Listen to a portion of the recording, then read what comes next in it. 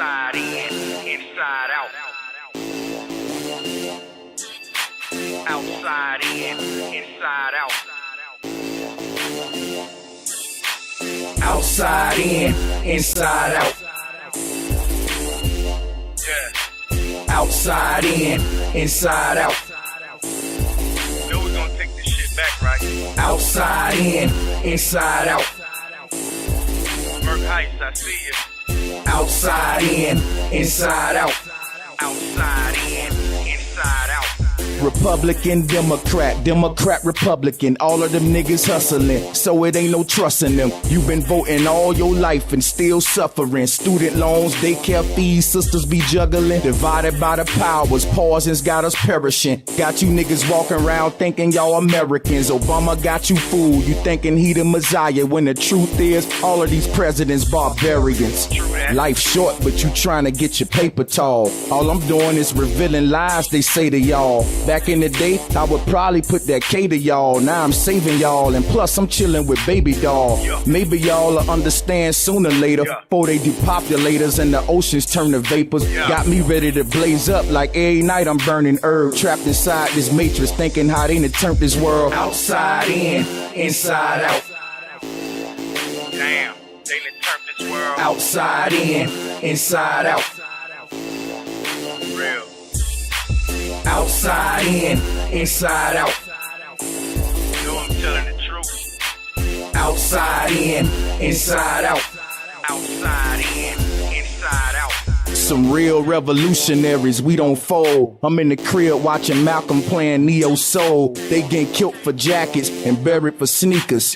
I done came across some of the scariest creatures. For real, a lot of these dudes I don't care for. On Facebook posting pics of kids they don't care for. Therefore, it ain't no settling like the Pilgrims. Hard living, and the prison's a large system. POs on the same team as state prosecutors. Free your mind, it ain't a choice, you gotta do it. Cause the judge and the goddamn lawyers be barbecuing. According to this constitution, you not a human. Freedom thrown away by plea deals they take. Rap beefs is fake. Meek Mills and Drake got me on Mary J. Every night I'm burning herb, looking at all this hate, thinking how we done turned this world outside in, inside out. Outside in, inside out. Outside in, inside out. For real, shit is terrible. Outside in, inside out. Outside in, inside out. Outside in, inside out. Outside in, inside out. Take a trip to Egypt to go and view the monuments and watch them ask you who built them. Now that's common sense. Ask me, marching to DC, it's some funny shit. Making demands to the people you spend your money with. You lack consciousness, I'm trying to get your head right. On this road to success, you gotta run red lights. My middle finger was replaced with a fist when I found out the matrix exists. And anyway, what's a middle finger that's waved in the wind versus the unity of a fist and a nation of men? Lies on the news, pausing in the food y'all eat. The White House just a house, the power's on Wall Street. Niggas thinking Jordan, sisters thinking abortion. Man, this shit is sad like notes from an organ. Got me smoking my portion. Every night I'm burning herb, all this pain I'm absorbing. Thinking how they done turned this world outside in, inside out. Outside in, inside out. Outside in, inside out. Shit is crazy. Outside in, inside out. Fuck the TV. Yeah. Outside in, inside out. Outside in, inside out. Outside in, inside out. Yeah. Outside in, inside out. Outside in, inside out. I don't even be watching the news. Outside in, inside out. Bullshit. Outside in, inside out. Outside in.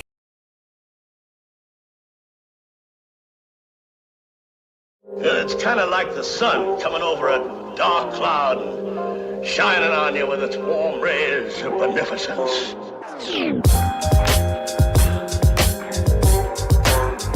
Yeah. Once again from the soul. This is my notebook.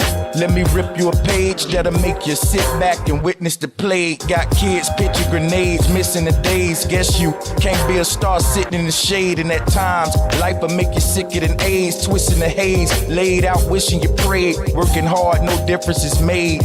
In a world that'll kill you and spit in your grade. The best thing a parent can say to a child, success has no restriction for age. Or we might be another nigga twisting some braids in the penitentiary, spending some days. Bad choices, plus you know how niggas persuade. Them snakes got venomous ways.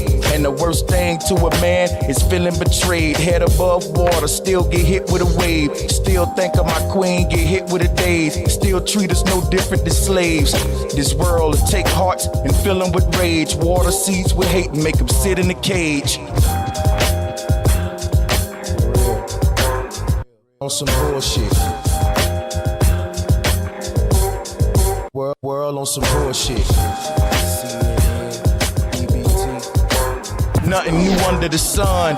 Shit ain't no different today. You know I can give up what your ministers say. I won't forget the past to remember the faith. As society takes souls and send them astray, then it's the hate you got trapped deep in your heart. So in these times I fall back deep in the arts, hitting colors. Got a nigga seeking the arc, sipping tea, watching devils pull people apart. I remember an old saying, reap what you sow. On your journey, stay humble and teach what you know. And this flow ain't the shit you see at the store. It's more like the damn killer that you greet at the door. Third eye be the seed of your soul.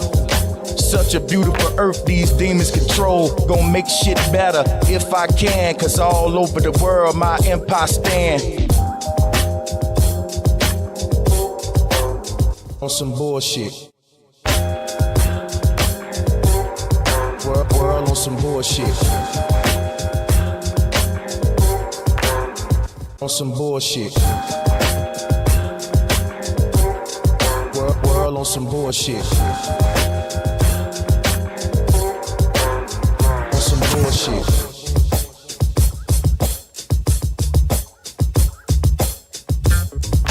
Like and share the video, man. Like and share this. World on some bullshit. Make sure y'all like and share this good message that we about to bring forth to the day. Let me, before I do anything, as always, some people like to thank God. Some people like to thank the Lord. The first thing I do is I want to thank all of the people that support me, because it's because of y'all that I'm where I'm at. I don't have a sky daddy. Let's clap it up for my supporters.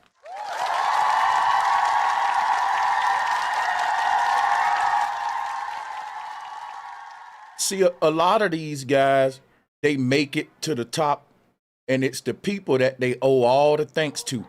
And they turn around and give it all to some God. And it undermines that the fact that the people is powerful, and the people can give you power and they can take it away from you. That's right. It makes it to where people in my position, they don't have to be humble, because they don't have to acknowledge the people that put them where they at. They can just say, you know what? God did this. You didn't do nothing. All that donating y'all did, all the contributions that the people make, and they will tell you, hey, man, thank God for this. And just look right beyond past the people. So I'm going to tell the truth, and I'm going to deal with reality today. I'm not going to deal with invisible stuff and spookism, which is why I'm here to talk about the Statue of Liberty today, and why I'm starting off with this message. If your ideology or your belief concludes with fear, spookism, or mysticism, you can't fully awaken. Now, I don't know everything, but one thing I do know that's very important to know is that anything that the powers that be want to hide from us, they cover it up in fear, spookism, mysticism, or a combination of all three. And I'm going to simplify this for y'all so it don't come off as so spooky, conspiratorial, and mysterious. See, this is a very simple concept. Fear, spookism, and mysticism is what the occultist wraps the truth in to cover it up. Now, we say all the time that the truth is being hidden. We say all the time that the truth is being covered up. And then somebody will come and tell you that the Statue of Liberty means Lucifer or the devil. Or they will come with some fear, some spooky monster boogeyman stuff. And what I'm trying to tell y'all is this. We got to get beyond that. And when you do get beyond fear, spookism, and mysticism, you're going to see everybody ain't really woke like what you thought they were. And you're going to see just like the church, right? When I said I don't believe in the devil no more, people start calling me all kind of names. He don't believe in the devil. And then when you wake up and you get in the so-called woke community, when you tell people, I don't believe that the Statue of Liberty mean the devil. I don't believe in no Lucifer. When folks be like, oh, that's Satanism. Oh, that represents the devil. I don't think like that anymore. I stopped thinking like that when I left the church. And I just don't believe in a little invisible man I don't believe in him. I don't believe in a boogeyman called a devil. So number one, we need to realize that I don't have any ideologies that end in fear, spookism, and mysticism. And if you do, guess what? I ain't mad at you. I know you've been programmed that way, and I was once there too. And I also know you've been programmed to respond with name calling. So if I just so happen to say, I don't believe in reptilians, I don't believe in boogeymen or lizard people, I don't believe in Satan. If I tell a Christian that, they gonna call me a non-believer. If I tell a woke person that I don't believe in Lucifer or the devil, they gonna say, you're a Freemason. You some kind of agent. If I say the Statue of Liberty don't mean Lucifer, it means something else. They gonna name call because that's social engineering. You see, this is a very basic tactic. If it's something I want to hide from you, I cover it in something that's gonna repel people. So if you visiting my house and there's a room that I don't want you to go in, right? I may tell you that, hey man, it's a old broke down toilet in that room, and it's a bunch of maggots and shit and flies all in that room. You don't want to go in there, right? So the basic concept is anything I want to keep people from investing into or looking into, I can cover it with something that I know will repel them.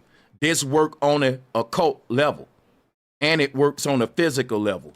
So on a physical level, if I'm hiding, let's say, $10 million, I may put them in a fucking septic tank. I may put them in a locked seal container, put the money in that, and then put that shit inside of a septic tank to hide it. You know why?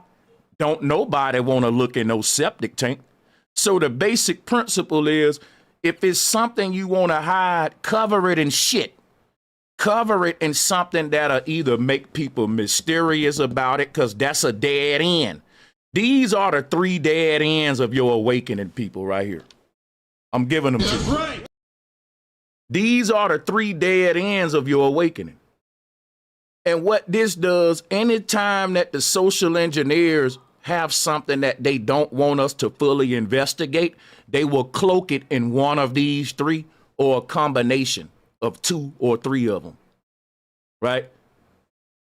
So if it's something they don't want you to look into, they just cover it up in fear. If I don't want you going in my jewelry box, I may just cover it up in boo-boo. Let me quit fucking with y'all. But I'm just saying, man, if you don't want someone looking into something, you got to cloak it. And we say, we know that the truth is being covered or hidden, but I don't think that we know what they're covering the truth up with. So I made this for y'all. It's one of 3 things or a combination of 2 or 3 of these is nothing else. It's so simple. When you know this, you will never fall for the fear tactics that stop your awakening. So If your idea concludes with fear, spookism, or mysticism, you can't fully awaken. If I tell you the Statue of Liberty is Lucifer, guess what? Everybody can go home now. Ain't nothing else to research. Show's over. Show's over because why? We've reached a dead end called fear and mysticism, spookism. See, saying that the Statue of Liberty is Lucifer, it's basically covering up the truth with a combination of all three of these because we're scared of Lucifer. Lucifer is spooky. It's part of spookism and it's mysterious. And guess what? It's a dead end. Once you say, well, the Statue of Liberty is just Lucifer, it's the light bearer, that's the end of your research. Go home. Ain't nothing else to research. And that's the agenda of those in power. They don't want us to know the truth about the Statue of Liberty, which is more than just a statue. This is an ancient star fort. And today we got to talk about free energy. Get my likes up, though. Today we got to talk. Everyone know that they scared of free energy. Everyone know when you start talking about free energy, you have fully took the red pill and you better watch out for your life. I know that. I ain't come here to play like I'm fighting the beast. I really came here to wage war with the powers that be. I'm not playing with it. See what I'm saying? I'm going in the areas that I know they don't want me talking about. So again, how do they keep y'all out of these areas? They cloak them with one of three of these or a combination. And again, it's a dead end. It's a dead end. Once you cloak the truth in any one of these, there's nothing else to do after that. But correct everyone that try to do any further investigation by telling them, you wrong, that means Lucifer. It doesn't mean that, Sanchez. It's a hermaphrodite. It's a transsexual. See, we can cloak it in that too. Let me throw this one up here too, because this is another one that they cloak it in. They may just cloak it in homosexuality. Let me put that up there. They gonna cloak it in something to repel you. Optional ones. They will cloak it into homosexuality. Don't you know that the secrets of the rainbow and the 7 layers of reality, the ether, they gave that to homosexuality to keep people away from it. If you pulling up a rainbow trying to teach about the ethers, people gonna pop up like, it's a LGBT champ. No, that's what they do. They gave a swastika to Hitler. We can't really research the swastika. It represents free energy, vortex energy, because putting it up too long gonna get your video flagged. It's a symbol. But when you cloak it in hate, or you cloak it in homosexuality, or you cloak it in fear, spookism, you cloak it in something that you know gonna turn the average regular person off. And it's gonna stop them right in their tracks. You just created a conceptual dead end. And these are the tactics that the Freemasons use. It's important I start the video off this way because I'm realizing we don't understand how we've been manipulated and to place barriers in our own investigative journey. Barriers that shouldn't even exist there. Barriers you put there, man, out of your own little mind playing games with you're playing mind games with yourself. You're keeping yourself away from doing deeper investigation on certain stuff because you're telling yourself, oh, that's the devil. Oh, that's Satan. So what you're basically saying is, I can't go no further. That's right. I'm going to back off now because that's the devil. We don't want to go no further. I don't think like y'all. When you tell me something is the devil, I want to go research it even more now. That's right. You giving yourself away. The moment the people in power start telling me, stay away from that, that stink, you don't want none of that, man, that'll kill you, that'll hurt you, stay away. Now you really got my attention now. I'm really want to go investigate it now. Because I know you don't got my best interest in mind. That's right. And ain't no way you trying to protect me from that big bad old devil. Finish him. no way you're trying to protect little old me from that big bad old devil. You think they care about y'all? Oh, so the Statue of Liberty is the devil, and they want you to know that too, because they love you. So telling me something that the devil ain't gonna do nothing but make me go right more to it and investigate it. I ain't stupid like the rest of them. That's right. You can't get me with that. Soon as a nigga go to telling me, bro, you don't want none of this, stay away from that, man. I don't do that. See, a lot of dudes do that too. And if you from the hood, you know what I'm talking about. You say, man, I want to holler at that girl right there. She look good. I like her. And you have a hating ass homie that come and say, you don't want to holler at her. She a freak. That's right. Leave her alone, man. Everybody hit that. You don't want to holler at her, man. She kind of slow.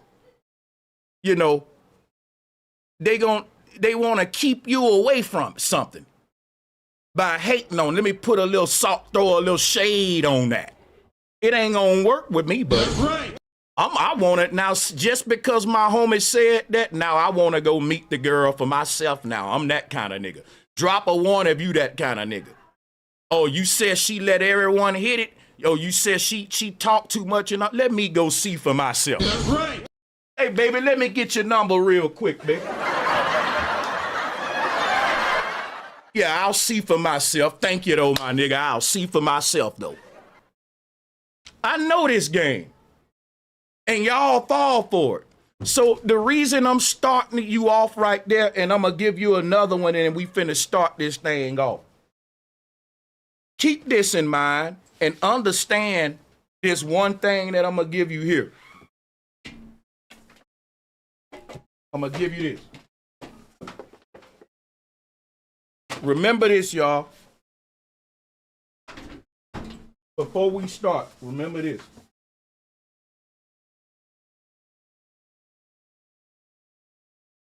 Remember that anything that is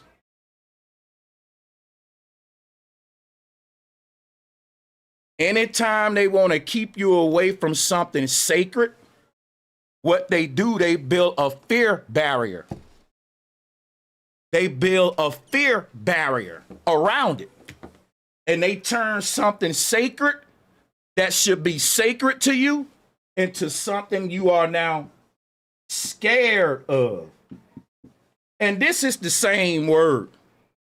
This is the same word, but it's a mental mind fuck. Really, you should have no fears if you're a god. That's right. You ain't no damn child. Why do you keep creating psychological boogeymen up under the damn bed? I'm gonna tell you something about a child who think that a boogeyman is under the bed. They never look under the bed to verify if the boogeyman is there. And anyone else that tell them, hey, let's check under the bed, they say, no, let's just bury our head under the cover and the boogeyman will go away. But the boogeyman was never there, and you think putting your head under the cover is making it go away. But it's your own psychological mind game you playing with yourself. And until you look under that bed and verify that there's nothing there, you're going to keep hiding under the blanket in your stupid belief. This is religion to an adult. You got a boogeyman under your bed, but it is nothing under your bed. It's a psychological illness in your mind that's manifesting as an outward fear that you created. No one else did this to you. I'm trying to stop you from doing this to yourself. You're ruining yourself.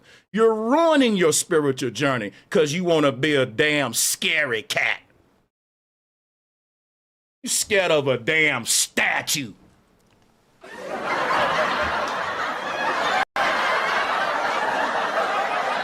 Now let's start the damn show.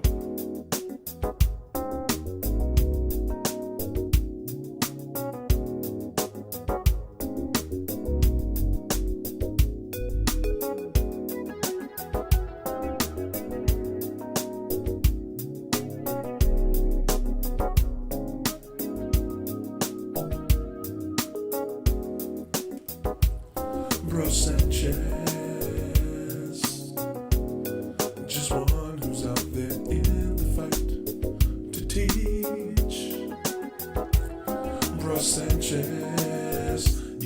the story right, and now I see, yeah.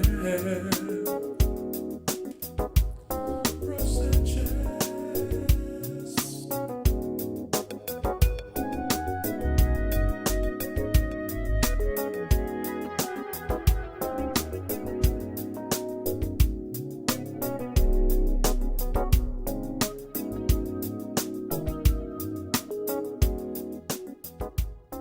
And let's start our show for today. And in the first part of this show, I want to deal with the hidden history of the Statue of Liberty by exposing the fake history we've been given. All of the history you got about the Statue of Liberty is wrong. So today, we're going to go into that hidden history. We got to start off with that. And once we get a foundation of the real history of this statue, of this star fort, then we can deal with why they wanted to hide this history behind spookism, mysticism, and fear. Let me give a big shout out to Sally McDermott. Hey, bro, nice to see you tonight. I was just watching the last one you did for the second time, and then Hoop, there you are. Much love, and much love right back to you, Sally. Let's go ahead and hop right into it. And this is a video from one of my favorite Tartarian channels. It's old. The channel is called Old World Secrets, and in my opinion, they have the best video that I've seen so far on the Statue of Liberty. It's 30 minutes, and we're going to start off with a review of this video to lay the foundation of the history that's been stolen from us. If you are familiar with the hidden Tartarian empire and the old world that they deleted from history that was based upon free energy and electricity, drop a 1 in the chat room right now and let it be known that Sanchez, I'm already hip. I'm there with you. I'm following the wave in this Aquarian age. Let me know that me and you at the cutting edge of this awakening with this information. I want to know how many people is really about this life when it comes to researching and staying up to date with the new information in the community. So drop a 1 in the chat if you are already hip to Tartaria, old world history, and free energy in the past. Drop a 1. Let me see how many people in here that know about it. And we're going to start the video right now. Have you ever considered that the symbol we've come to regard as the embodiment of democracy and freedom might actually be a monument to the greatest falsification in human history? We've been lied to our entire lives about the origin of the Statue of Liberty. History textbooks, guidebooks, official documents, they all repeat the same rehearsed mantra about a gift from France for the centennial of the United States of America's independence. But what if I told you that this colossus of copper and steel physically could not have been built the way it's described to us? What if 19th century engineers attributed to themselves the achievements of a civilization they themselves helped erase from the face of the earth? Prepare yourselves, because today we will dismantle the foundation of official history, and there will be no turning back. Look closely at this monument. Cast aside the romantic fluff about international friendship, and look at the facts through the eyes of an engineer, a metallurgist, and a logistics specialist. Before us is a structure 93 meters high, with a total weight of 254 tons. The official version states that the framework for this colossal lady was designed by none other than Gustave Eiffel, the very creator of the famous tower in Paris. Sounds convincing, right? A brand, a name, an authority. But let's dig deeper, to where the devil hides, into the details of the manufacturing process and metallurgy of that era. They try to convince us that in the 1880s, when the metallurgical industry was just beginning to transition from artisanal production to industrial scales, engineers easily created a highly complex load-bearing framework capable of withstanding colossal wind loads in New York Harbor. But here's the first inconvenient fact that makes historians' eyes twitch. It concerns the steel and wrought iron itself. To create such a framework, more than just ore was needed. A technology for mass, uninterrupted production of steel of uniform quality was required. Recall what the Bessemer process and open hearth furnaces are.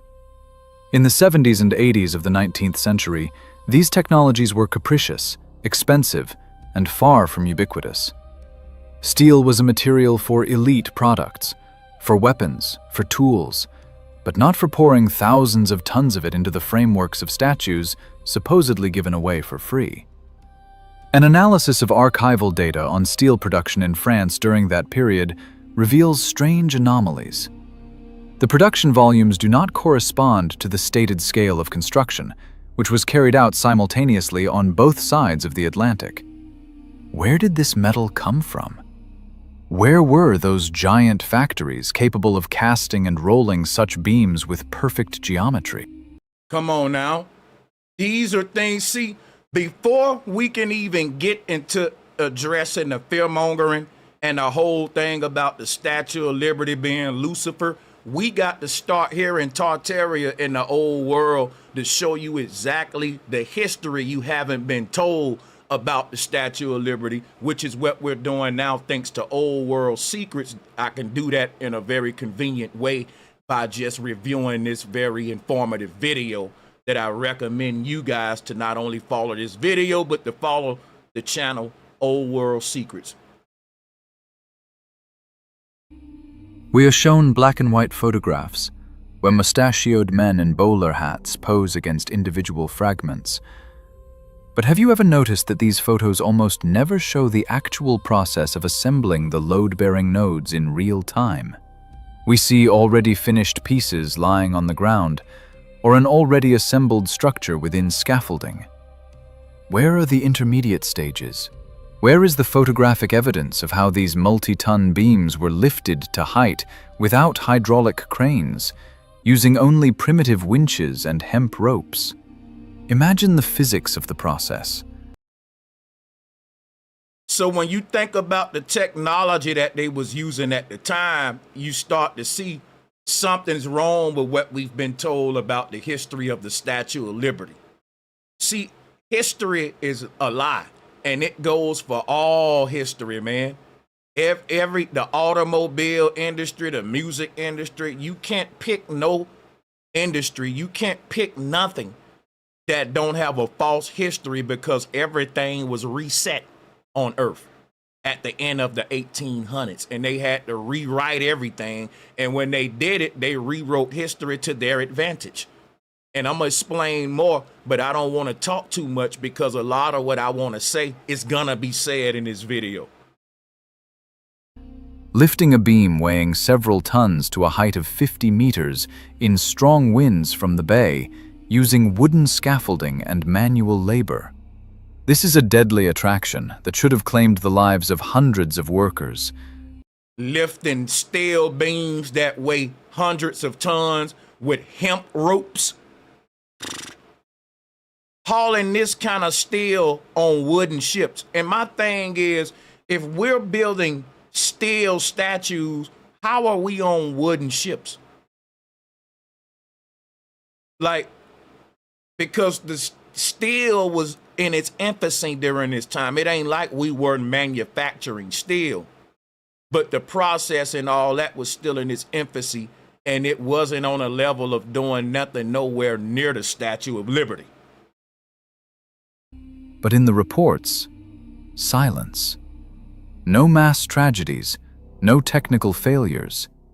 Everything went smoothly, as if they were assembling a plastic construction toy, not erecting a megalithic metal structure.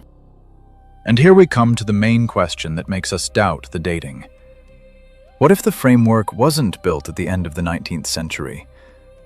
What if Gustave Eiffel and sculptor Bartholdi didn't create the statue from scratch, but were engaged in something entirely different?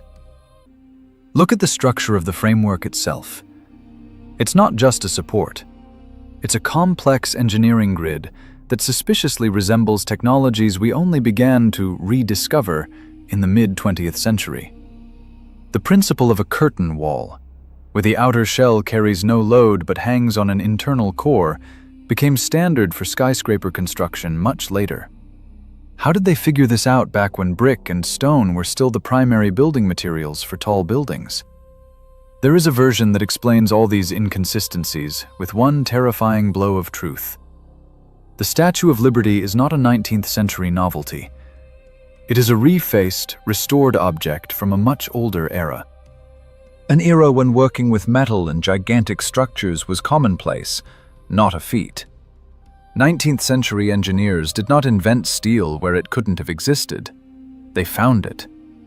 They discovered a framework that survived a catastrophe that destroyed a past civilization. And their task was not to build, but to disguise. To clad an ancient skeleton with copper sheets, give it the appearance of an ancient goddess, and pass it off as an achievement of modern industry. You might ask, why such an elaborate lie? The answer is simple and cynical. To conceal the very existence of technologies that surpassed steam engines and coal furnaces. To admit that this framework stood here long before the arrival of the first colonists would mean to nullify all official chronology. Yeah. It would mean admitting that we live on the ruins of a great world that was erased. And the Statue of Liberty is not a symbol of a new light, but a tombstone of the old. But the framework is only the tip of the iceberg. Let's look lower, at what this statue stands on. The granite pedestal, and even I told y'all about that pedestal, didn't I? I told y'all that the Statue of Liberty is erected on a pedestal because it's made in the image of all these gods. Here go a patriarchal version of the Statue of Liberty. I'm not going to do the symbolism right now, but the Statue of Liberty is on top of a box. And I did this in my last stream, but I'm also going to do it again for you guys at the end of this video. I'm going to explain why the Statue of Liberty is exalted on top of that cube, because on a spiritual level is representing liberation of the soul coming up out the cube of Saturn.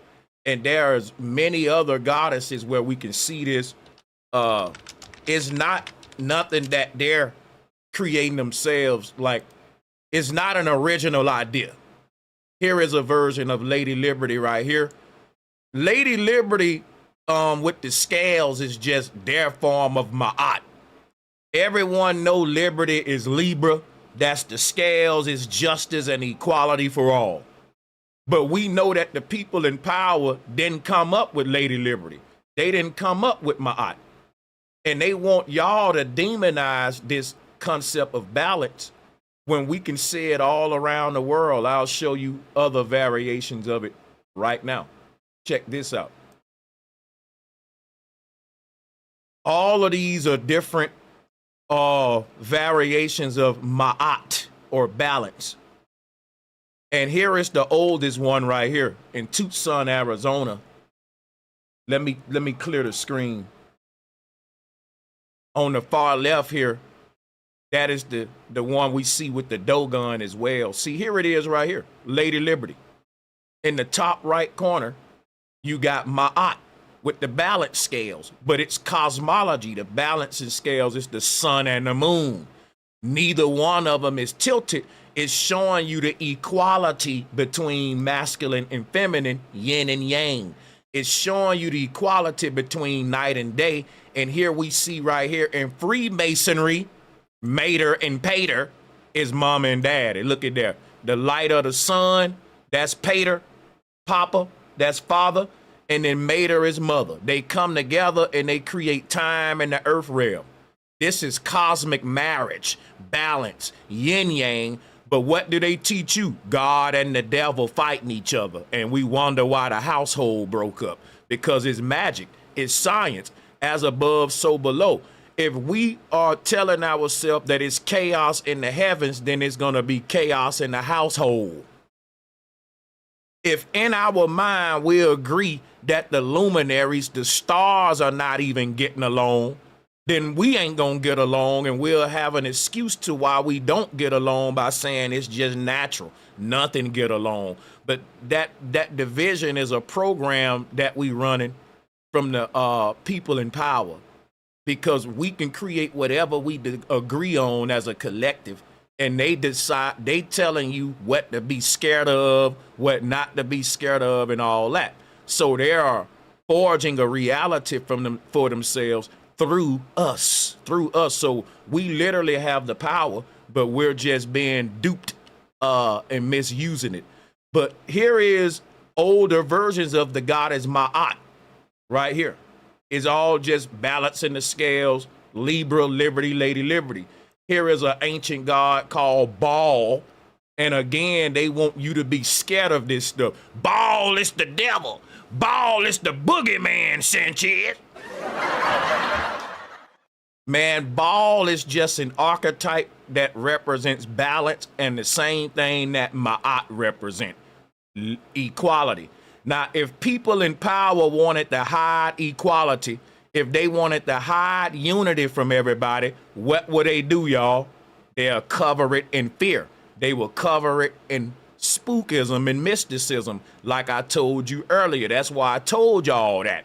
Because throughout the show, I'm going to be showing you how the images I'm showing y'all, people going to be correcting me in the chat and in the comments saying, Sanchez giving y'all Satanism. Sanchez, that stuff you teaching is the devil and you leading the people astray. You know that's Lucifer. These are people that we might not be able to help, y'all. It's levels to awakening, and everybody not gonna fully awake. I'm trying to share some with y'all. We can't help them. Whenever you conclude with fear, mysticism, and all that, you can't fully awaken.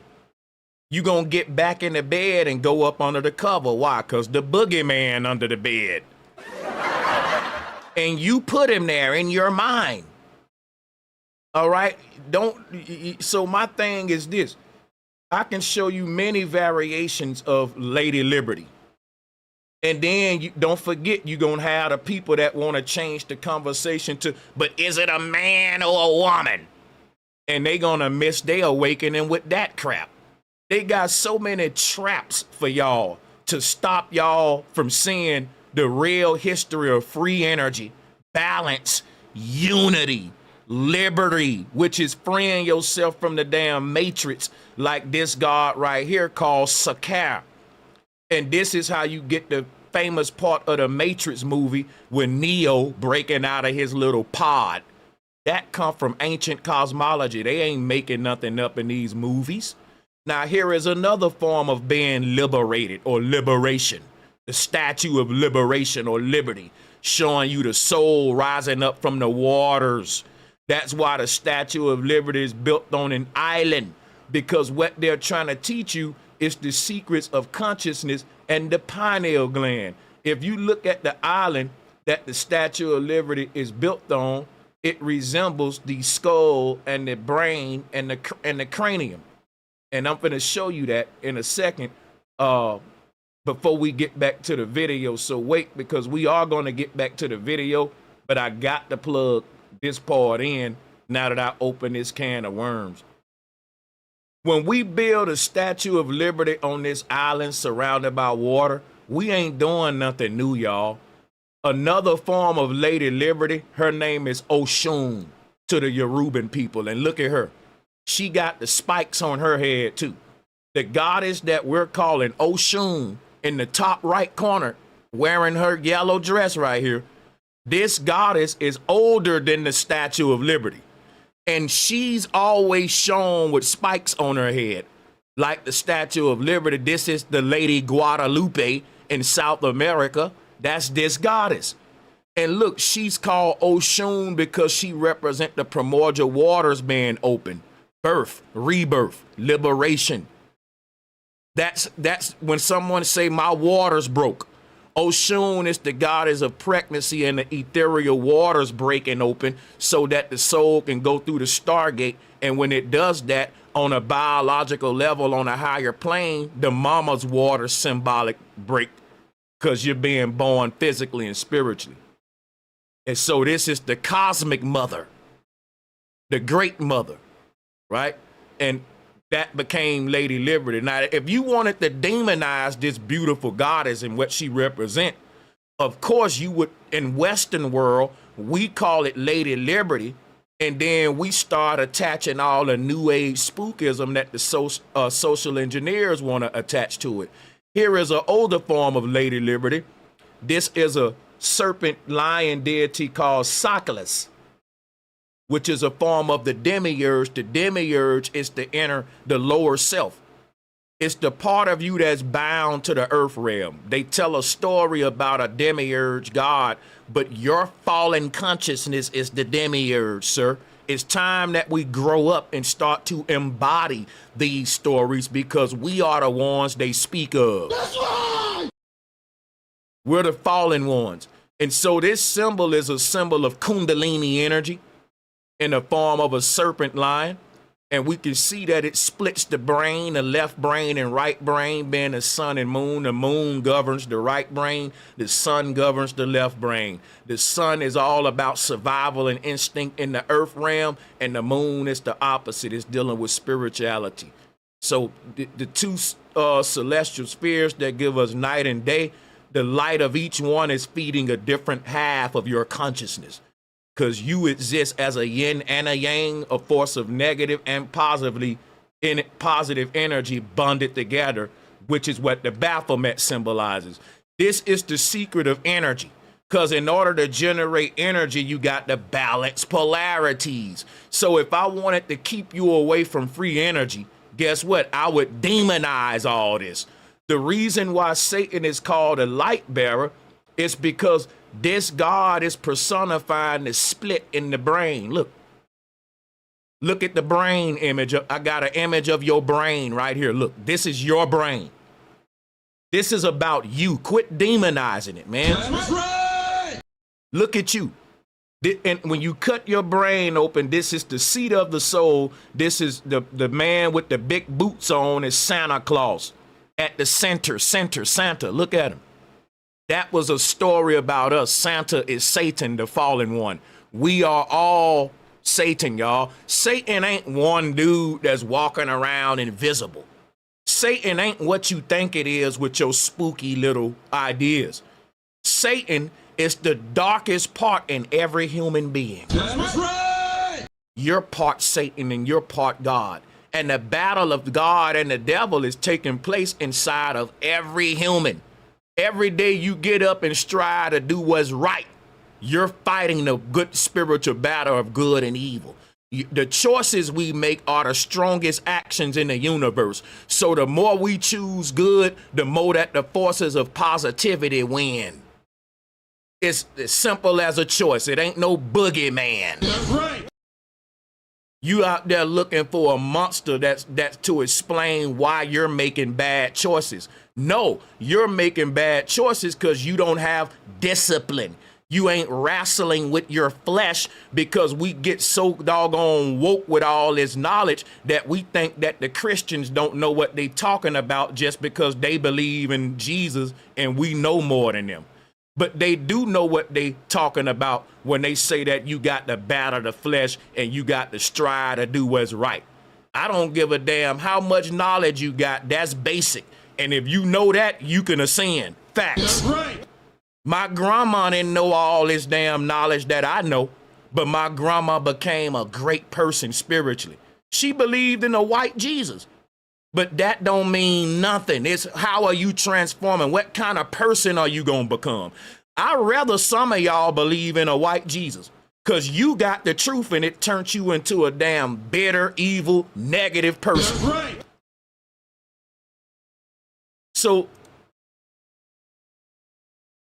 some of you should have stayed in the church, because this truth ain't really helped your soul. It's going to be the reason it activated your ego. I know, because I went through that myself.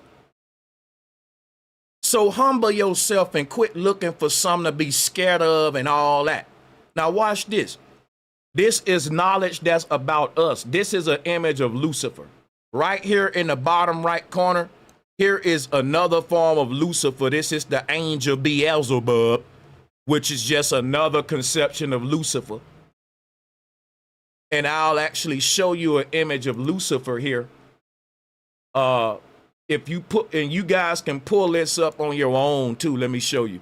If you go to Lucifer, put Lucifer in and put Paradise Lost. William, these are the earliest conceptions of what we call Lucifer in antique artwork. And most of these come from, I think his name, William Blake. But this is the famous one that everyone like to pull up all the time of Lucifer. And they compare it to what? This right here with Moloch. And they say, well, that's Satan, that golden calf. But see, you're going into spookism. Because that calf is the ether. Look at this.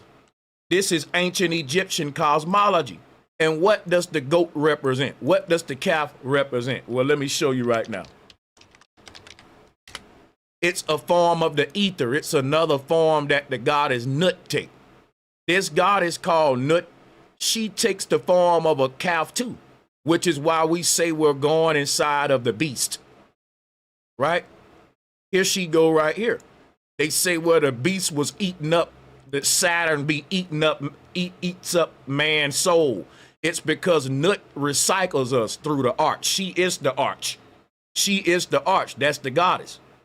But see, she take these forms, like here's another form right here she's taken, where she's not a Nut, she's just an arch, right? But she's representing the electromagnetic energy field. So it start to be personified.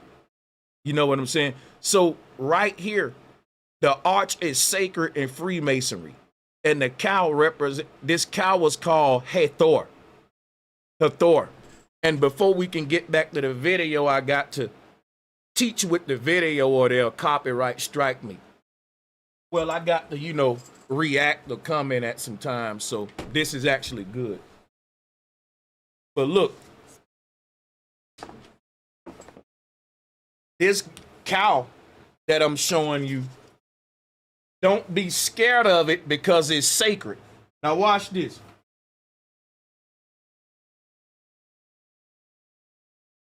Hathor is ether. Ether. Ether.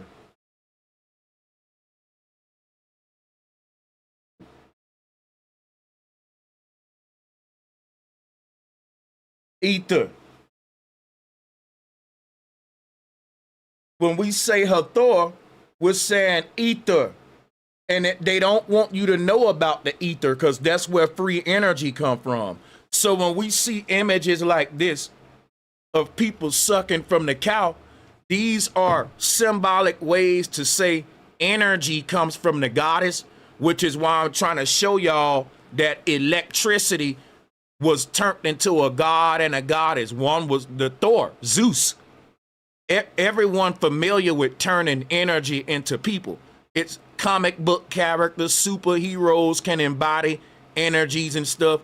And it's no different. People wasn't literally believing in a cow that they was sucking on, man. They was symbolically speaking, showing you all of our electricity and energy comes from Hathor, the ether, the goddess Nut, the sky goddess. That's where we siphon the energy from with all the obelisks that they built in Egypt. They knew where the energy come from. So when we forgot that energy comes from the atmosphere, we started saying power comes from God. So the knowledge of pulling energy from the sky got turned into religion, where we're praying for power up to a sky daddy that we're taking literally. So we're looking up in the sky, right?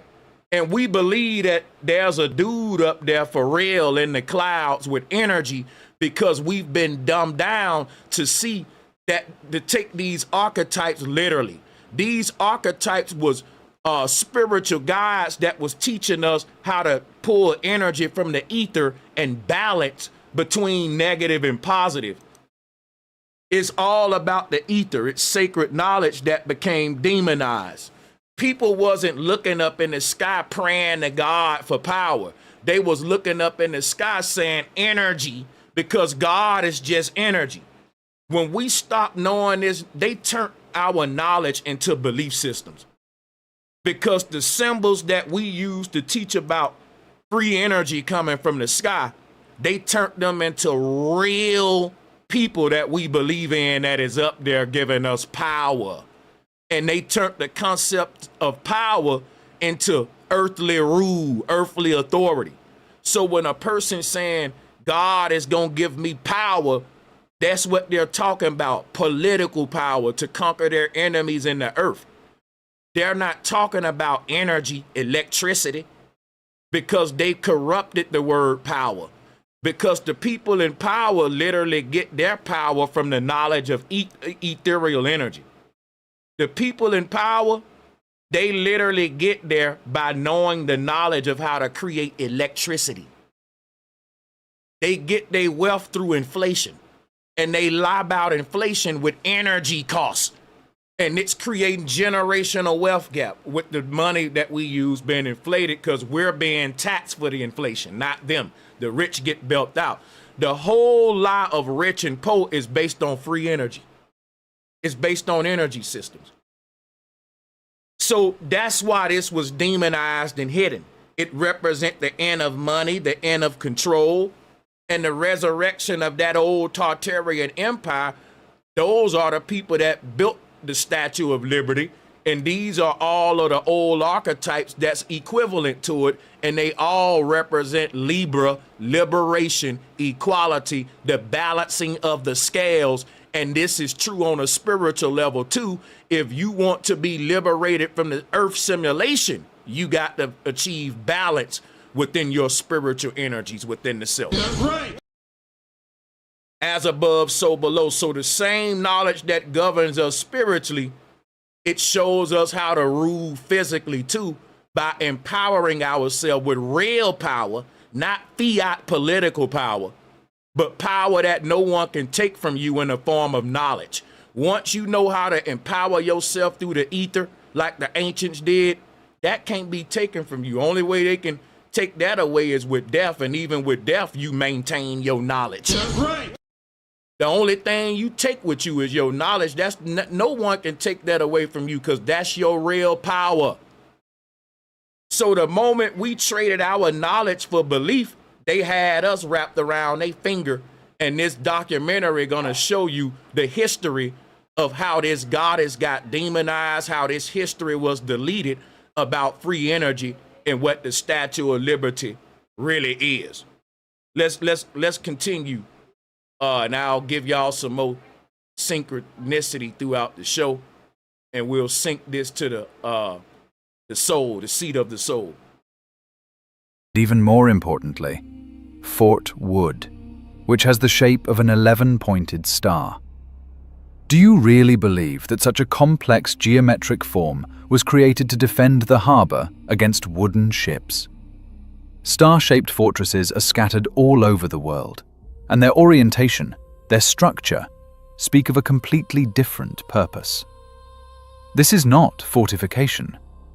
This is energy. And the Statue of Liberty, standing in the center of this star, with a torch raised to the sky, looks more like a technical device, a resonator or a transmitter, than a monument. Let's set aside poetry and pick up a calculator, because numbers are the most merciless enemy of official history. We are told that the Statue of Liberty was a gift from the French people to the United States of America. It sounds noble, but let's look at the economic context of that time. France had just suffered a humiliating defeat in the Franco-Prussian War of 1870 to 1871. The country was devastated. Its economy lay in ruins. Paris had endured a bloody commune, and a gigantic indemnity, which had to be paid to Germany, hung around the state's neck. And at this moment of total national crisis and destitution, the French suddenly find colossal funds to cast hundreds of tons of copper and steel, pay for the labor of hundreds of highly skilled engineers and workers, rent ships, and send a giant monument across the ocean? This is economic absurdity. No penny-by-penny public collections, which tour guides love to talk about, could have covered expenses of such a scale. We are talking about millions of francs in the currency of the time. It's like a country experiencing default and civil war today, suddenly deciding to build and gift a space station to a neighboring continent. Logic suggests that there was no construction from scratch. There was only an operation to legalize an already existing object, which indeed required money, but in much smaller amounts, for restoration, transportation of individual decorative elements, and So, people, I want y'all to get the likes and shares up. We should have more people in here for this, man. Hit the likes, hit the shares, folks. Hype the video. Thank you. a large-scale PR campaign. Now let's move to the technical side of the issue, specifically the pedestal. Have you ever wondered what this lady actually stands on? Official data states that the concrete foundation of the statue weighs 27,000 tons. Dwell on that figure. 27,000 tons of concrete. Now, when you talk about the little box that she's standing on, the Liberty torch is a Tesla coil. And this is something you can look up. The torch that she's holding up in the sky is made of fully copper. And it's a Tesla coil. It was made on the same technology Tesla was using. But the Tesla symbol and the Ankh is also the Ta symbol to the Greeks. And it's really the symbol of truth. It's the symbol of Ma'at, the symbol of balance in the scales, which is why when Ma'at is holding her hands out, she's forming a T. And this is why truth is a T. Start with a T. The judge's hammer looks like a T. All of this stuff. It represents the Trinity. If you outline that T, you get this delta symbol, which is the female womb, the goddess. Look. When you outline that, that's the vulva. So when it talk about the Egyptian Ankh means life. Life is light. Life is light, right? And the Ankh was what they don't want us to know is that the Ankh generated energy like it was basically an electric oscillator. Tesla was dealing with ancient knowledge. He wasn't no inventor, create nothing. He's just the face of a reset. After the reset, they brought back all of this ancient technology back to the earth. They didn't build it. They didn't understand it. They just re-inherited this stuff after a great reset at the end of the 1800s. And they rewrote the history of what this stuff means. So the top of the Liberty Tower, the torch part is copper. That, like he's saying, that's some kind of technology. Here go to a goddess right here that is equivalent to Lady Liberty as well. You see, that's Lady Liberty. All of these statues were archetypes that was embodying knowledge that we lost, and we got to gain it back, and we can only do it by getting rid of the spookism. When we see Lady Liberty raising up the torch, here go another form of it right here. Again, the god Baal, El. That's literally what we're looking at. The baking soda hand, arm, and hammer. But see, the reason why it's coming up out the water is because it's symbolizing liberation. So if you want to know why it's sitting on top of that box, because this is the goddess of graduation. When children graduate high school and they enter the real world, this is the goddess right here that's over graduation ceremonies. So look, notice that this goddess is coming up, rising up out of a box, right? And you see the spikes on her head, right? And you see her hands out because she's balancing the scales. That's Libra. That's Ma'at, that's balance. I'm showing you this because it's important to understand that the word liberty is dealing with the liberation of the soul. And the reason that's important, because when you look at the chains and the shackles on the feet, when you see the chain that's unbroken, it don't mean that Satan is being released. It means that the soul is being released from the simulation and the soul is being liberated. Think about it. The statue is called the Statue of Liberty. It's dealing with liberation. A symbol of liberation is broken chains, people. Now, if you want to make it spooky, that's on you. If you want to turn it into mysticism, fear-mongering, spooky stuff, again, you're going to reach a spiritual dead end, and you're bringing in the fear-mongering. The reason that the chains on the Statue of Liberty's feet is unshackled because it's dealing with liberation, man. That's right. Don't that make more sense than, oh, the devil being released? Okay, so if the shackles on the feet mean that the devil is being released, what I don't get is, what devil are you talking about? You saying it's a symbol that evil is released into the world? Evil always been here before the Statue of Liberty. Why would you make a statue and then put the chains there and break them and say, yeah, this mean that the devil is released? The statue was dealing with liberation. The people who want you to think it's something about the devil, you think that because you don't know who made it. That's right. When I tell you that the good guys are the ones made this statue, not the pilgrims. Yeah, the pilgrim was dealing with evil stuff, barbarian stuff. But the pilgrim didn't build the Statue of Liberty. Right. The evil people that run the world, they lied like they built it. So when we look at it today, guess what we think? Oh, that's their God. That's the devil. That's something that they did that they're doing in the occult. No.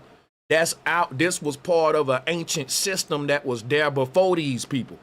And they trying to demonize it and wrap it in fear to keep us away from this knowledge, because this is hidden knowledge that our ancestors knew that they don't want us to inherit.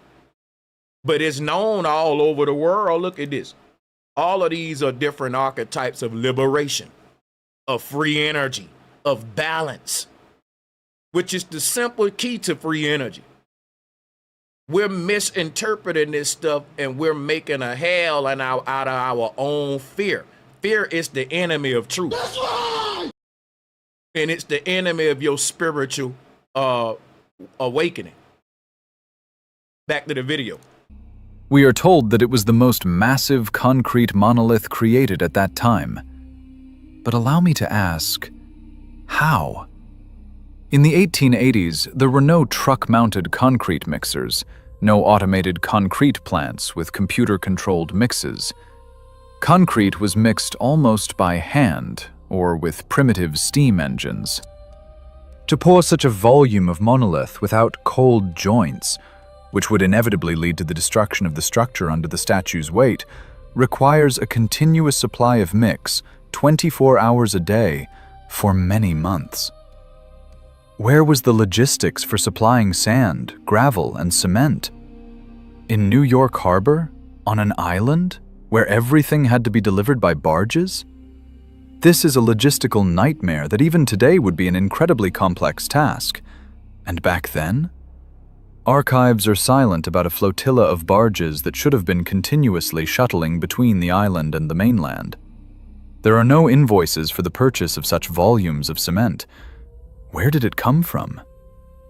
Perhaps this concrete monolith is not a 19th century construction at all, but an ancient foundation whose quality so far surpasses modern concrete grades that it was simply decided to use it as a ready-made base? Let's go further. The copper skin. The thickness of the copper sheets is only 2.4 millimeters. We are told that 301 copper sheets were hand-hammered using the repoussé method. Masters allegedly hammered the sheets, shaping them according to wooden templates.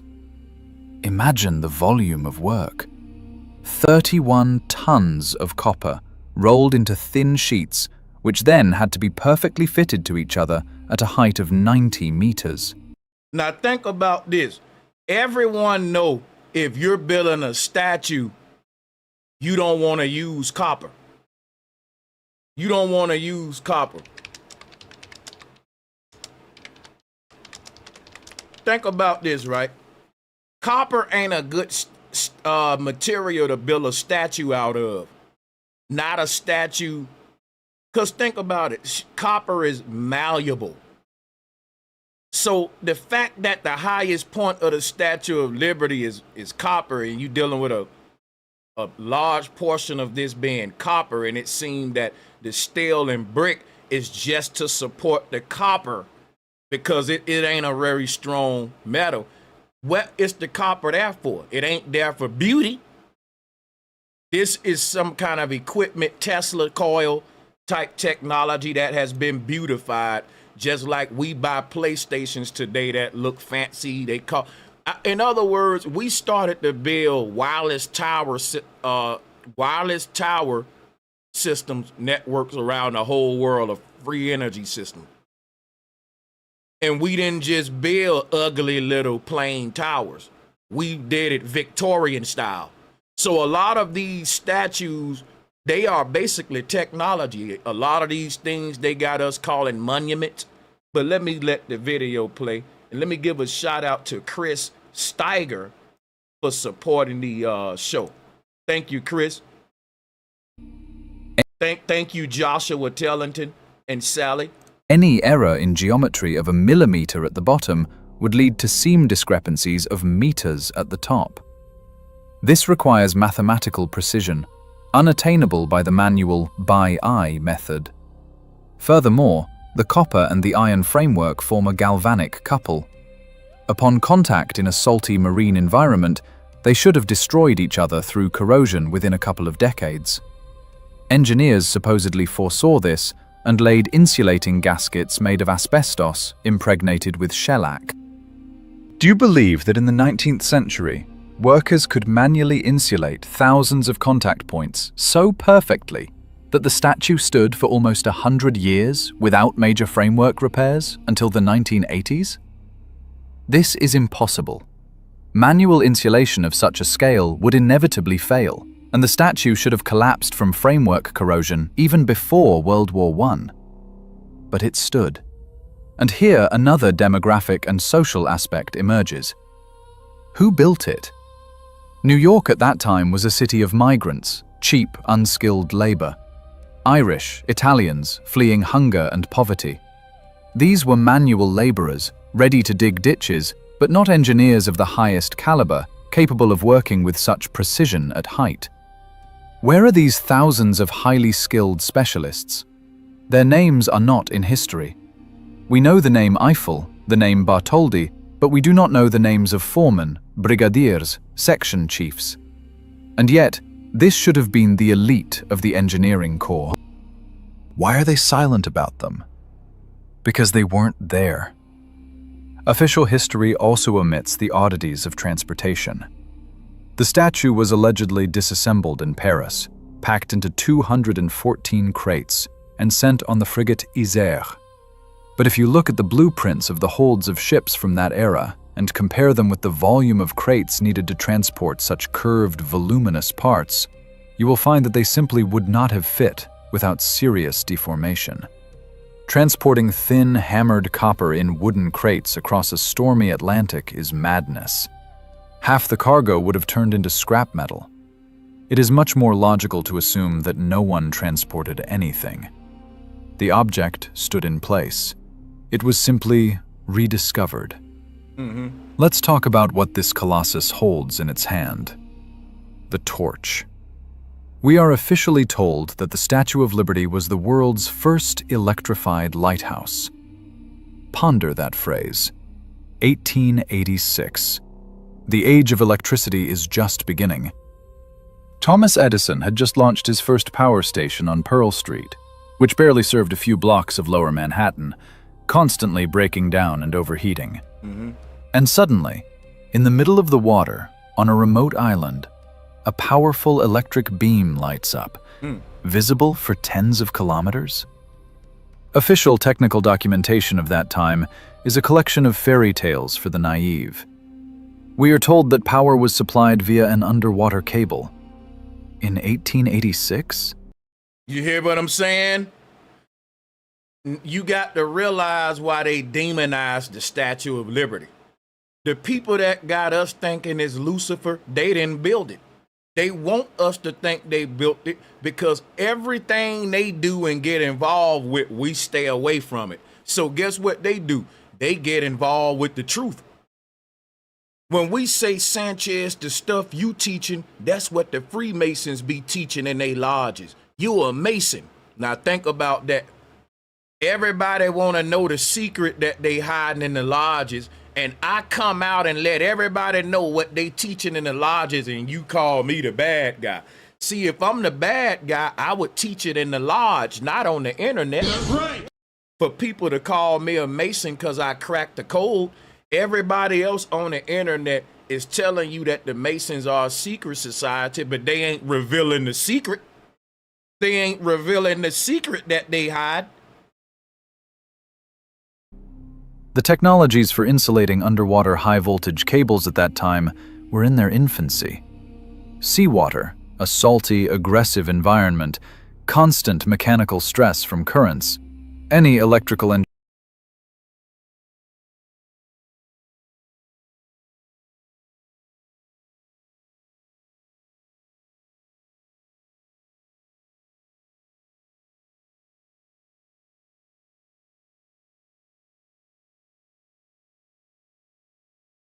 engineer will tell you that such a cable, laid with late. Shout out, my bad, I was muted, Resty. Thank you, Resty, for the super chat.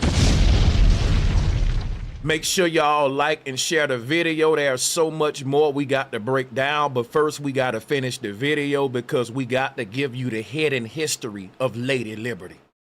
Late 19th century technology would have turned into a short circuit within a week. But the aggressive environment, constant mechanical stress from currents, any electrical engineer will tell you that such a cable, laid with late 19th century technology, would have turned into a short circuit within a week. But the torch burned, and it was just beginning. Thomas Edison had just launched his first power station on Pearl Street, which barely served a few blocks of lower Manhattan, constantly breaking down and overheating. And suddenly, in the middle of the water, on a remote island, a powerful electric beam lights up, visible for tens of kilometers. Official technical documentation of that time is a collection of fairy tales for the naive. We are told that power was supplied via an underwater cable. In 1886? The technologies for insulating underwater high-voltage cables at that time were in their infancy. Seawater, a salty, aggressive environment, constant mechanical stress from currents. Any electrical engineer will tell you that such a cable, laid with late 19th century technology, would have turned into a short circuit within a week. I hope y'all don't mind me stopping the video, but this is literally how I designed the lecture to be so that I can add intellectual content to the video without just ripping it. It's some things we got to talk about the Statue of Liberty. And what we got to talk about is this right here. I got the thumbnail on the screen, and in the top right corner, we're looking at the Statue of Liberty from the top down view. I want everybody in the chat room right now to, first of all, let me say shout out to D. Allen. Said please smash that like, and shout out to the channel members. Shout out to Symbolism. Appreciate you, my brother. And let me ask y'all to do something for a second. Everyone go into the emojis and spam out the Statue of Liberty right now. If you can see the thumbnail that I'm showing, in the top right corner, I got a little box, and it got the Statue of Liberty from the top down view. If you can see that right now, I know you can. I just want y'all to spam the Statue of Liberty just because it's appropriate for the show. You feel me? That's right. But, and just to see if y'all tracking with me, because now we got to look at this collage that I made here. And in the top right corner of this collage, we should see the Statue of Liberty from the top down view. And what we're looking at is a star fort. So look,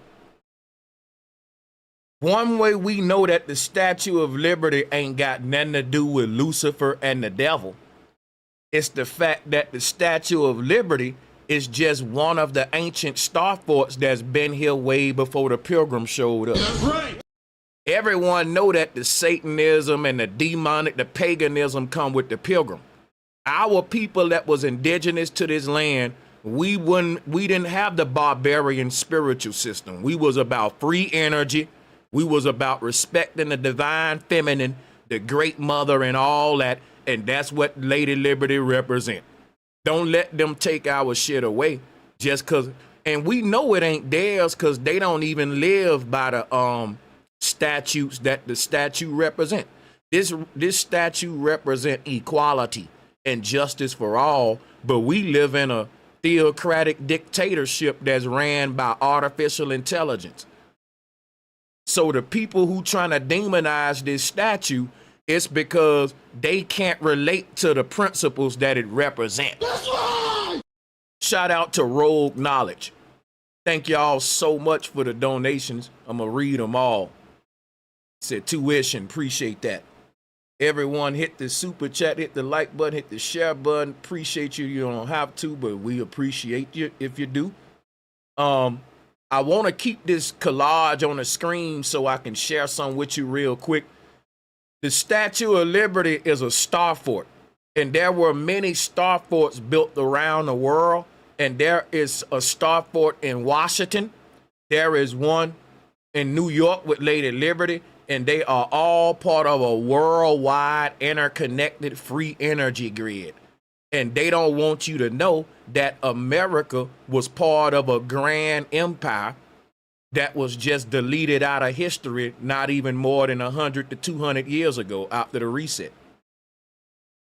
What we're calling America and the statue that represents this land, it don't just represent what this land been stood for before the Pilgrims. See, y'all got to remember, the Pilgrims try to act like they are the ones that invented liberty and patriotism and equality. They didn't, y'all. They don't even live by that. That's right.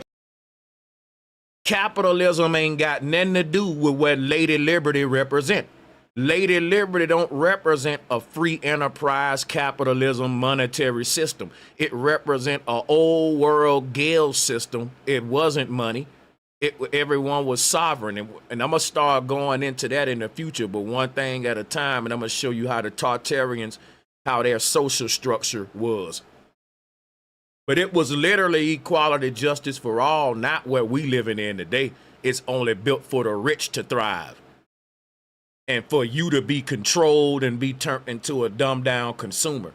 That wasn't what this statue existed in a golden age when that was real. The earth was a utopia. And this statue is not exclusive to America. It's all around the world. You can see versions of this goddess because the Tartarians have built the worldwide interconnected empire. And what this goddess represented was free energy and electricity to all. That meant that no one had to pay for energy. That's the world that Nikola Tesla dreamed of. But what they ain't telling y'all is that wasn't even Tesla's idea. Tesla knew about the Tartarian empire that failed. That's right. And what he was spitting was just remembering the glory that we lost in this old world empire that they deleted. Because they want y'all to think the only system is capitalism and ain't nothing else that no alternatives. Now watch this. Everywhere you saw these goddesses, it represent one of the, no matter where you was in the world, it represent an expansion of the Tartarian empire and a free energy, wireless, interconnected system of star forts. So picture this, right? You looking at a star fort from above. Perfect geometry, razor straight angles. The symmetry is precise. It looked like it was drafted by a machine, not a muddy 1700s battlefield crew, people. They want y'all to think that people who was shooting muskets, right, that was put listen what they was doing now. You got to picture this in your damn head a minute. They said that the people who built these star forts were like those early armies in the 1700s that was fighting the Civil War and stuff, and they built it for battle. If it's for battle, it should be called a battle fort or a military fort, not a star fort. Because everyone know ethereal energy comes from the heavens.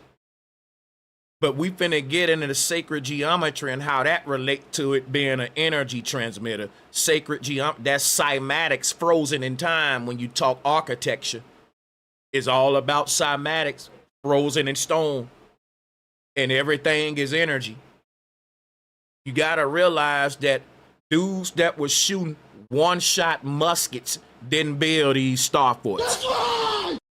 These dudes would say, pow! And they put a little BB in a gun and poke it down. Let me show you how long it took them to shoot their gun, y'all. They had to open the gun up, pour some gunpowder into the hole, take a BB out of a pouch, put it in there, then take a stick, stuff it down in there, close the gun back up, and then shoot it. You think people who had technology like that built these star forts? And they telling you that the Indians lost because they had bow and arrows. So you got dudes shooting muskets against Indians, woo, with bow and arrows. Meanwhile, in the background, there's a big old Statue of Liberty. Who built that? Because the Indians, you telling me they didn't build it because they too primitive. And now you telling me that those armies that were shooting muskets, when they took this land from the Indian, they built the Statue of Liberty. What they not telling y'all is this. When they showed up here, we had already an electric empire with pretty Victorian buildings, huge cathedrals and temples, mosques and statues that we can't reduplicate today, chandeliers that weigh tons that was being lit up by ethereal energy. They got y'all thinking when the colonizer came here, he met Indians in the jungle talking about some woo. Instead of Indians was doing dances to make it rain on their crops. And we believe it. They don't want you to know that when they came here, the Tartarians that were here, our ancestors, had already created weather modification technology. They wasn't doing no magic to make it rain on their corn. They was using the same weather modification technology that we talking about we invented when we just reverse engineering this ancient technology. So let's go back to this before we go to the video. We talking about, if you look at the precision of this from the top down view, ain't no way that the people who was fighting them wars built this, because they was living in beat up shacks, man. That's right. Let me show you what I mean. Watch this. This is what the armies that were shooting them muskets was living in, just so y'all can see. Now, wait till y'all see this bullshit that I'm about getting ready to show you.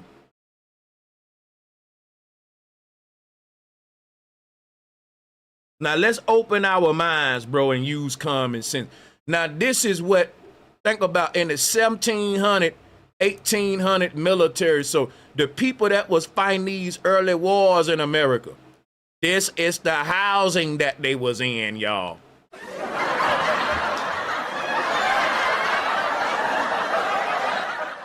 Come on, man. Now, I just want y'all to see this now. The people that they said was fighting up in D.C. in the 1700s, the first wars that helped establish America, and you telling me right after a goddamn war, they built all these beautiful temples and cathedrals and statues. Because it ain't just the Statue of Liberty, y'all. I can show you other buildings too. Watch this now. Watch this. Watch this. I can show you other buildings too. This building here was built in the 1800s right here. But I want to really find a good image of it so we can respect how the architecture on this is. Watch this. I want you to just look at this building right here. This is from the 1800s. Now they want us to, this what y'all gotta realize what I'm showing you. This is the San Francisco Arts Institute in San Francisco. This was built in the 1800s. And they telling us that the people that built this were the people who were the founding fathers who was fighting up in DC, the Civil War and all that. Now look at this architecture right here, y'all. And let's look at how these people were really living. Look at this. Look at this now. They were boiling grits in the goddamn woods, and they told you, listen what they did. They told you that the Indian was living in the jungle in little shacks, and these are the people that was living in the jungle in the little TP little mound shacks. You can't make this up, y'all. I swear you can't make it up. They reverse history on y'all. When these colonizers showed up to America, this is what they saw. A Victorian empire. Look at this. You telling me that the colonizers built that? Whoever built this, they built the Statue of Liberty too. I'm going to say it again. Whoever built this building in San Francisco, they built the Statue of Liberty too. It's the same Victorian style architecture. If we go and look at the architecture in France, we see this same style, and the people in France didn't build the shit in their land either. They claimed it out the reset. That's right! Because you can see the shabby little residential buildings that they live in today in France. Think about what I'm telling. The French people said they built the Statue of Liberty. They ain't building nothing like this today, y'all. Now, if you was building shit like this back then, why you stopped, my nigga?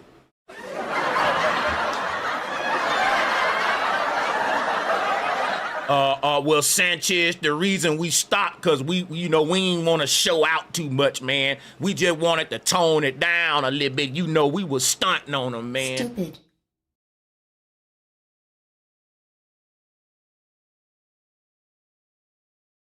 But the torch burned, and it burned so brightly that it terrified local residents.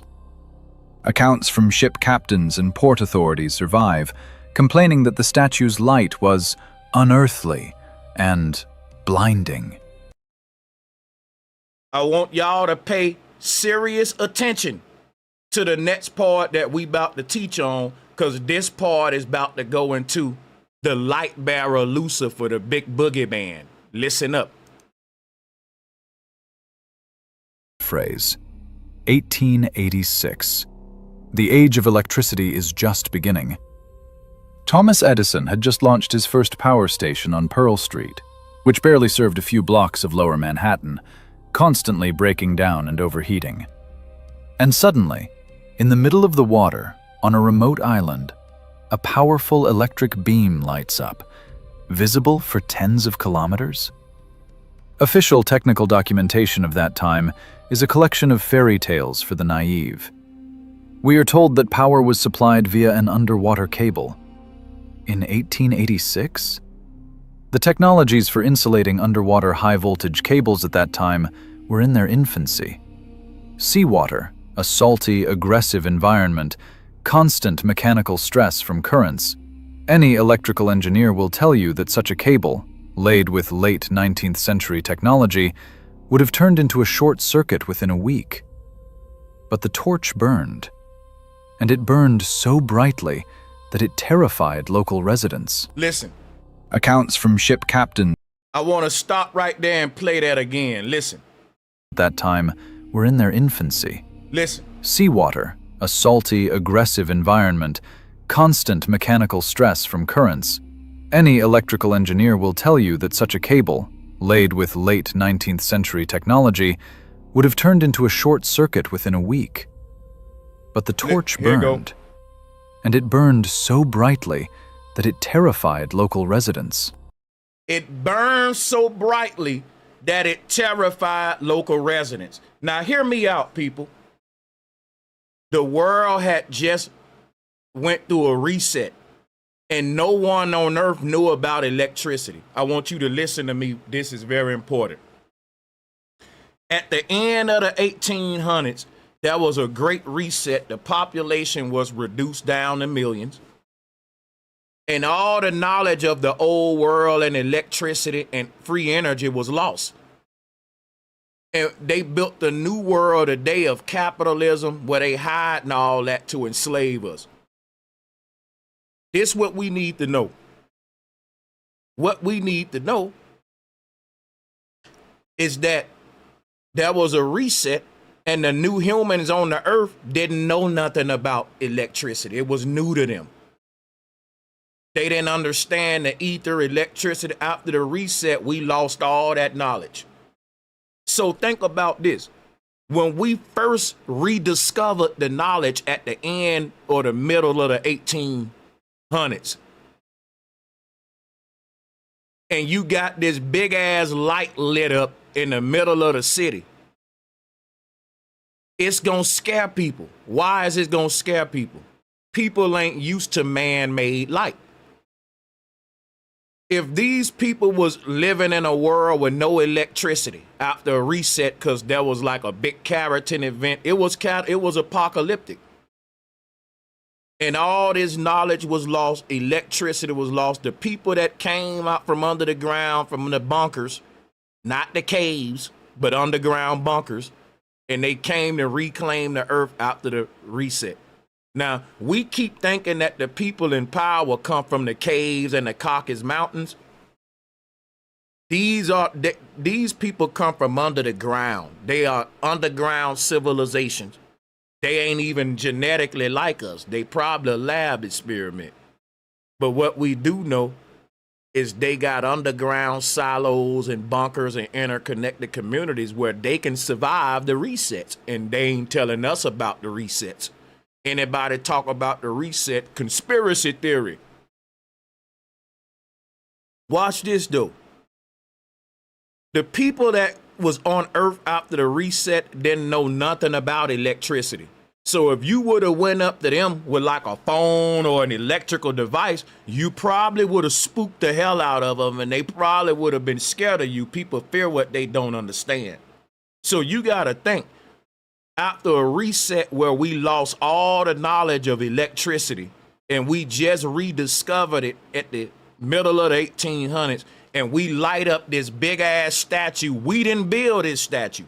We didn't build it. This is old technology that we rediscovered and we found out how to reuse it.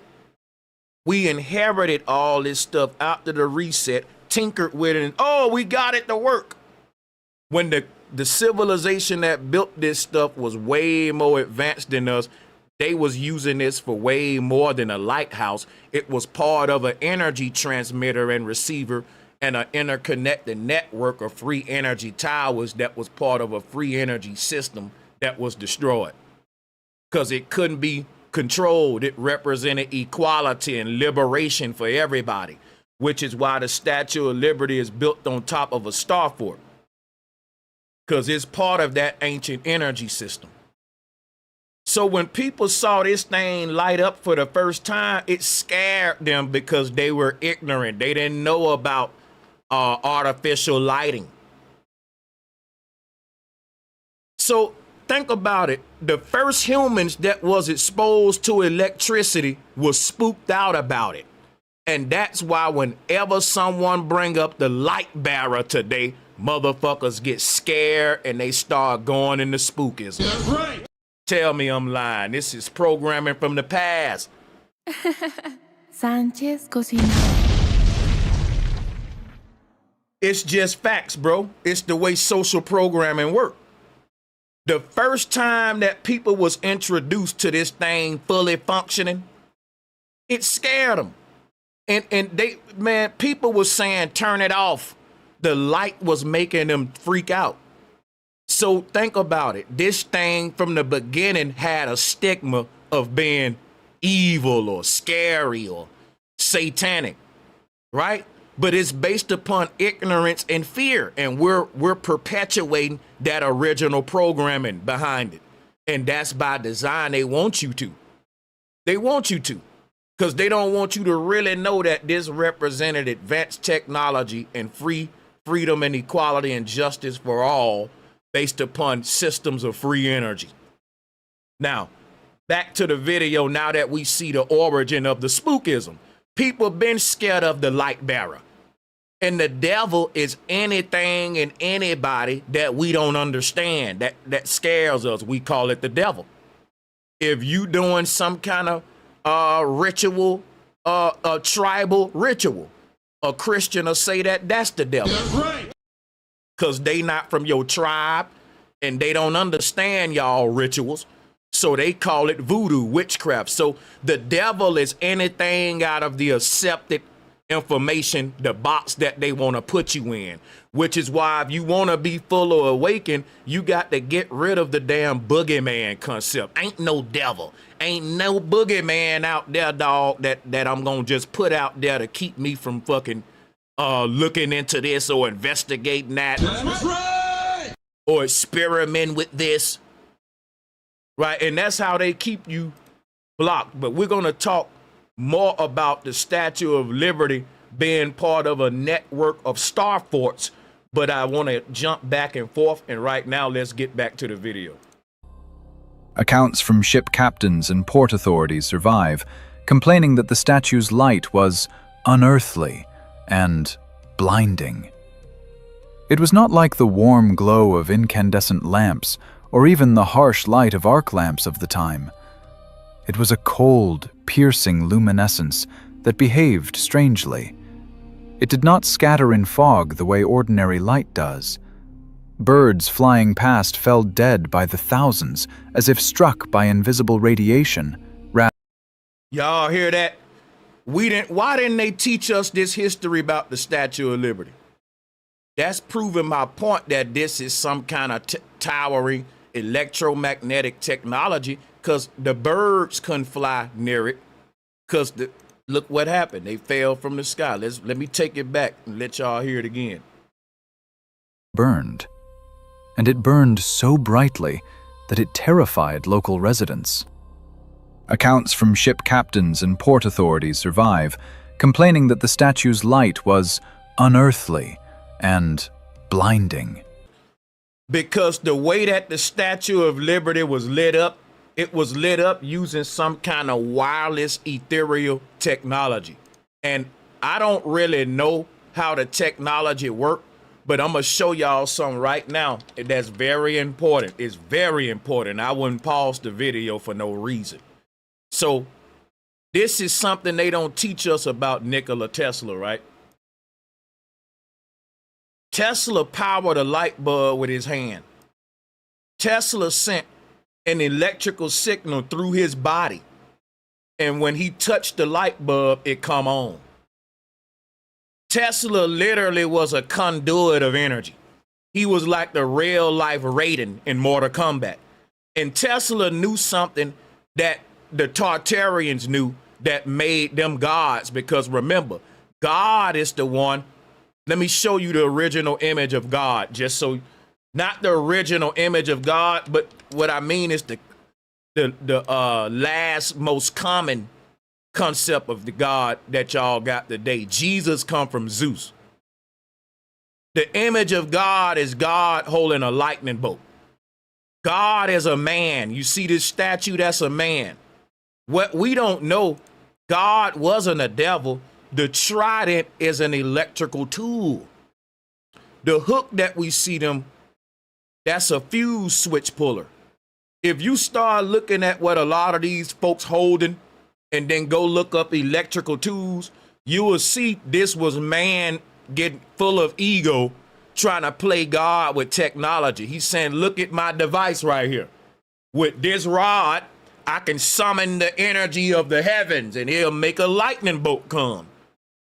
Why do we see the Pharaoh with a stick in his hand all the time? Because it functioned like a police baton. If he touch you with it, it'll be like that electric stick that they use. That's why how he kept order with it.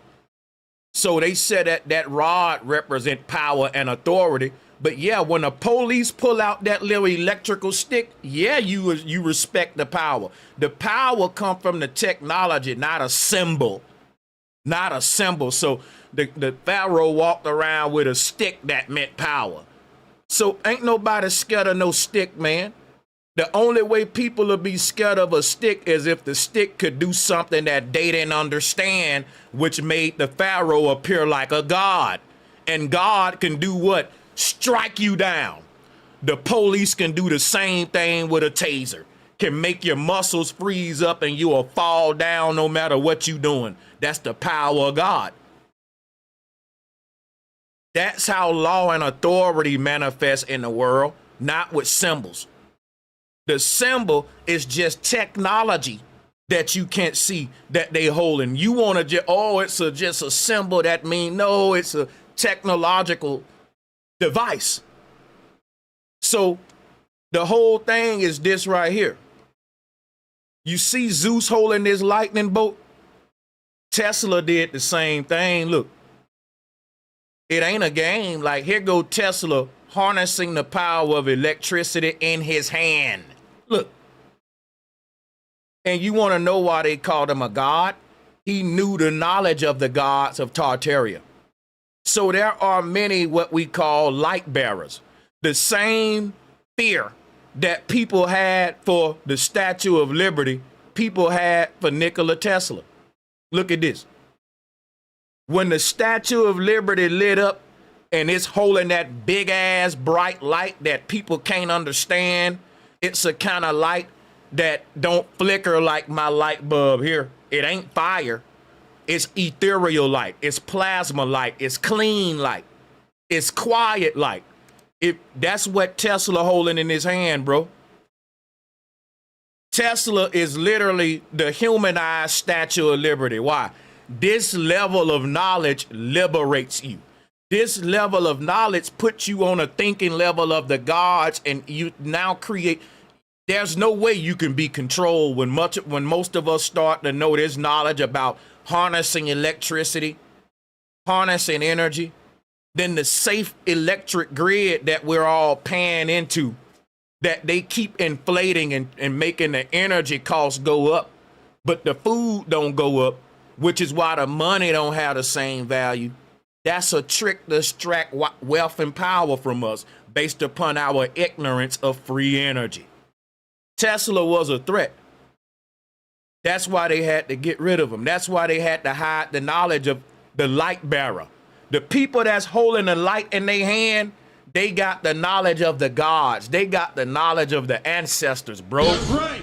Why y'all scared of the light bearers? We were the light bearers. Tesla wasn't the only one that knew this shit. This was liberating knowledge right here. It made us build free energy societies, man, where there was equality and justice for all. So Tesla doing the same thing the Statue of Liberty doing, showing you a different kind of light. This ain't the regular light, y'all. What Tesla's showing you in that image, it's a more subtle light, is what he's explaining here with the Statue of Liberty. Let me let you listen to it again. Turned into a short circuit within a week.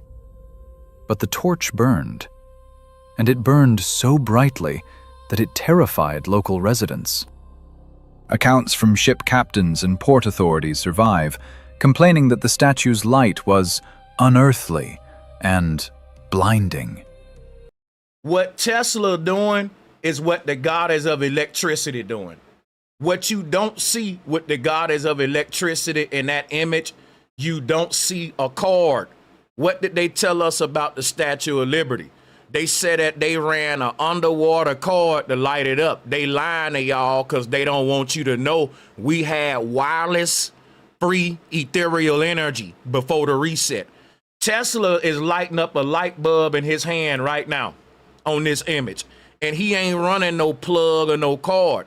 It's a wireless transmission that's going through his body. And this is how the Statue of Liberty would have been lit up, folks. A wireless transmission that, just like Tesla is pulling the energy from a machine that's in a room, it's a wireless transmission. But the Statue of Liberty would have put its energy, everything was interconnected. It was part of a network of star forts that was receiving and giving energy to each other around the whole world. And by passing the energy throughout the network, it renews the energy, creating a free energy network. You're going to create more energy just by using the energy. That's why the energy is free. The secrets of energy is this. Motion equals energy. I'm going to simplify it. So when you use energy, you make energy. So if my used energy turns into the next person new energy, and when they use it, it turns into something else, and it can keep, every time somebody use it, the energy transform and renews. It don't be stagnant. The more it flows through everyone's house or business, whatever it is, the better for the grid. It keeps the energy in motion, and motion is what? Energy. The motion of energy creates more energy. It's a perpetual, endless cycle of free energy. So they turned this into the monetary system to where they said, we got to keep circulating money in order for the money to be powerful. If you try to save your money, then the money ain't going to be worth nothing. You got to invest it and spend it. They are trying to reduplicate the old world system of free energy into a fiat setting, and it ain't gonna work, which is why the money keep inflating. The only thing that can work is the system that they destroyed. And I'm finna hit play and let you see. But the statue didn't need an underwater cable. We just showed you that wouldn't work. We debunked that in the video. Tesla is showing us how the Statue of Liberty would have been lit up wirelessly by pulling its energy, receiving a transmission from an outer source that was also part of this interconnected network of energy. But at the end of the day, the energy that we feeding through our grid is coming from the ether. It's coming from the ether. We didn't make it. We're just siphoning it through a network and keeping it in circulation like money. Like money. And the more we keep it going, the more the energy is just free, basically. So Tesla was showing you how you can power something wirelessly and you don't need a cord. And this would explain why when the Statue of Liberty lit up, people was tripping, because if you can imagine, this is like a lightning bolt in your hand. Tesla is literally the real life Zeus right now. If you was back in the day watching Tesla do this, you would be scared of Tesla. People fear Tesla just like they fear the Statue of Liberty, because everyone that bears the light, they get demonized. It's psychological programming so that we don't wake up to free energy, so that we don't wake up to what real light. The light we use is created from a more dirty type of electricity. The light that the Statue of Liberty used was pure, clean, ethereal light. If you were to see it today, you would think it's some alien type shit. If we saw some of these old technologies light up today, people will say, man, this shit is built by aliens. Matter of fact, they already saying that. Hey, I just thought about it, y'all. They already saying that a lot of this ancient stuff is built by aliens. But it's built by advanced humans who had knowledge we lost after the reset. The truth is that if we can see the Statue of Liberty lighting up the way that the Tartarians designed it to light up, it will freak all of us out, because we never saw ethereal technology. We never saw how a lamp would light up if it's powered from the ether, right? We never saw clean, subtle energy. It'll freak you out. It's quiet. Like all the electricity we use, it got a hum. It's dirty, noisy electricity. In fact, If the energy grid went out right now, the world around you would be so quiet that it'll drive people crazy. People wouldn't even die of starvation first. They would die of mental going crazy first, because we were born into a noisy world with a noisy ass electric field that your ears just muted out because it's always there. It's like you can't smell if your house is stinky because you live in your house. So your nose is just gonna delete the funk from you. So you don't always smell the funk.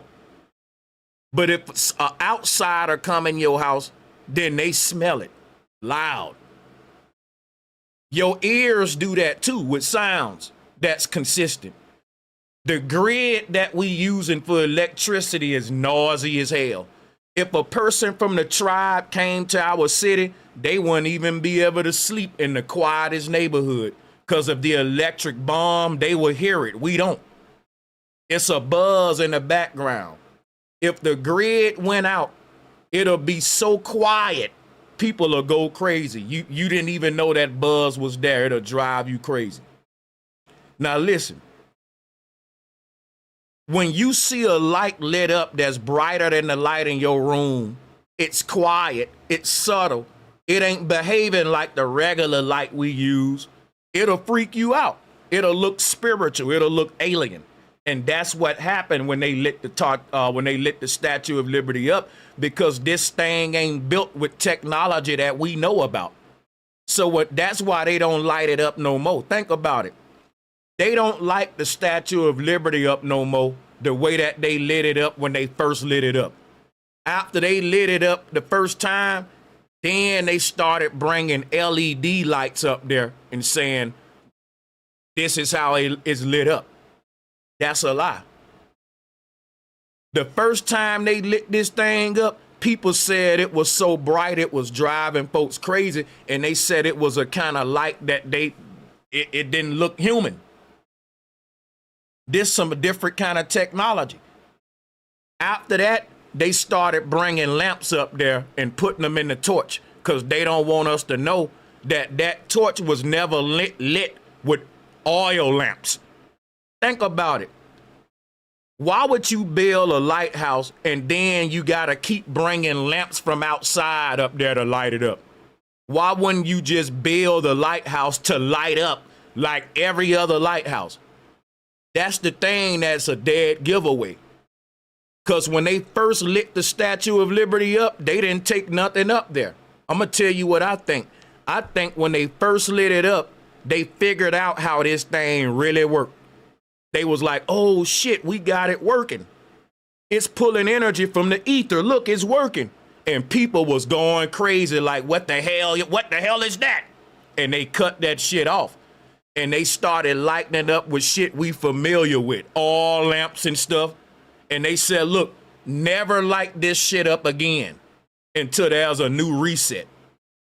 Like if there's a new reset, they'll light it up again for the new humans because they can rewrite history and delete it and shit. But this thing will never be lit up the way that it was originally intended.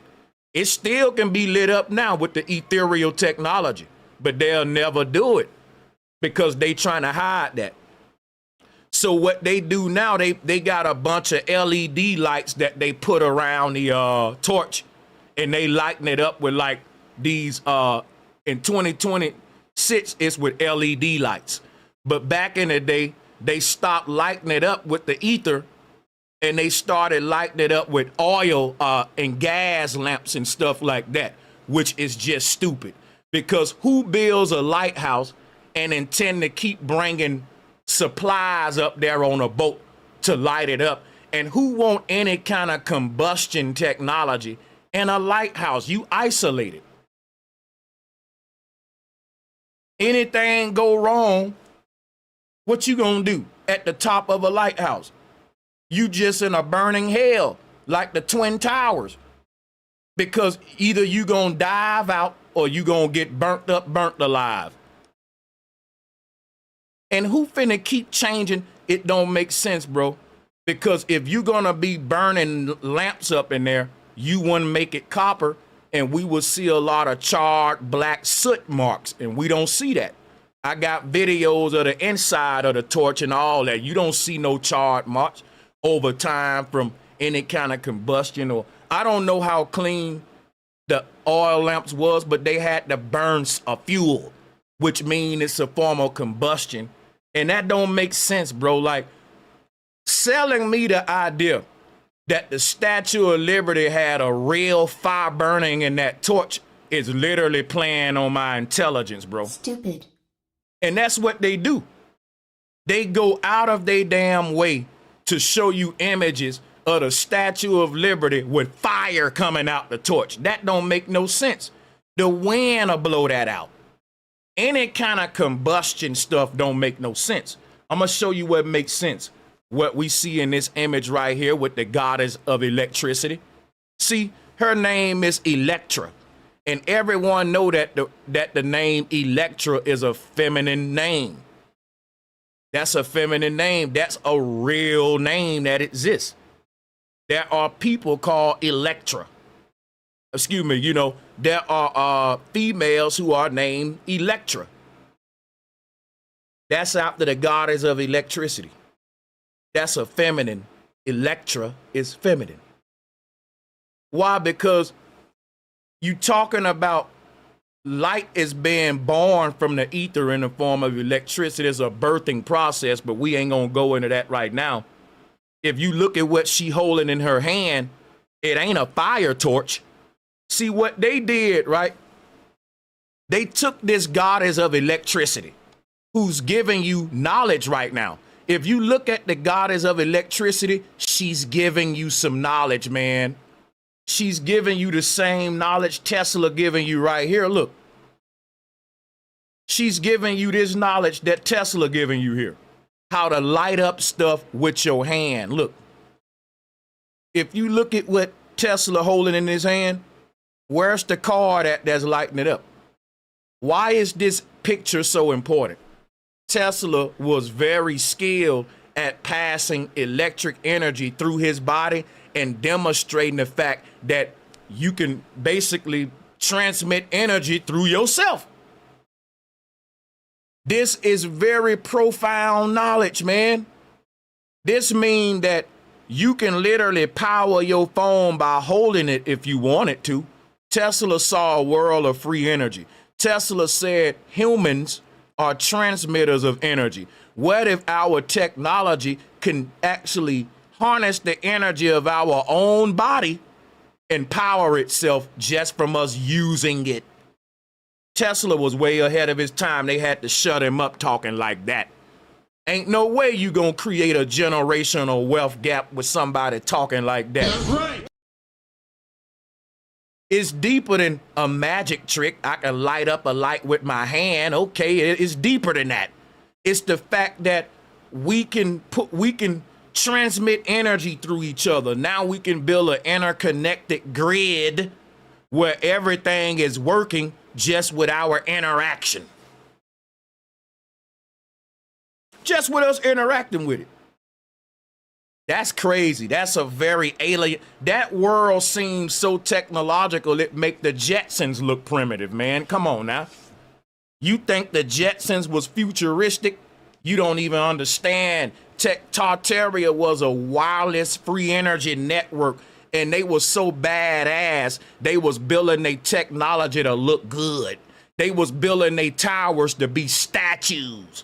Now today they telling us all of these statues around the world are just pretty, vain monuments that don't serve a purpose.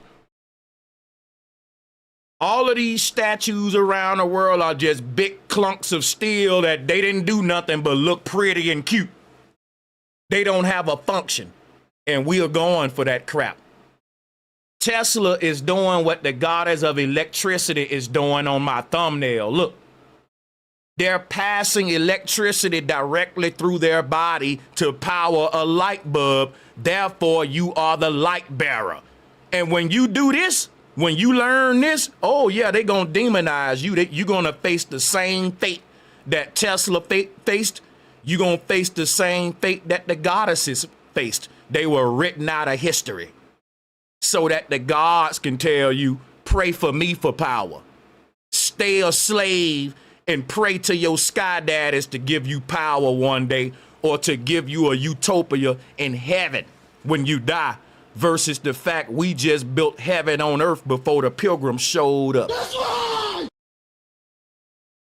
Come on now. Of course they want to demonize the light bearer, because the one that come with the light, even on a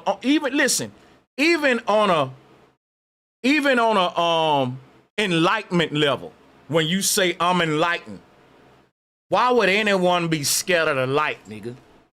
The only creature I know scared of the light is a vampire. He run from the light.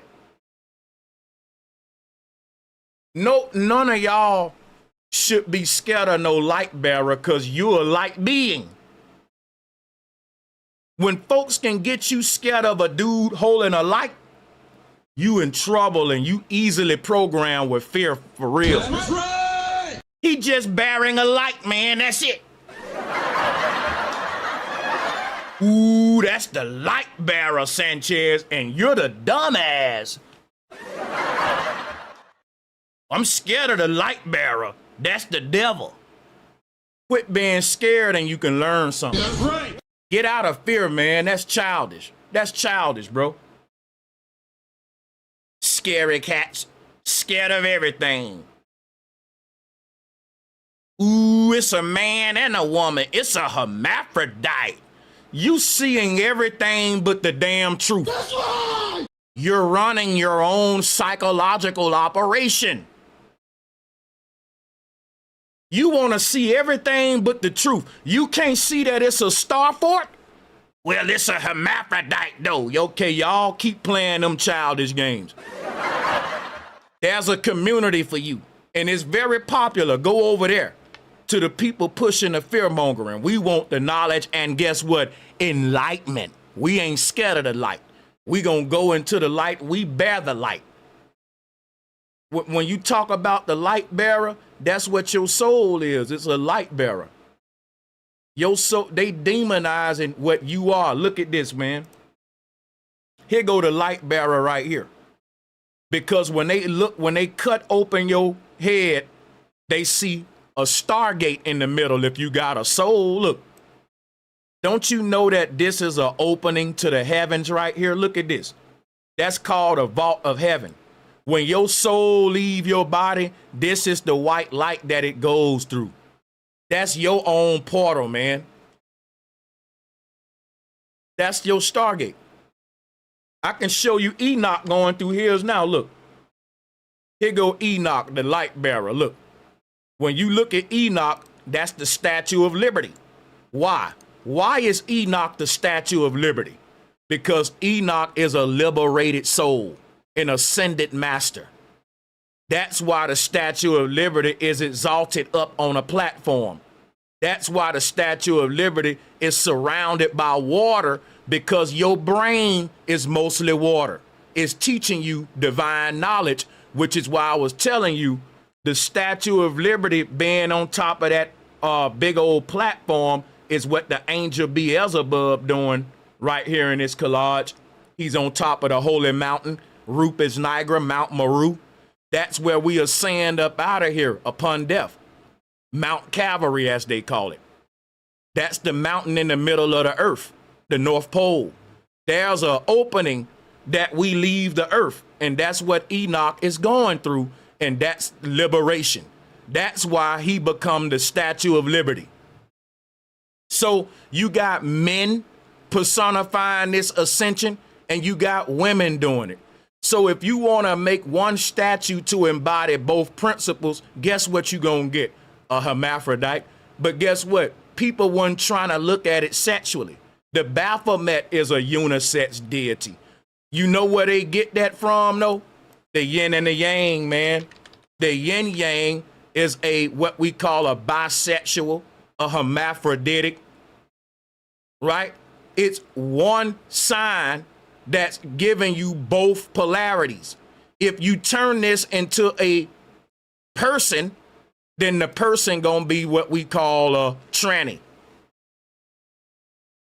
And it ain't nothing to be looking at on a childish level. There's a reason why the Baphomet got man parts and feminine parts, because what they was trying to do was personify the yin-yang symbol, which is why he giving you both halves. The darker half down here is the moon. That's the feminine energy. It's time to go to bed. It's time to lay down. That's the lay down energy. So he pointing down. He pointing down because the moon releases serotonin and it start to drain us because it's time to go to bed now. What the moon is draining energy, absorption force. The sun is driving energy. It gives you energy to go out there and be a slave in the day, the sun up, go to work. Drain and drive are the two polarities of nature, yin and yang. Drain and drive, push and pull, which is turned into the vagina and the phallus. One is pushed in, one is pulled out, or the inversion of each other, polarities. Once you start to create creatures that's trying to embody the male and female energy, ain't no other result but for you to create some she-males. But what we gotta stop doing is looking at it on a low root chakra, low vibrational level. That's right! Because the ancestors weren't trying to make you see a she-male. Think about it. A person was saying, look, we want to turn the male and female energy into a person. We want to create a being, an archetype, a character to embody the man energy and the feminine energy in one body. Well, if you do that, I'm sorry, this gonna be the result every time. And if you do something like that, you better hope that you doing it in a world where people are vibrating on a high level and they ain't childish on a low level, because they gonna interpret this with some dumb sexual root chakra shit. That's right. And all this stuff gonna lose meaning once you go to attaching it to your lower way of interpreting it. Because the people who made this went on a low vibration like your ass. That's right. Just cause your mind in the gutter. And you don't want to see the deepness of what this thing is showing you. You want to be scared, mystified, full of fear. And anybody that want to give you the truth about it, well, they're an agent and a Freemason. Y'all childish. So the Baphomet is a form of the Statue of Liberty, which is why it's on top of that platform. If you look at the Statue of Liberty, it's on top of the cube, right? And if you look at the Baphomet, it's on that cube, and it's raising one hand, and it got one hand drop, but the hand that is raising is bearing the light. The hand that is raising is bearing the light. And the horns on top of the head is the spikes of the Statue of Liberty. It's the same concept. I can show you plenty of forms of the Baphomet way before they turned it into something to be scared of. Here is another form of the Baphomet, the deity that splits night from day, the deity that creates duality, the deity that splits the sun from the moon because he's in the center, Santa, right? And another way of personifying it is right here, the demiurge. And what we're looking at is your brain, family. Here we go right here. The Kundalini energy is what split the left brain from the right brain, and the Kundalini symbol is a serpent. Here go another form of it right here in Tucson, Arizona, carved in the walls. They turned that into the Matrix movie with Morpheus showing you the two pills in his hand. So this is old stuff. Here go a carving from the Dogon. And you can see the sun and moon, the two pillars, Joachim and Boaz, both on the side of the goddess. The goddess is splitting time, creating duality, separating the night from the day. And they turned this right here into the Baphomet, y'all, seated up on a box. Look at the box. Look at the box. Look at how it's splitting and creating duality.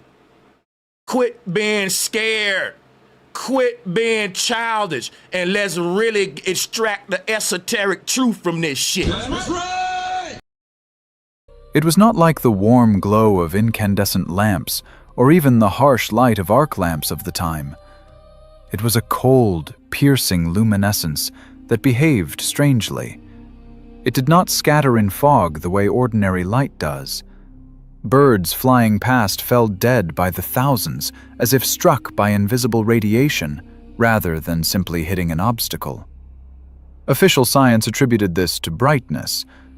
But what if the torch isn't a light bulb? There is a theory, supported by material analysis, that the original torch, which, incidentally, was replaced in 1986 and now stands in a museum so no one can study it in working condition, was not a lighting device at all. It was an atmospheric condenser. Oh my God! Did y'all hear that? I told you. See, and what I'm finding out about old world technology, a lot of old world technology had multifunctional uses. They were very optimal and efficient with their technology. So it wasn't just a lighthouse, it was an energy tower, and it was so much more all in one. And so that's what we got to realize about the Statue of Liberty, because you need to power your lighthouse, right? And if your lighthouse is connected to the energy grid, it's just another checkpoint on the energy grid to strengthen the grid. The truth is that when we use energy, we actually help the grid. So why the hell are you paying for energy when you actually work for the energy company? I'm going to say that again. This is what Tesla was saying. This is what got him in trouble. The problem is what y'all don't get about energy is this. If you don't use energy, they can't make it. It can't flow through a network, a grid that can be harnessed, and you can charge people to connect to that grid.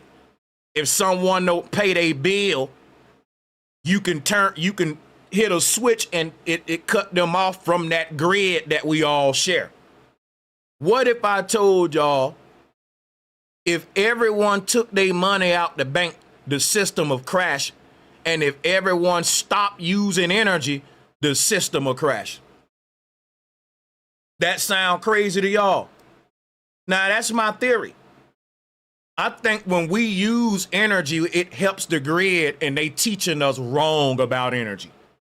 Let me give a shout out to Holly Cherry for the $20 super chat. Sanchez, will you show the clip of the Statue of Liberty lighting discharge? Dan Martlin, it's on YouTube. I'm gonna definitely do that. I'll just copy what you put here onto the search. I would like to see that myself. And we'll queue it up so I don't forget. And we'll queue it up now. And if you got a request, you can send in a super chat. I'll do the same for you. And it don't gotta be $20. It can be $1. And I appreciate all of y'all for y'all support. Appreciate y'all. I got the video queued up. We're gonna check that out right after this one. And the reason we're gonna do that is because we only got like a little bit more of this one to go. But I'm gonna just quit talking a minute so I can go ahead and play y'all's videos and we can take Q&A. We're gonna have fun. It was not like the warm glow of incandescent lamps or even the harsh light of arc lamps of the time. It was a cold, piercing luminescence that behaved strangely. It did not scatter in fog the way ordinary light does. Birds flying past fell dead by the thousands, as if struck by invisible radiation, rather than simply hitting an obstacle. Official science attributed this to brightness. But what if the torch isn't a light bulb? There is a theory, supported by material analysis, that the original torch, which, incidentally, was replaced in 1986 and now stands in a museum so no one can study it in working. Now, why would you remove the original torch and build this. I'm going to tell you why I think they removed the original torch. Now, the original torch was made out of copper, y'all. You hear what I just said? The original torch was made out of copper. Look at the shape of this Tesla coil. Look at the shape of this Tesla coil, y'all. It's copper. Now, let's look at the shape of the Statue of Liberty torch. Come on now. Why does the Statue of Liberty torch shape like a Tesla coil? Watch this. And why is it copper? If you burning combustion and flames up there, any kind of combustion going on in there, you don't want copper because it's too malleable. Copper is a conduit for electricity.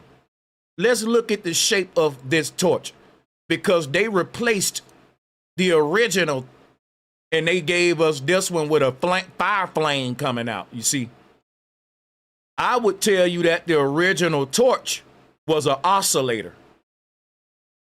The dude don't have the terminology. He said it's some kind of device to pull energy from the ether. Here it is right here. This need to be seated on top of a box because at the base of the box is going to be some equipment. I'm explaining to you why the goddess is on top of a box and why she's holding electricity in her hand.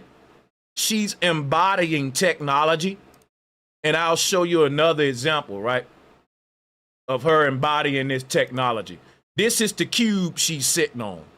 That cube is allowing see, here go this whole Statue of Liberty torch concept. This is what they would have saw. They would have saw the Statue of Liberty holding something like this. It would have been similar to what Tesla got. A subtle auric kind of light, like a mirror reflection almost, a weird kind of light. A plasma phenomena we ain't used to seeing. You know, this is the burning bush right here that when they said God spoke as a burning bush to Moses. This here is the biblical. They took a lot of knowledge and they turned it into fairy tale, but the reason God spoke as a burning bush is because God is actually a concept of energy. God is energy, electricity, and that's the burning bush. So the genie is blue and the genie comes out the box. This the genie coming out the lamp. But if you want to talk genies and lamps, we can, because this is how the soul come out the body. The soul is an electric discharge coming out of a cube. But you don't want to go there, right? Because what the Great Mother is embodying is electric energy that's coming out of a mechanism that she's founded upon. And the only thing I'm saying is the box that the Statue of Liberty is on. There would have been some equipment inside of that box that would have allowed the torch up there, which is a copper coil at the top, to literally give off an electric discharge. It would have looked like the Thor hammer. I'll show you. When they show you the Thor hammer lit up, that's the Liberty. Watch this. Because Thor is what? Hey, Thor, ether. They show you the Thor hammer with the lightning coming from it like this. And that's if you can see the Statue of Liberty and its glory and its, when they was firing this thing up in Tartaria, you would see Thor, man. It'll freak you out. It'll be like a giant version of Nikola Tesla, right? It'll be, imagine a big ass statue of Nikola Tesla, and now you got to blow that damn lightning bolt up to scale to something that would be in the Statue of Liberty's hand. That would make the whole damn surrounding city light up. If you were to see this experiment, this was said to illuminate the room on a smaller scale, just like the Statue of Liberty was written about when it first lit up. They were saying that Tesla was, the amount of illumination that these things was giving off was just, it was brighter than any light bulb that existed in his time. So what the hell kind of light technology was Tesla using to make people think that he was scary and a devil and a god and all that? Whatever Tesla was doing on a small scale is the technology behind Lady Liberty on a big scale. And it was freaking people out because it was ahead of their time. Tesla was 30 years old when they lit the Statue of Liberty up. So we know he knew about the ether technology. He was part of the gate guards. Tesla ain't who we think he is. He's a gate guard. They needed a face after the reset to attribute all of these jumps in technology to. They couldn't just say we wiped out a whole civilization and stole their technology. They said, no, this man was so fucking smart. He created all these inventions in his one lifetime. That's unheard of, dude. It's people in science today that create one damn invention and it take them their whole life to master that. That's right. Tesla wasn't smarter than everybody. He wasn't just some genius, some phenomena.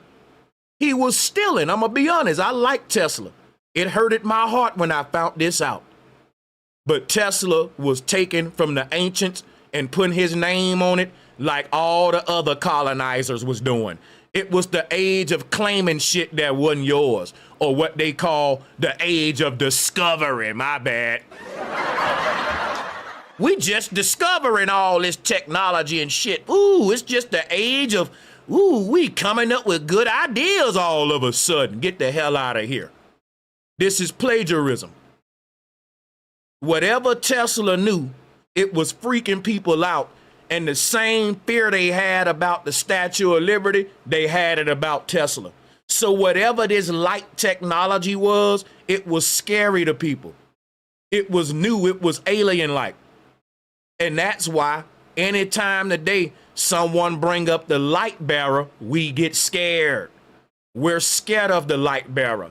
That's in our DNA from the fear of our ancestors who was coming after a reset and they lost their damn technology. We were the light bearers at first. We so alienated to what we were in the past that we're scared of the technology. We're helping them hide it behind spookism, fear, and mysticism. So we gotta quit being scared of the light bearer, because the light bearer was dealing with liberation. And it's so crazy that when you say liberation, it's the same form that your mouth take to say light bearer, liberator, light bearer, libera. Light bearer is just Libra. That's where you get the word library. This is the knowledge when we tap into our Akashic records. Right. So let's break it down. Quit being scared of the light bearer, because now you scared of balance.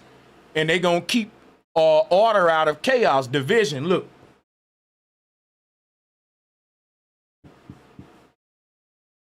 Light bearer is just another etymological way of spelling Libra. Because Libra has a hidden E in there. And it becomes Libera, which is, if you say that slow, light bearer. I'll show you. And we're gonna do the etymology together on the website. Libera is a hidden E right here. Like Liberia is a hidden E right there. That's how you get light bearer. Because libera, if we add an R, becomes libera or light bearer, Libra. Why are you scared of equality? And you want to know why ain't no equality in the world? It's magic. The sorcery is they got you scared of liberation, which is why we in bondage. All of the stuff that represent what's good for us, we scared of it. All of the stuff that's bad for us, we turned it into world religion. It's the normal. And that's believing in this stuff literal. It creates a psychology of fear. That's a horrible way to live. That's like a child believing in the boogeyman under the bed instead of empowering themselves with knowledge. So light bearer is Libra. There's a hidden E in the word Libra, and there's a hidden aura at the end. And when you put the E and the R back, you will get light bearer or light bearer. They playing with y'all. They fucking y'all mind up, bro. That's right. They playing with y'all. They turning this into fear. They turning it into fear. It's so instead of them telling you that it's Libra, it's the light bearer. And then now they can say, well, that's Satan, and turn it into spookism. And we get all away from Libra. We get away from Ma'at, which is the balances of the scales. If you go look up Libra in etymology, right? One word for Libra is right here. I want to show you is quo. Quo. That's another word for Libra. You can just go to etymology and you can look it up yourself. But let's show you something real quick. Make another little quick connection that I think you'll appreciate. So the word Libra, it goes into this other word. I looked it up a while back, and I want to show y'all this. It's important. While I'm on the site, might as well. So let me find it. It's a lot for this word, as we can see. Here is the one we're looking for. Libra is an ablative. It's from the feminine ablative word quis. Quis. You see that word Quis? Quis. Quis. Now watch this, right? The reason I'm showing you that is for this reason right here. There's a god by the name of Quis or Quas. I showed you earlier, and that god is a patriotic form of Libra, or the one that balances the scales. Another word for Quis or Quas is this god right here. His name is Quas. Quis, Qos, but it means quest. At the end of our journey or the end of our questioning is liberation. So if you don't question, if you don't quest, you don't get liberated. The people that ain't asking questions, they will never see through the veil. And what'll keep you from asking questions? Dead ends, fear, spookism. Ain't nothing to question once you just say it's the devil. You just go home and stay away from it. Put your head under the blanket like the little child that's saying the boogeyman under the bed. So quest is showing you etymologically how this god relates to Libra in etymology, and that's why his hands is like he's balancing scales. And here is how his name is formed from this word. It all relates. So let's go back to the video. I don't want to spend too much time. Condition was not a lighting device at all. It was an atmospheric. I'm going to rewind it a bit here, but let's read the donations. Let's give a shout out to, let me pull up the donations here. Shout out to Iris Cummings for becoming a new member. And shout out to Maurice. Maurice, thank you for the donation. Can you screen share the video on YouTube called First Television Broadcast of NBC in 1936? I'm going to cue yours up too. And we almost finished with this video, so I'll be playing and reviewing you guys' videos too. Appreciate the super chats. Let me cue yours up, and we're going to play them in order. And if I don't play the right part, then you can at me and turn me orange, or you can join the call and correct it. But I'm gonna just play that, and we got to play this one. Let's cue these up. All right. Condenser, a device for collecting free electricity from the ether, a technology that, laid with late 19th century technology, would have turned into a short circuit within a week.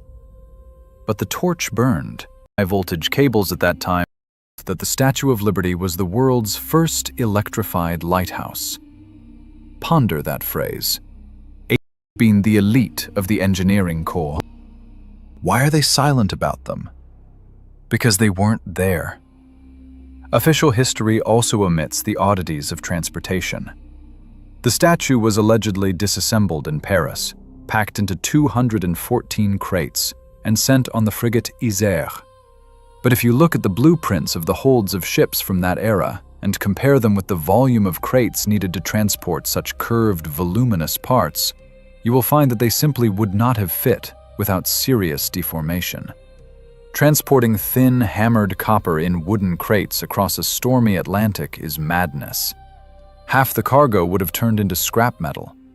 It is much more logical to assume that no one transported anything. The object stood in place. It was simply rediscovered.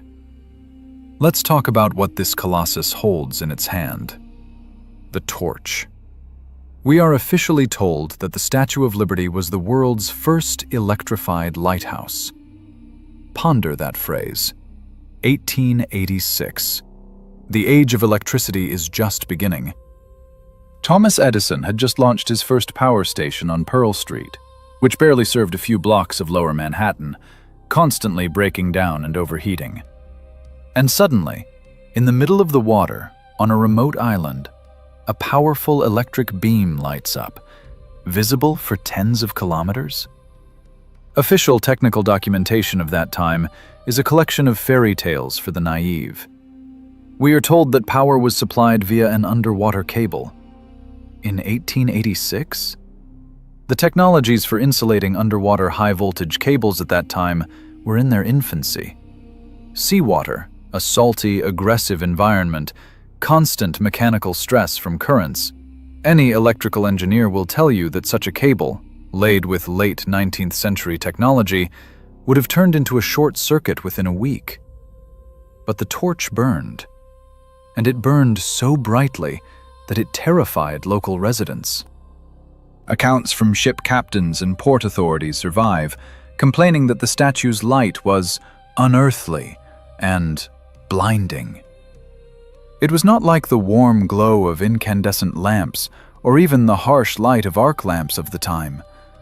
It was a cold, piercing luminescence that behaved strangely. And if you want an idea of how that would be, it's more like a light reflecting off a mirror. If you want to picture this in your head, like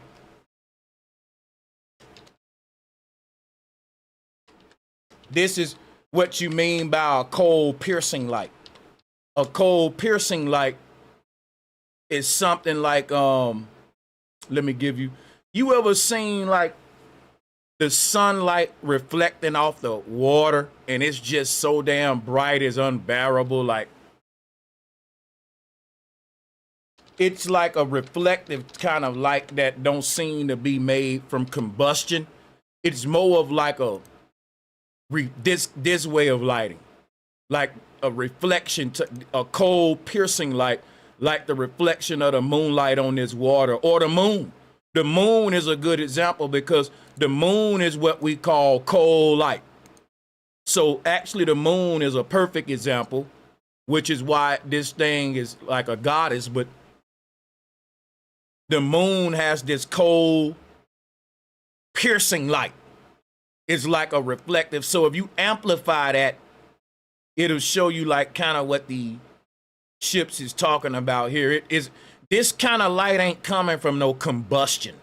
You ain't lighting that on fire to get this cold type of subtle, piercing, quiet reflective type light. That's just not happening. And that's what the goddess is showing us.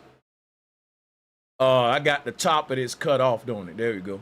But yeah, let's go back to the video. It's more of a plasma phenomena like electricity, more than it is you burning anything. So it's, to me, I'm gonna show you what I'm gonna show y'all this, and I'm gonna play the video.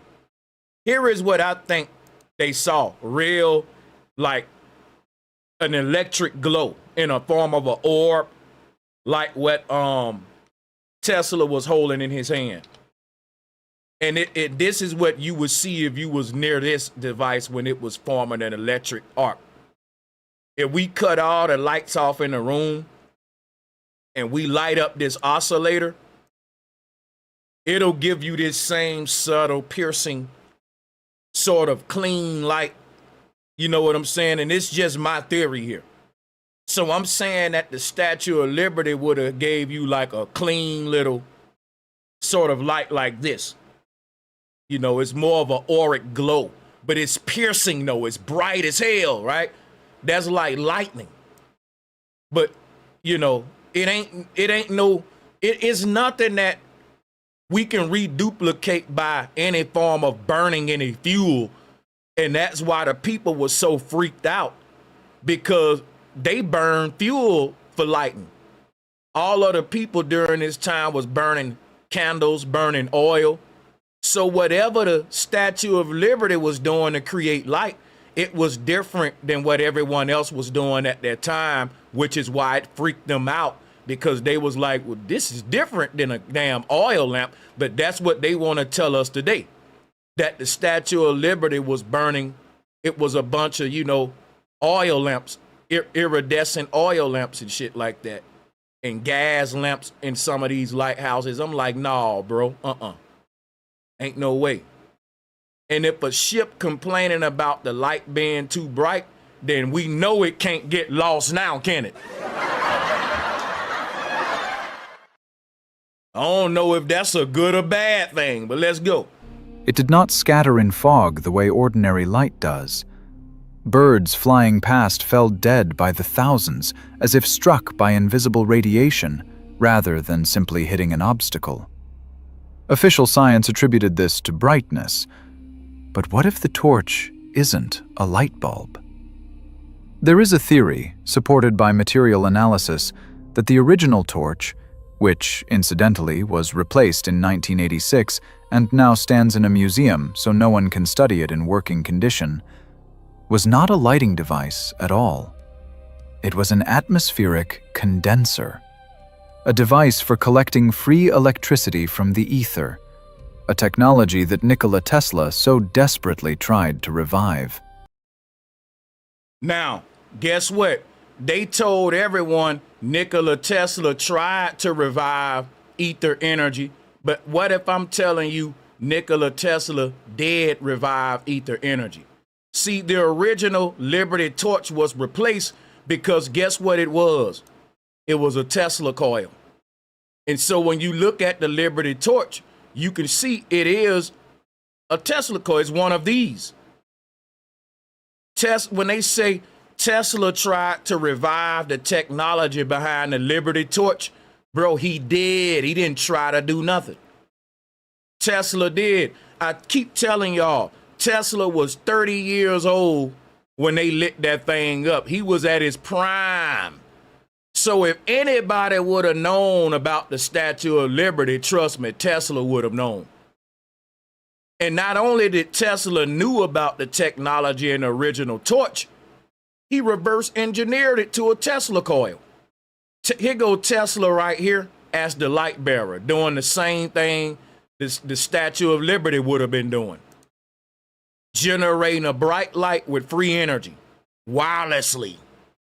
That's what Tesla doing right here. So he did figure out the secrets of the Statue of Liberty, and he reduplicated them on a small scale, and he took it beyond just a statue. He's a living man that is replicating the technology behind the frozen statue. This is a living man that is bringing the knowledge of the goddess to life in our time, where he's been given credit for bringing back this knowledge. And here is the goddess. But this image of the goddess of electricity is older than Tesla. But here go Tesla coming later. Who do you think Tesla learned this from? He learned it from the old matriarchs. He learned it from the matriarchal gods of Tartaria. Wasn't nobody else on earth lighting up light bulbs with their hand. And you mean to tell me Tesla didn't study the goddess of electricity if he was fascinated by electricity? And he started to embody the knowledge of the goddess. But the reason I'm saying Tesla is an agent, Tesla didn't point you back to the goddess. Tesla wanted all the credit, in my opinion. Tesla wanted to work with the rich people, but they sold him out. He wanted to cut a deal with the devil when they was reclaiming this ancient knowledge, and he was claiming it. See what was going on? These new pilgrims like Tesla, it was a race to who can figure out this old world technology and bring it back after the reset. After they destroyed the old world, the new colonizers, they're squatters, these pilgrims, they didn't build this, they claimed it. And they started getting busy racing to see who can reverse engineer the ancient tech the quickest, and those became the leaders of the new world, the tech gurus.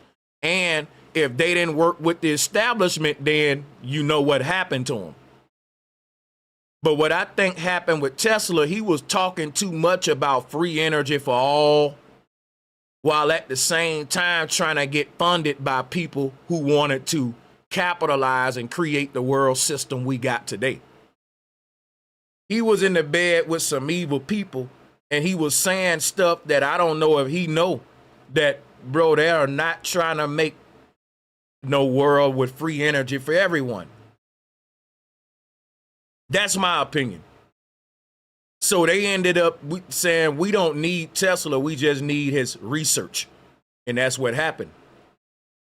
But Tesla wasn't telling people where he got the shit from. That's right. Tesla wasn't talking about Tartaria. Tesla wasn't talking about the goddess that he was ripping off. So to me, I don't feel bad no more for what happened to Tesla, in my opinion. Now, y'all can call in and we can debate about Tesla, but I respect, I can't help but I've been respecting the man for so long, but the more I learn, the more I see he was part of the bullshit. But let's play the video, because Tesla was 30 years old. He knew more. Tesla knew how the Statue of Liberty was lit up, but he didn't tell nobody. He was trying to get contracts with certain people. We'll talk about it later. Let's play the video.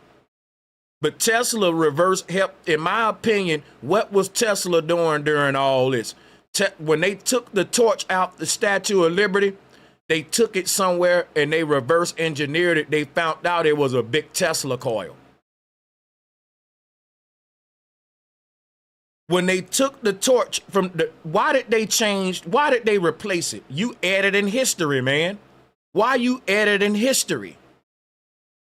Now listen, if the French give you a gift, why would you edit the torch on it? That's disrespectful. Listen, man, if my child go out of their way to make me a little Play-Doh statue and say, Daddy, this is a gift from me to you. I made this little statue for you, Daddy. And the next day, my child come back in the room and say, Daddy, what happened to the statue? Oh, well, son, I didn't like the torch that you had. I built them a new torch, you right? No, if someone give you something like a statue that they made with their own hands and craftsmanship, you don't edit it. That's so fucking disrespectful, man. That's right. Who does that? Who does that? These people went out of their damn way to make this beautiful statue for you. They put their sweat craftsmanship into it for you to say, well, I don't like that torch. I'm going to tear that one off and I'm putting one I like on there. Bro, that is hella disrespectful. Everybody know you don't do that.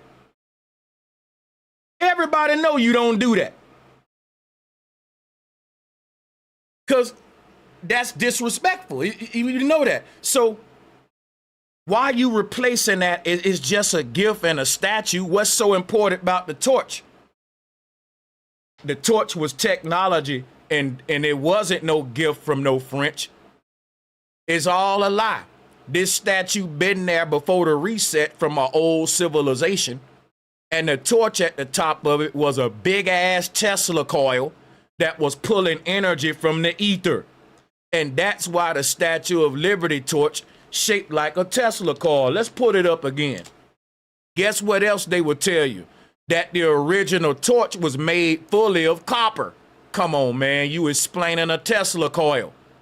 Now, when they replaced the torch, it kept the same shape. Look, because the hand shapes a certain way. If you put any different object in that hand that shapes different, then the hand gonna look stupid, because the hand was created to hold a Tesla coil. You see what I'm saying? So when they rebuilt, when they changed it from a Tesla coil to a fire flame, they started telling everybody, oh, we burning oils to light this shit up. Come on, man. Come on, bro. Who believe that? You burning oil in a copper cylinder. Matter of fact, that is like you being in a furnace. You in a whole thing that's made of metal. You up that high. That's dangerous, man. Copper not even stable. See, in my opinion, the torch was never made for us to walk on, to look down as a monument. It was equipment. It was a coil. It wasn't for people to walk on. Because if you want to make a platform, you ain't going to build it with copper. You playing with people's lives doing that. You better use something stronger than copper. And you got folks walking around that high. So who builds a platform this high of copper? This show you that the original Statue of Liberty was never made for niggas to just walk around and look at as a damn, just a vain little statue that does nothing. And you can see that the torch shapes just like a Tesla coil. The light comes from the top of the Tesla coil, so it'll look like a flame coming up out of a torch. But really, it's a Tesla coil with electricity sparks coming from the top of it, just like the Wardenclyffe Tower, and I can show it to you. Look. Tesla's tower was called Wardenclyffe, and he was able to make it light up like the Statue of Liberty. Watch this. Tesla is showing us what Lady Liberty was doing.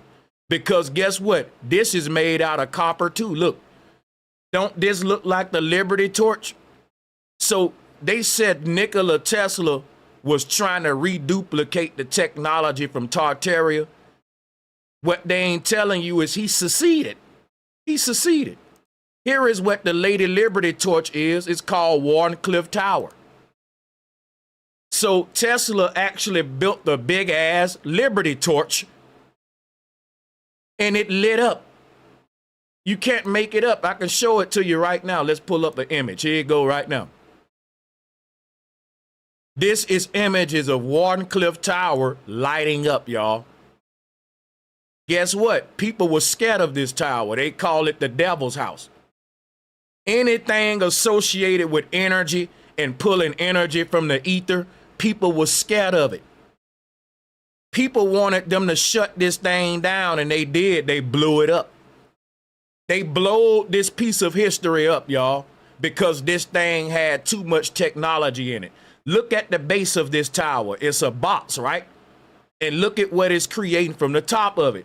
What are we looking at? The tree of life. This is a big ass talking bush, burning bush.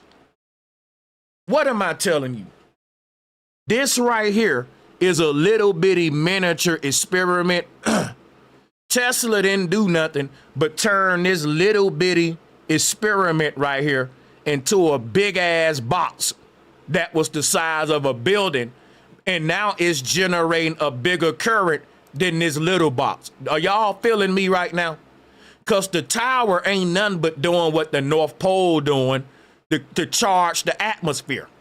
All of the energy that we pull from the atmosphere, it's coming from the middle of the earth, from the North Pole, which is feeding the atmosphere electricity, charging it up. And that allows us to pull the electricity with our antennas that's on the top of our building, just like Tesla doing here. It ain't that this tower is creating electricity. It's that it's siphoning the electricity directly from the sky. So you may say, well, look at the electricity coming out of the tower versus look at the electricity that's flowing into the tower and being received by the tower. And I'm pretty sure Tesla was harnessing that electricity and storing it in boxes, or he was storing that energy in different mechanisms below, right here. But this building, which is the base of the tower, is just a huge box that's allowing the tower to create the electricity from the tower that's in the middle of the box. This is what Wardenclyffe Tower is. It's a huge experiment of on a scale we're so dumbed down, we don't even know how deep Tesla was, man. Right? Because Tesla reduplicated this right here on a huge scale. And what this tower is, it's a bigger version of what the Liberty Torch would have been. So if you could see Lady Liberty in her day, it would be this weird electrical blue type light, but it ain't violet. It's like a plasma ball, right? I know when you look at these little blue lightning strikes, you're thinking like electricity and lightning strikes. Don't think like that. Don't do that. Let me give you an example of how you look at it. Watch this. It's not violent, right? It's like this. If you ever had one of these, it's not violent. Because what Tesla Tower is the pole in the middle of a plasma ball. This is a plasma phenomena that we're looking at, right? Electricity is plasma. But what I'm telling you is the electricity we use today, it's like a lightning strike. It's dangerous. So it's wrapped in a cord, and if it comes out the cord, it can be harmful to you. This is not the kind of electricity that Tesla was creating. Tesla was creating a clean, subtle type of electricity that you can literally pass through your damn body safely. Tesla was trying to show that the kind of electricity that they was introducing was foolish. It's like combustion fire in your house.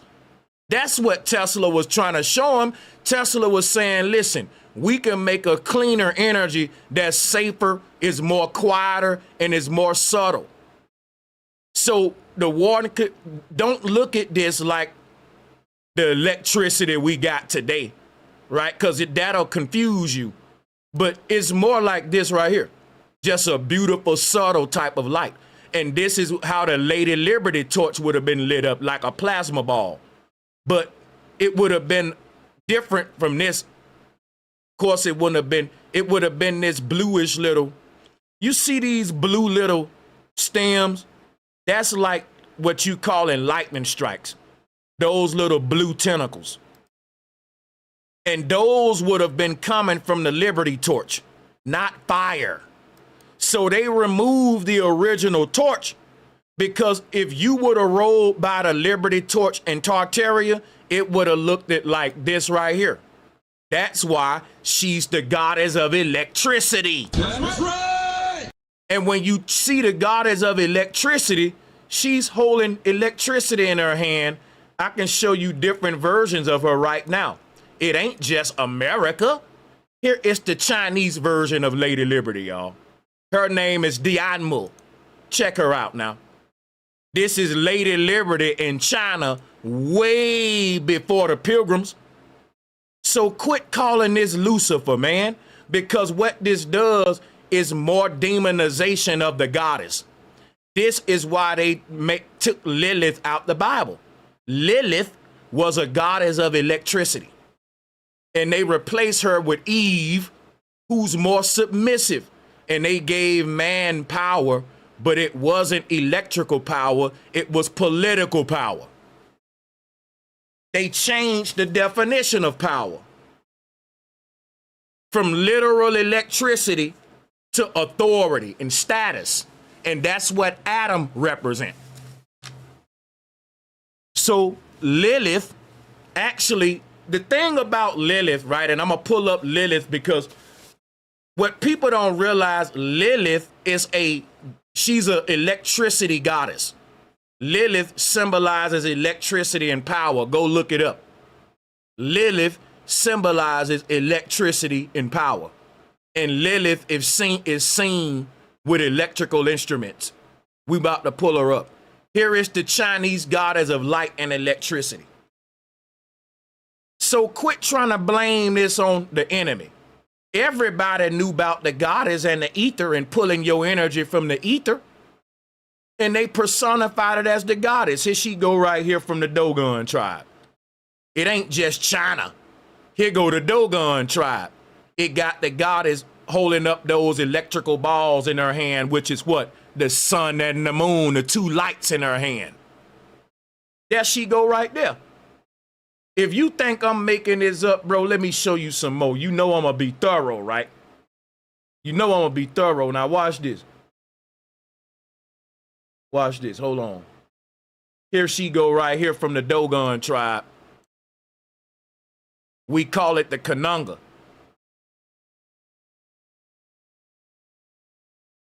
What happened? Hold up. Here we go. Look at this. You see this goddess in between two balls. She's giving you night and day. That go Freemasonry right here. The Masons teach it too. Look. The two pillars. The two pillars, man. Sun and moon. And the goddess is the one balancing the scales. Why she's balancing them evenly? Because you get 12 hours day, 12 hours night. Perfect peace, perfect balance. She ain't tilting the scales. So you get even day, even night. This was cosmology too. Sun and moon. So on a biological level, it's left and right brain equally split. This is the universal knowledge that splits all aspects of life. Biological, cosmic, you name it. This governs every aspect, balance. And it's the secrets to creating free energy systems. Learn how to balance polarities is all you're doing to generate energy. Negative and positive. Look at a battery. And that's all that God is showing you with the scales. She represents free energy, which is sovereignty, balance, equality, everything even. That's why Ma'at is represent balance. Ain't no class system. This goddess represent the golden age where we all were sovereign and we built the world of free energy. They replaced the torch because if we was visiting the Statue of Liberty today and everyone was seeing a big ass Tesla coil in her hand, then we would be asking questions about Nikola Tesla and free energy. So they turned it into a fire flame because they dumbed us down to be combustion-based thinkers. We forgot clean energy systems, sustainable energy, free energy. And now they got us burning coal and dirty, loud, dirty energy. But it makes them rich to do it that way. It gives them a reason that now you got to pay for the energy. So now the energy you use is less efficient, is more harmful to the environment, and it costs more. It costs so much, look at the inflation gap and you'll see how much it costs. In this system, you're going to have the rich keep getting richer and the poor getting poorer. So what liberty represent is justice and equality for all, and that is not the system we built. We got a capitalistic system. It is not equality and justice for all, which is why they want everyone to think Lady Liberty is a devil. Because what they're demonizing is equality, liberation, ethereal energy. That's right. And they want you to think that the chains being unbroken is the beast being free, when it means your consciousness being set free from spookism. You being liberated from the system that they got you in of burning fossil fuels and thinking of combustion-based sciences versus the ether, the knowledge of the ether that was hidden. That's why they replaced that torch, because people would have said, how is it lighting up? And they would have had to teach them about free energy and the ether. That's right. That's why they replaced it. Don't nobody edit a GIF. They didn't build this statue, and it was a threat to their system. They destroyed the old world because they couldn't get rich in that world. Every man was sovereign in that world. So if you want to know what the Lady Liberty torch was in antiquity before they messed this technology up, it was this right here. It was the same thing they blew up. Why you think they blew up the Tesla Tower? Why would you blow this up? This is a piece of history. Why would you blow this thing up? And they filmed it, y'all. It was so sad. They blew this damn thing up because Tesla demonstrated we can create free energy systems. And they blew this thing up. The same reason they blew this thing up is the same reason they desecrated the Statue of Liberty and told you that they just edited. That ain't you editing nothing. You destroying it. It was holding a Tesla coil, and you destroyed it and said, well, I made it prettier. Who does that to a gift, man? That's disrespectful. You leave the damn gift the way that they gave it to you and show some damn respect, man. That's right. That behaved strangely. It did not scatter in fog the way ordinary light does. Birds flying past fell dead by the thousands, as if struck by invisible radiation, rather than simply hitting an obstacle. Official science attributed this to brightness. But what if the torch isn't a light bulb? There is a theory, supported by material analysis, that the original torch, which, incidentally, was replaced in 1986 and now stands in a museum so no one can study it in working condition, was not a lighting device at all. It was an atmospheric condenser, a device for collecting free electricity from the ether, a technology that Nikola Tesla so desperately tried to revive. The statue itself is a giant antenna. Look at its construction. A copper shell, an ideal conductor, insulated from the ground by a granite pedestal with an iron core inside. This is a classic resonator circuit. And guess what? Most of the statues that we see around the world, they're not statues, they're towers. If you open up the inside of the Statue of Liberty, it looked like a little Eiffel Tower. I'll show it to you.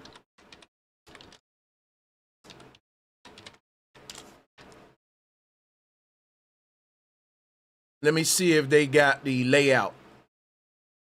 He showed it earlier. Listen, here it go right here.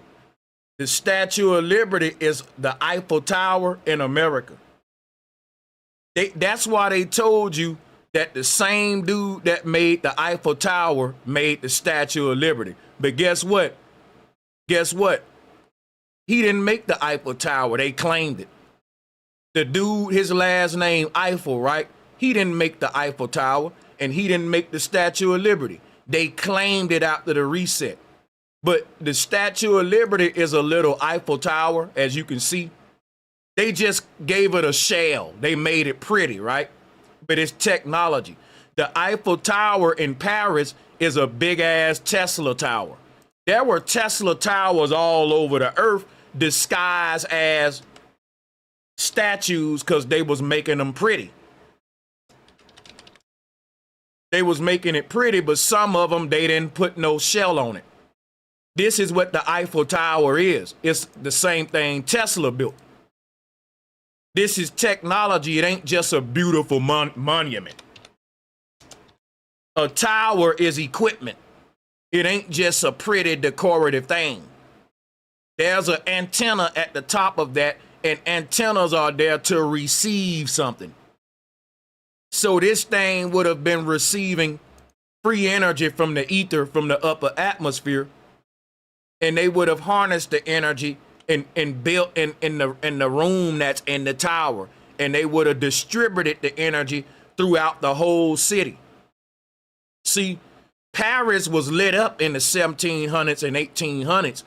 It was lit up, and you can see photos of Paris lit the hell up before they said we had electricity. And they said, well, they was burning oil lamps in the road. Bro, let me show you something.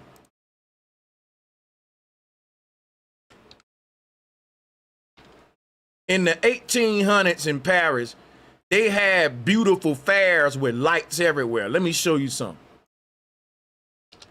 And they want us to think they was burning oil in these right here. Look, that somebody every day was getting up, changing the oil in these lamps. Paris was lit up, and these streets lights was shining with a whitish blue, subtle, consistent light, not a flickering yellow orange flame. Now think about that.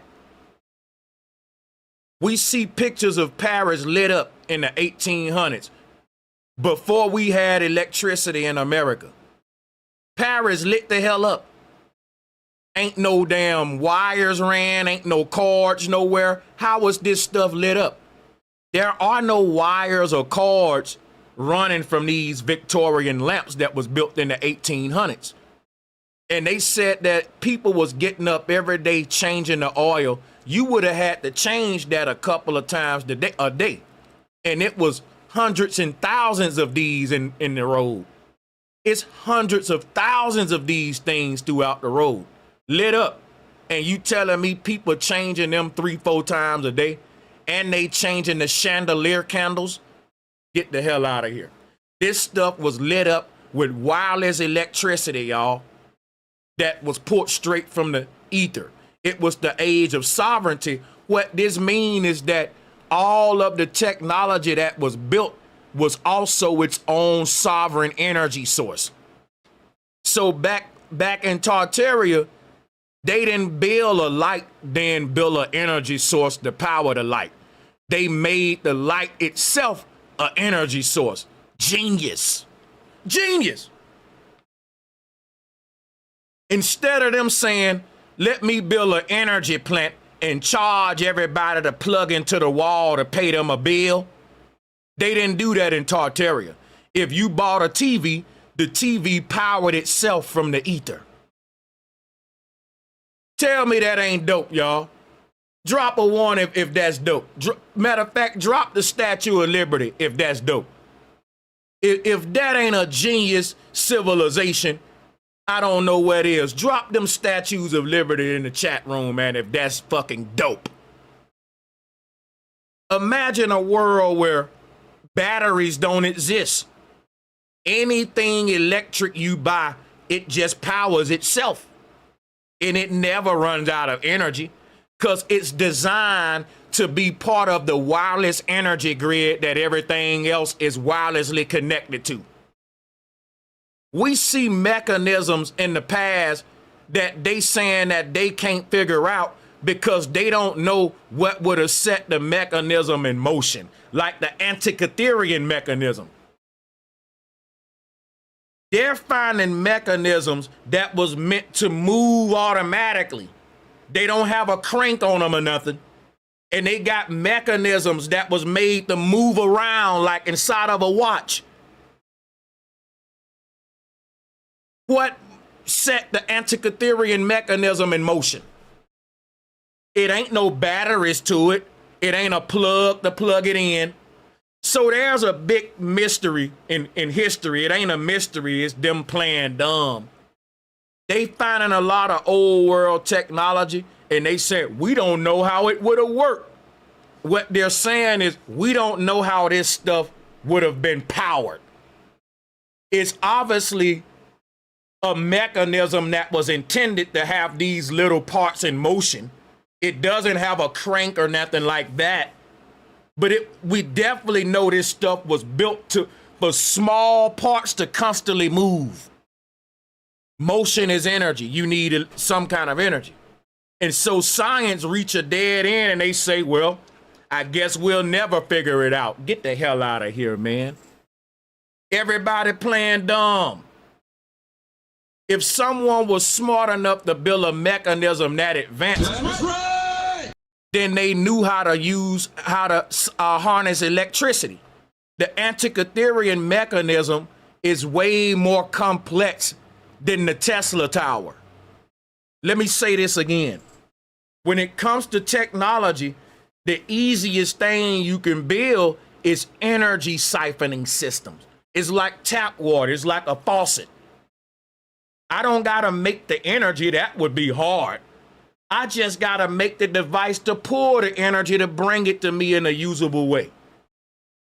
For us to tap into it, tap water, tap energy.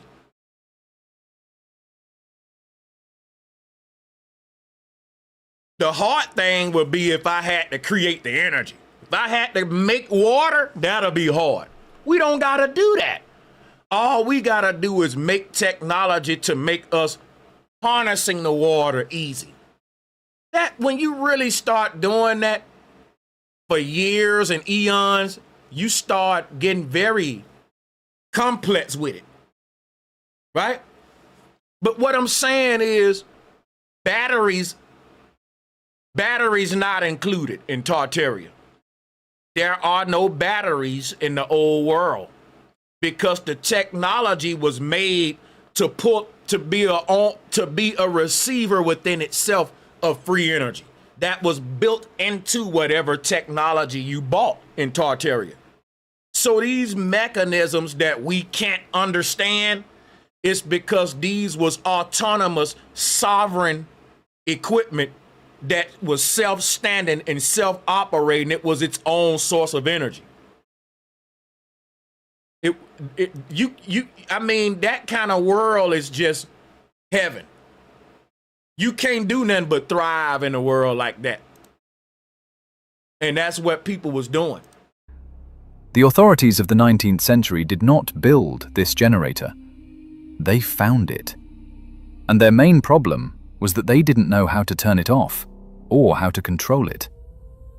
The very electrification of 86 was not about this generator. Insulated from the ground by a granite pedestal with an iron core inside. This is a... My bad, I missed the donation. Let me read that and we'll move. Y'all, let's see if we can get the likes and shares up and get 700 people in here. We at 6-some people. My goal is 700. 7 is the lucky number. So let's everyone like the video, share it, hype it up. I think it's a hype button. Let's put it out there and let's have a goal to see if we can get 700 people in the house with us tonight. Let me give a shout out to Von Hall. Thank you for the super chat. And shout out to Faith Garza. Isn't Tesla in the same boat with the Pilgrims? Yep. How did he build that tower? It may be an old world structure. You got it, Faith. You got it. I like Tesla. I was programmed. I can admit when I'm wrong. I told y'all we growing together. Because I've been putting Tesla on a pedestal my whole career. And yes, I'm waking up to the fact that Tesla was a plagiarist. Yep, Tesla's ideas wasn't his. They were old world Tartarian ideas that, in my opinion, Tesla was wrong for not giving the ancestors their credit. That's right. And karma is real. Maybe that's why Tesla faced the karma that he faced. That's just my theory. I'll open up the call lines later. And we're going to talk about how the Statue of Liberty is a star fort I'm gonna go into some information about how the Starfort system worked in a minute. Fell dead by the thousands as if struck by invisible radiation rather than simply hitting an obstacle. Official science attributed this to brightness. But what if the torch isn't a light bulb? There is a theory, supported by material analysis, that the original torch, which, incidentally, was replaced in 1986 and now stands in a museum so no one can study it in working condition, was not a lighting device at all. It was an atmospheric condenser. And I also want the sisters that's watching this to know something. I'm gonna share my camera.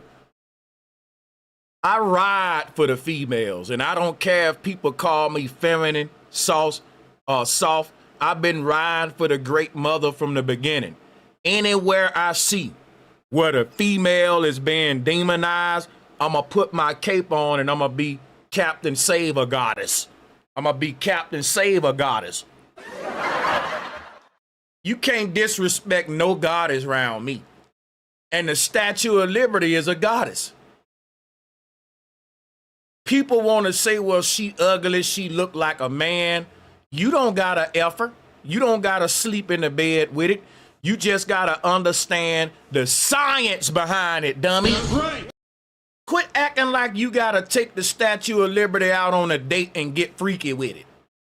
We don't care what she look like. It's some ugly goddesses out there. I'll show you one right now. She got fucking bird feet. Watch this. You think I care what a goddess look like? I don't care. I don't gotta sleep with Lilith. I just need to understand what she represents. That's right. Look at them ugly feet. What if you said, baby, let me massage them toes, and Lilith gave you these motherfuckers right here?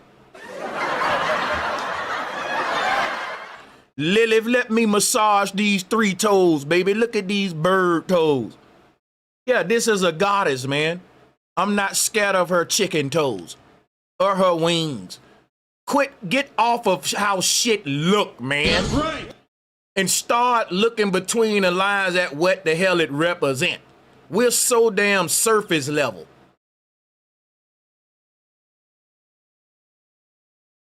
But like I said, the Statue of Liberty is an Eiffel Tower, and they all is just a Tesla tower.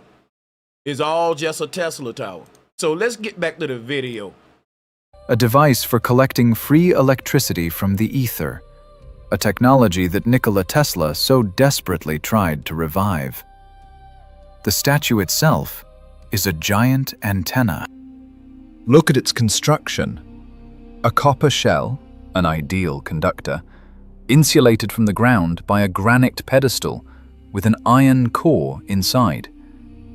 This is a classic resonator circuit. The authorities of the 19th century did not build this generator. They found it. And I'm going to tell you, bro, whenever the sisters start saying what I'm doing with the great mother, with her story to his story, with bringing back the goddess and getting out of the devil and stuff and bringing back the diva, the feminine, the yin and the yang. See, when females start grasping that and they start doing it on social media, it's going to take off bigger than me. I'm not a female. And what I'm telling the females is this. Y'all got to bang on these niggas when they go to banging on the female goddesses. They don't do that with Buddha. That's right. They don't do that shit with Allah, Jesus, none of them male patriarch gods. That's right. That's some Freemasonic gate guard shit. Because they know that the goddesses represent free energy, balance, ma'at, and equality, and not ego and authority. Let me give a shout out to Awakening Minds, my brother Dreezy Dre. Tesla equals stellar. Knowledge. How she got her groove back. Read my other super chats, fam. I sent 2 others. My bad. Let me scroll up. Much love. Tesla means still. You damn right the ancients had this technology and knowledge of light before these people. Oh yeah. My bad, my brother Awakening Minds. I miss Big J too. Thank you, Big J, and thank y'all for being members of the channel. He said, enlighten, infinite knowledge, and finite. Damn, bro. This brother here be cracking the code with the words, though, man. Shout out to Awakening Minds. Make sure I didn't miss nobody else. I think I'm good now. Appreciate y'all so much. Again, well, actually, let's play the video. And their main problem was that they didn't know how to turn it off or how to control it. The 19th century ideal conductor, insulated from the ground by a granite pedestal with an iron core inside. This is a classic resonator circuit. The authorities of the 19th century did not build this generator. They found it. And their main problem was that they didn't know how to turn it off or how to control it. The very electrification of 86 was not. Now, if you go and read the Bible, Adam's first wife, her name was Lilith. And it tells you in biblical theology, they had to rewrite the narrative because Lilith wasn't submissive and Adam couldn't control her. So they got rid of her and replaced her with one that's controllable. That's how we get Eve. Now, what does Lilith represent? It represents free energy and sovereignty. The fact that the fiat government can't control us in a world of autonomy and free energy. They control us through money and capitalism. That don't exist in a sovereign system. They become obsolete. Lady Liberty literally represents systems that liberate us from fiat control. So Lilith is a form of Lady Liberty. Remember, Adam couldn't control her. Adam represents the system of government that we under now, patriarchy. That's why Adam represents the fall away from the garden. The garden was Tartaria. The utopia Eden is the old world heaven that we made under the goddess and free energy. That's Lilith. That's humans free. You can't control that. It literally represents a civilization that can't be controlled because they protected by the goddess. And she represents autonomy and a system where slavery can't exist, capitalism can't exist. It's just equality for all. So when you read the story, the fact that Lilith couldn't be controlled, and Lilith is the goddess of electricity, you see what we're saying? They can't control you with this knowledge. They can't control you in this kind of Tartarian system. You can't have a fiat system coexisting with that. So this system was turned into archetypes like Lilith and all this stuff. And we talk about Adam couldn't control his first wife. But soon as Adam got with Eve, that's when we fell. Think about that, y'all. When Adam was with Lilith, we was in Eden. But just because he can't control her, we give him Eve, but we get kicked out of Eden with Eve. Eve represents the fall. It's like Adam can't get along and balance with his wife. Balance is heaven, even. We don't tilt the scales. We don't worship the woman. We don't worship the man. The goddess represented equality for all. She didn't represent feminism. That's what the scales represent. The goddess was neither male or female. Each scale represents masculine and feminine. She's the serpent in between the yin and yang. She's neutral. Now, if somebody say Sanchez, if it's a neutral entity, why is it a female? Why did they make it a goddess? We've been arguing this for centuries. The men get mad. They say, why do God gotta be a woman? Then when we make God a man, the women get mad and say, why God gotta be a man? Then when we make God a half man, half woman, men and women get mad and say, why God got to be a she-male?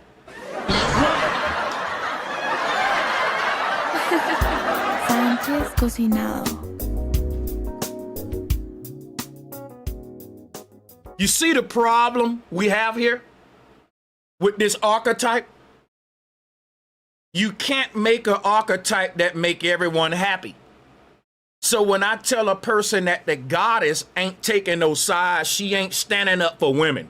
She ain't standing up for men.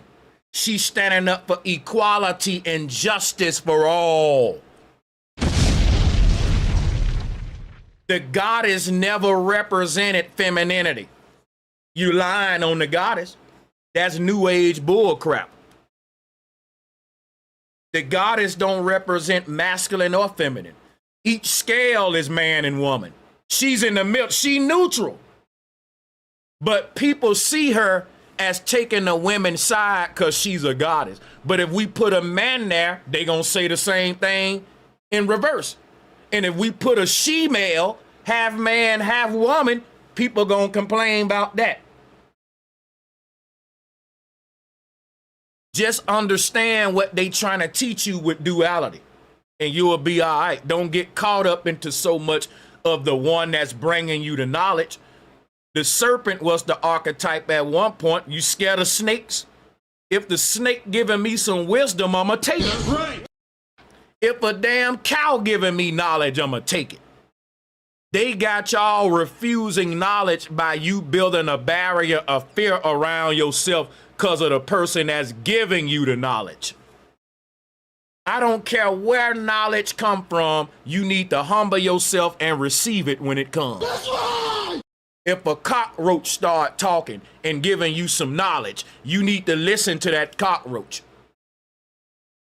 But they got y'all saying, I don't want to listen to what the devil's saying because the devil is a monster. The devil ugly. The devil a she-male. The devil is the light bearer. The devil is an ugly snake and a serpent and a dragon. I don't want to listen to that devil. And the devil literally giving you the knowledge that's going to liberate you. Because it ain't none of that stuff you think it is. I'm trying to show you what this archetype is before they demonized it. It's a liberator when you understand it. And this what the serpent was trying to give this knowledge to Adam and Eve. A light bulb. There is a theory, supported by material analysis, that the original torch, which, incidentally, was replaced in 1986 and now stands in a museum so no one can study it in working condition, was not a lighting device at all. It was an atmospheric condenser, a device for collecting free electricity from the ether, a technology that Nikola Tesla so desperately tried to revive. The statue itself is a giant antenna. Look at its construction. A copper shell, an ideal conductor, insulated from the ground by a granite pedestal with an iron core inside. This is a classic resonator circuit. The authorities of the 19th century did not build this generator. They found it. And their main problem was that they didn't know how to turn it off or how to control it. The very electrification of '86 was not about connecting the statue to the grid, but an attempt to suppress it, to seize control, and to pass off the operation of an ancient device as an achievement of modern science. Guess how we know that this is true? Guess how we know that the Statue of Liberty was a piece of equipment and that the outside woman or the statue part is just a shell? I'm gonna show you right. Watch this. If you look at images of the inside of the Statue of Liberty, what do we notice, y'all? This is a hollow statue. It's hollow. That mean to me, somebody gutted this thing. I believe they gutted this thing, bro. to make it to where it's just a hollow shell and a monument we can walk in. Because ask yourself this question: who makes hollow statues? Who does it? I believe that it wasn't hollow. It was a bunch of equipment filling that space, and that you couldn't have a bunch of tourists just going in there every day, because it was like a technological device. It was made for the people who was working the machine to go in there. But when they took all the machinery out, it's now like a hollow shell that we just go in and, it's so empty in there. Who does that? Who builds a shell? Let me show you a statue, right? Because to call it a statue is crazy. These statues ain't hollow, bro. Listen what I'm telling you. By definition, this can't be called no statue. We can call it a shell of a statue. Show me a hollow statue, bro, that exists. Any statue you show me is solid, because it's just a statue. It ain't made for nothing to be inside of it. It's just to stand there and look pretty. That's what a statue does. This is not built like a statue, bro. It's built like a building to house equipment. That's why it's so hollow. And if this is a statue, it's one of the most hollow, lazy projects ever done. Like, it takes away the glory now, because it's literally a shell. What I'm saying is, taking the equipment out of it lessens the importance and the significance of it. That's right. It's a machine. And guess who was scared of this machine? The Pilgrims, because they had a monetary system. They had a shekel system. They had coins like leprechauns. And they had Stacey Adams shoes with fucking buckles on the shoes and high heels on. And they said, "Where's me shillings?" These were coin taxing ass motherfuckers with a money system. It was barbaric. And when they came into Tartaria, they was like, you know what? This is a threat to our system. There is no rich or poor in the land of the gods. Everyone is a god. Everyone is equally living in luxurious or Victorian. Everybody is experiencing what we call wealth. That's just built into the society. It ain't nothing that rich people get. Everyone get treated this way. No matter what that treatment just came with you being a citizen in Tartaria. You enjoyed the lifestyle of what we call the rich. Everyone enjoyed the same luxurious architecture, the buildings. Like, that's all the rich people do. They live in settings that look better than yours. It looks more antique and more sophisticated. Well, that was everybody in Tartaria was on a bougie shit. Like, there was no poor. Everyone was just rich. Everyone lived in the height of luxury. And it was very technological. But the thing is that the Statue of Liberty can't technically be called a statue. You can call it a shell of a statue, but it was never intended to be a statue in the definition sense.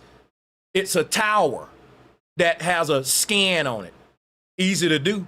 We can do that today. We can turn all of these ugly ass towers into beautiful art. We can have artists create shells for us to put around these things, and it'll actually make the environment look dope, you know? It'll be pleasing to the eye versus a big, plain, boring chunk of steel right there. So that's what the Tartarians were doing. They wasn't just building technology. They was building the technology to look good, to look Victorian. So when we talk about the Victorian age, you're talking about, you don't just make a lamp to light up. You make the lamp to look good. It gotta be fancy. Everything you did, you put your all into it. That was just the way the old world people were, which is why we can't mimic their architecture. It ain't that we can't. It's just that we can't tap into the level of passion that they had for they had more gratitude, more appreciation. You're talking about people that took their time to do stuff the right way. They wasn't doing it for no damn money. They was doing it because they knew when they died, the only thing that was going to be left behind to speak for them was the work of their hands. And when you're motivated by that, everything you build, you're going to make it look good. But the people that's building in today's world, they don't care about all that. It's just about the money. See what money did? You want to know why we can't build some of the stuff that the old world people built? Because we build for money on a budget. And when you have a project based on money, you ain't gonna do your best. You gonna do what the budget allow. But in the age of the Victorian age, there was no limit to your budget. You can work on a project forever. The Sistine Chapel took Michelangelo entire lifetime to finish, meaning it was the only job he ever had in his whole life. And they wasn't paid money. You were just taken care of by a guild system. And you lived in the height of luxury. In this kind of system, what determined your status was the work of your hands. People work hard every day and they ain't getting nowhere in society. Imagine a world where hard work literally allowed you to be the boss. Man, all of us will be ruling this shit. You can't tell me y'all people don't work hard for your money, which is why I want to thank you for your donation, Astro 40K. Said the first real war was World War I, the barbarians versus the Tartarians. Facts, I've been telling them that. You had Barbaria and you had Tartaria. That's facts.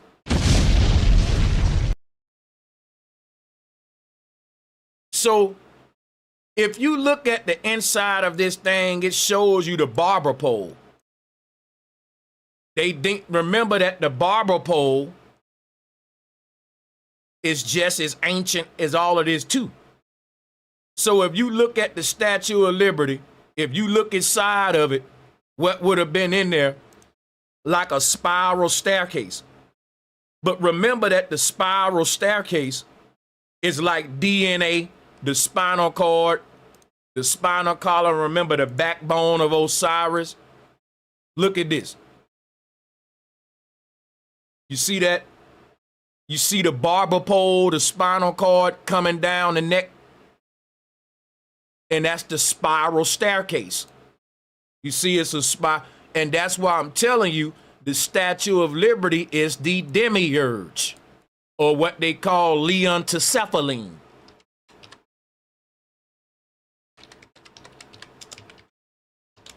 And it's literally technology. It ain't the devil. It's the barber pole. It's showing you how to wrap copper wire around a Tesla coil. It's technology. It's embodying the secrets of free energy. Now, why is it holding a key? What's up with the key? Well, let me show you. Benjamin Franklin showed you that. It's all about electricity.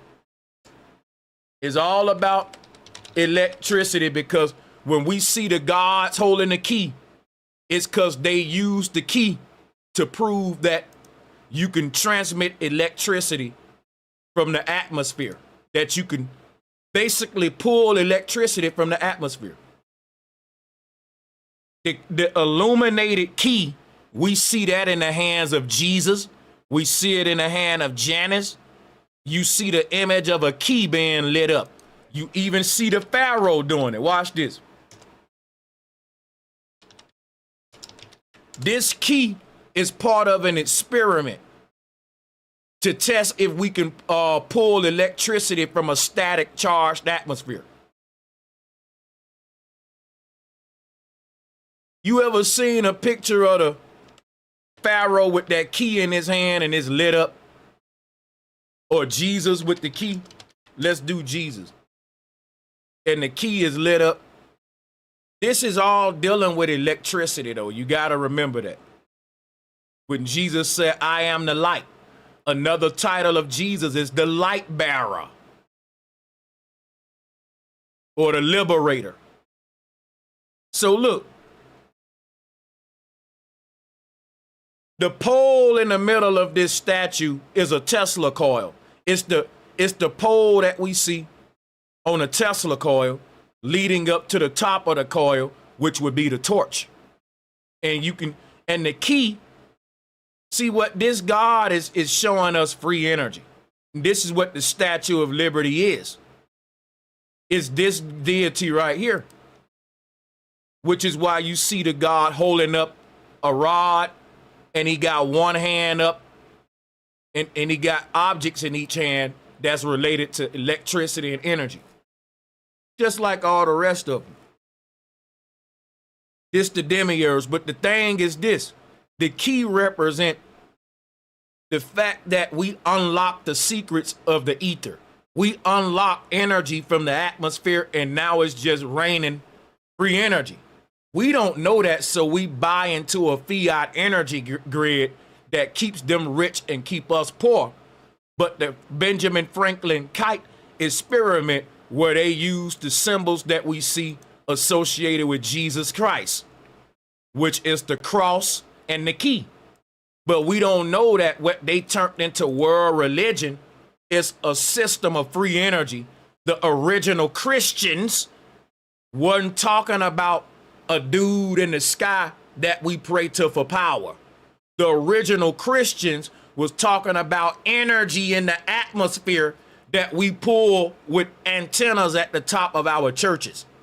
The church was a building that received energy from the ether. It wasn't a building where people prayed in the sky for power from God. They dumbed us down. So that's what I'm telling you. All of the symbols associated with Christ, the cross and the key. What does Christ represent? Power, energy. How did we lose power and energy?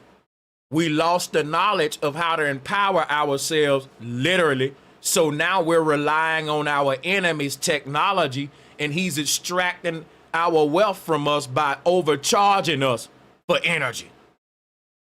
If we knew how to build our own energy systems, we would be autonomous, sovereign, and we can build for ourselves our own nation of endless wealth overnight. There is no scarcity. You just built onto a monopoly board where we're competing for money.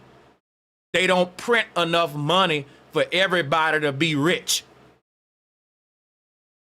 And so we think it's a lack of resources. No, it's just the money inflating. It's so much abundance in the world, but you don't live in a world. You live in a city and you buy your stuff from supermarkets. You do business as a merchant. You don't plant stuff in your own land in the jungle. So you rely on this system. You rely on money. You're not sovereign. So the moment you can't make money, you go without food like a dummy. When every animal in nature don't need money to have an abundance of resources and thrive. They're creating a false form of scarcity with a system that we all buying into every day out of willful ignorance. And that system would be exposed if we understood what the Statue of Liberty really represented. And that's why they want to demonize it and bring the spookism. They inserted their primitive light bulbs inside a highly complex technological node to conceal the true glow of ionized air around the top. This is precisely why the original torch was so damaged by corrosion and required replacement.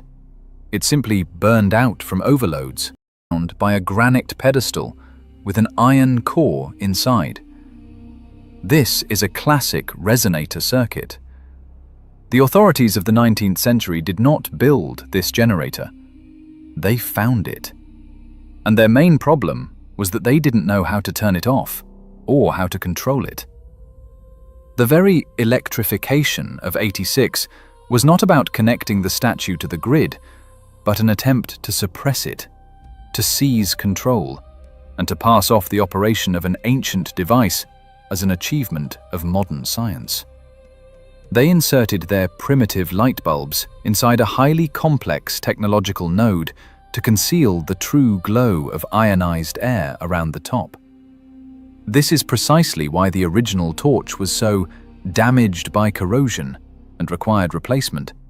It simply burned out from overloads, operating in a mode that our engineers couldn't even comprehend.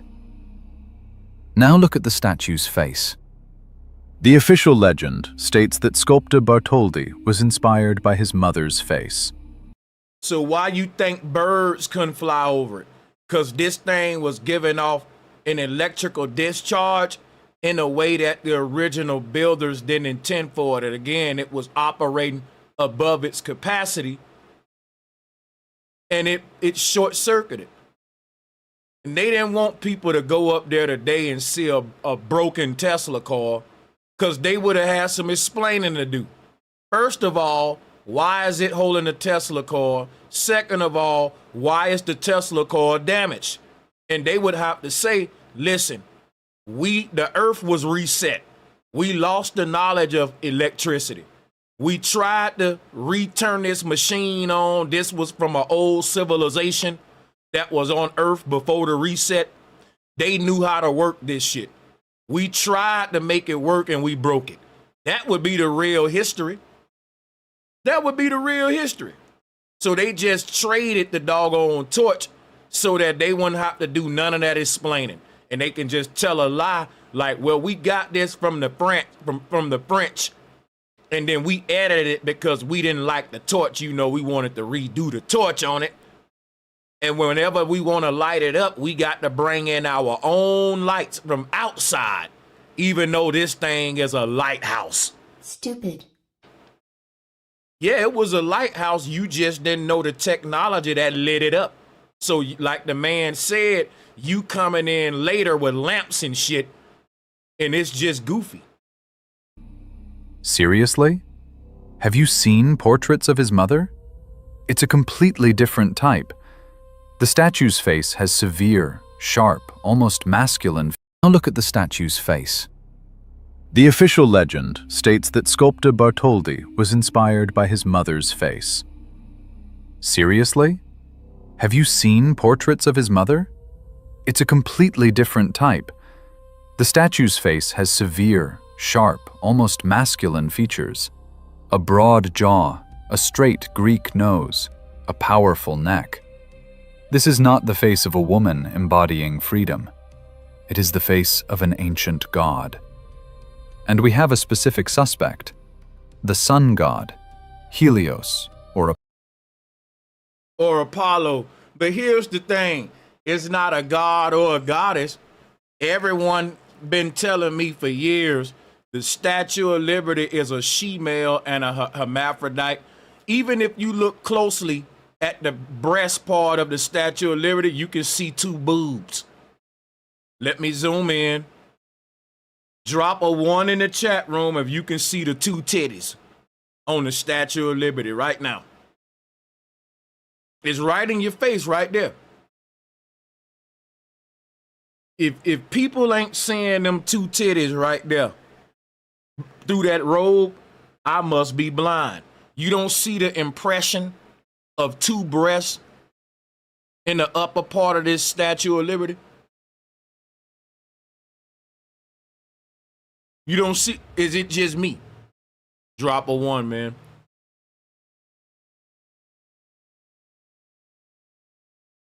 See, because the thing is this. All of the gods have feminine features. There's no such thing as a god for real. You only got androgynous beings if you want to really be technical. Let me show you what I mean, right? Let's take a look at the god Krishna. All of the gods gonna look like little females. Look at this. Is this a little girl or a little boy? Ain't it hard to tell? Is this a god or a goddess, y'all? Is it a god or a goddess? Because listen, this is the Statue of Liberty right here. Sanchez, you telling me Krishna is the Statue of Liberty? Open up your third eye. Look at your 7 spikes. 1, 2, 3, 4, 5, 6, 7. Right there on the crown. 7 spikes. Look at the color of Krishna. And what else do we see about Krishna? Krishna floats on top of the water. And look at the Statue of Liberty on its little island. The Statue of Liberty is on its own little island because it's just another form of Krishna on the lotus flower. On the lotus flower. And it all was different archetypes to symbolize energy from the ether. But the thing about these gods, there is really no such thing as a god. I would say that the word God and goddess is a misnomer for this archetype because it's really an androgynous being. That's what Ma'at is. I'm going to be honest with you. The people who created this centralizing deity, because that's what it represents. It represents the North Pole. It represents centering the energy in the middle of polarity, which is the split in between negative and positive, which is how we generate energy and all that. It represents the center of negative and positive. So that ain't left or right. It ain't man or woman. Ma'at ain't leaning to the left or the right because she can't balance the scales.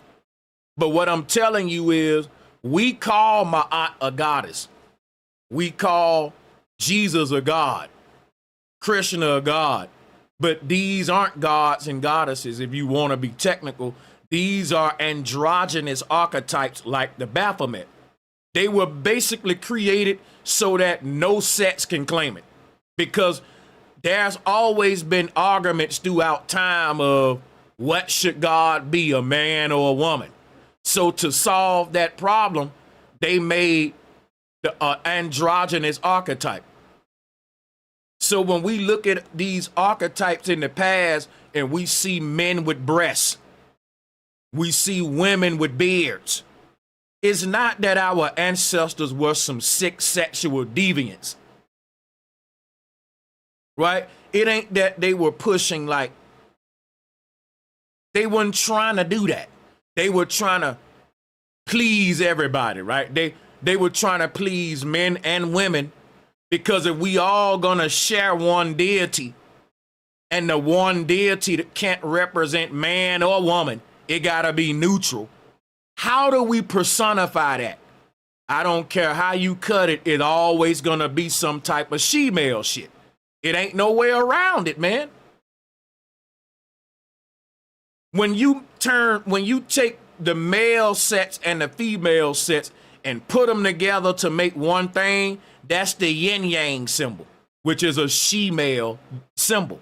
Part of it is for the she, part of it is for the male. But it ain't two separate things, it's one thing, which would make it one androgynous symbol.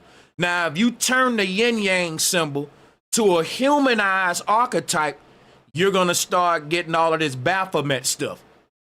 And if you don't understand what's happening, you're gonna look at it on a low level and be confusing yourself. But people weren't thinking on no sexual stuff. They were trying to blend the polarizing forces into one body. And whenever you do that, if I'm gonna make a human, right, and we all agree, Sanchez, you got to give him 50% boy features and 50% girl features, because we want to be fair and we don't want to bend the scales to the left or the right.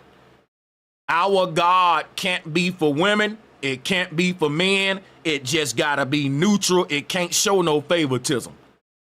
So in your attempts to create an archetype to please both polarities, it gonna look like Krishna. And when you look at Krishna, you can equally see male and female characteristics equally, 50-50, and it kind of confuses your brain. It's weird, right? Because it's like, what am I looking at here? It's like it's the glass half empty Or is it half full? It's both of them. It's true. It's a paradox. It's androgynous. Now get your mind out the gutter here so you can see how the polarities come together to form a paradox. That's what's being taught here. No one was trying to do all. I know you can go into the shallow way of thinking, but I'm telling you that the people that created these archetypes was not trying to do that. They was just trying to blend polarities and please everybody. So when you look at the Baphomet, when you look at the Statue of Liberty, you're going to always see both polarities.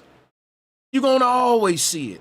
And when you stop seeing it, it's because we fully entered the patriarchal age where they deleted the yin from the yang and they only giving you the masculine and they delete the feminine.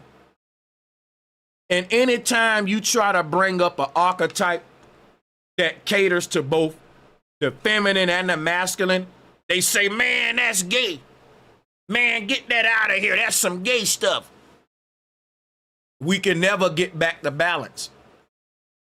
Because ego, thinking in the gutter, thinking on a root chakra level, always, you're not seeing the deepness of it, of this, why it's androgynous. People who created this, men and women was getting along just fine. The people who got rid of these beings that embodied both sides like the yin yang, they gave you gods without the goddess now. Think about that. That ain't balance. Everybody got a god, but they don't got a goddess. If you ask them, where God wife at, man? God ain't got no damn wife on the side of him because they took the yang away from the yin. They took the yin yang symbol and they said, we got to get the female off of here. And after that, we got rid of the balance, the androgyny. Both sexes on one symbol. And all of the archetypes that show us the balance between the polarity, they say, that's gay, that's gay. And then they get rid of it from that way. What did I tell you on the board? They'll hide it with homo too. They'll play that homo game with you too to turn you off of it too. Because they don't want to, you got to think deeper than sex and root chakra.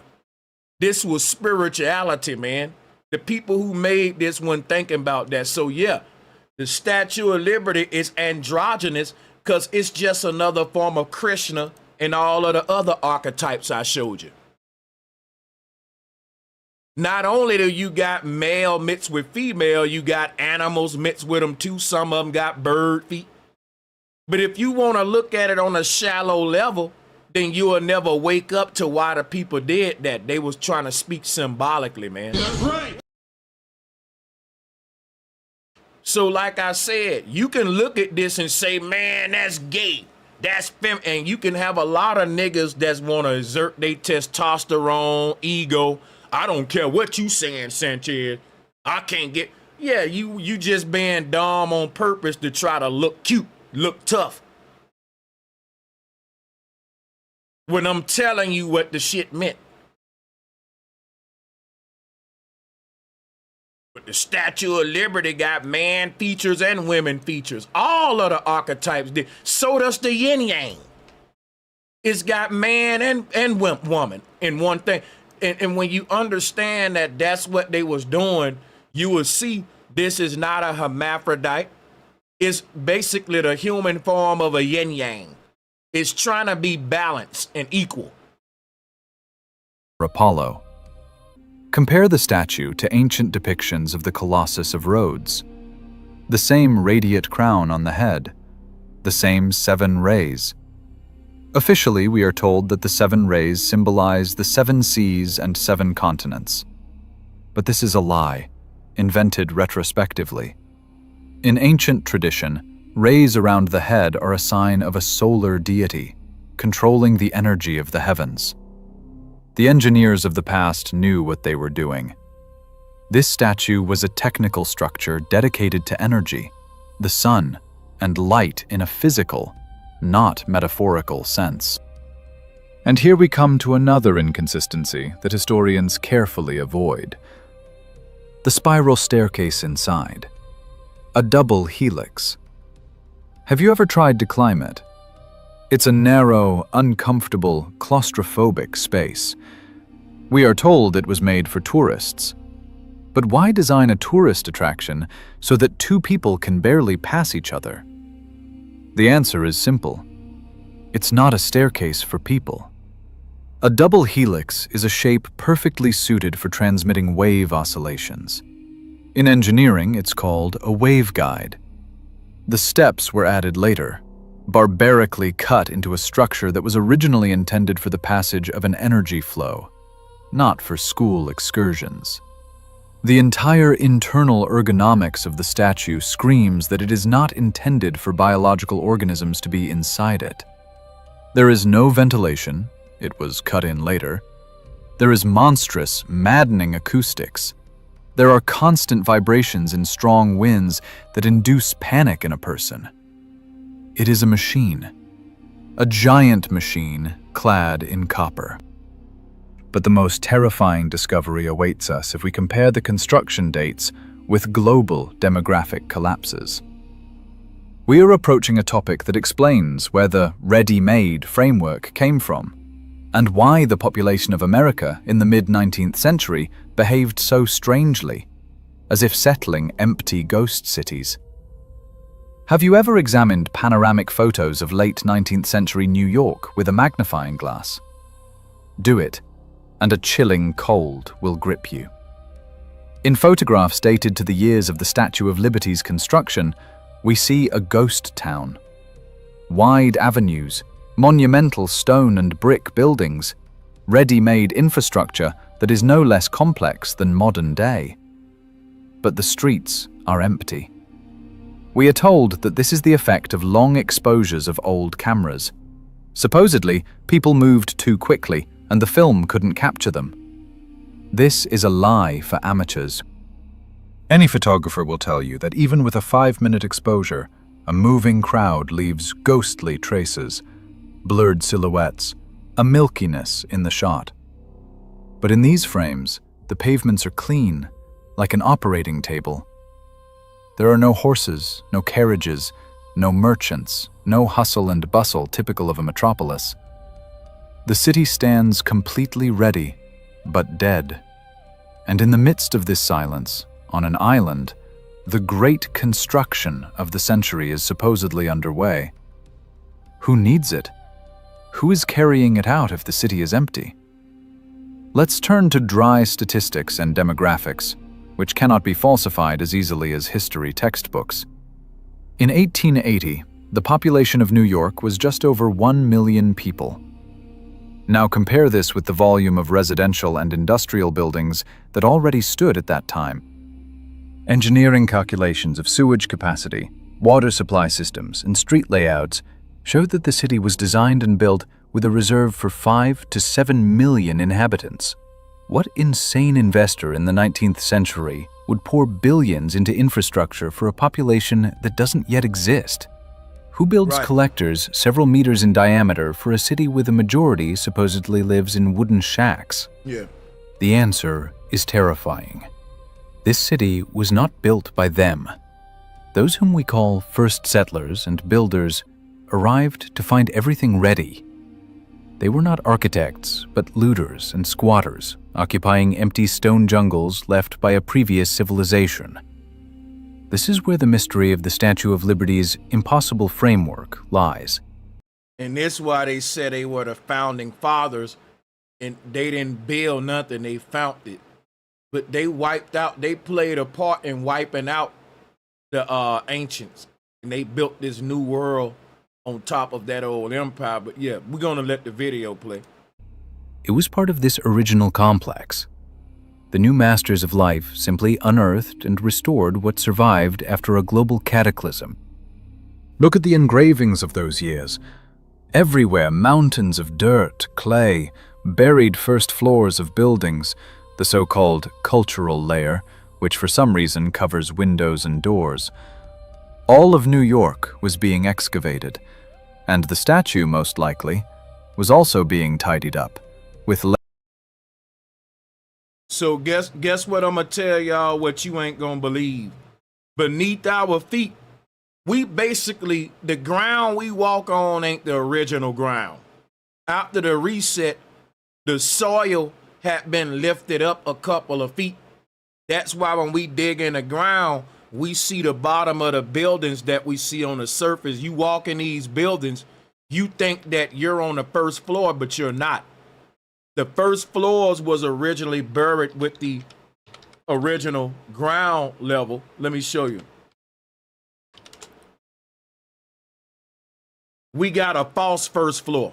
We ain't walking on original ground, and we ain't on the first floor. We are living on top of rooftop buildings of an old world. You see this? So why am I showing you this? The subway systems that is built all in New York, all throughout the America, they got y'all thinking that pilgrims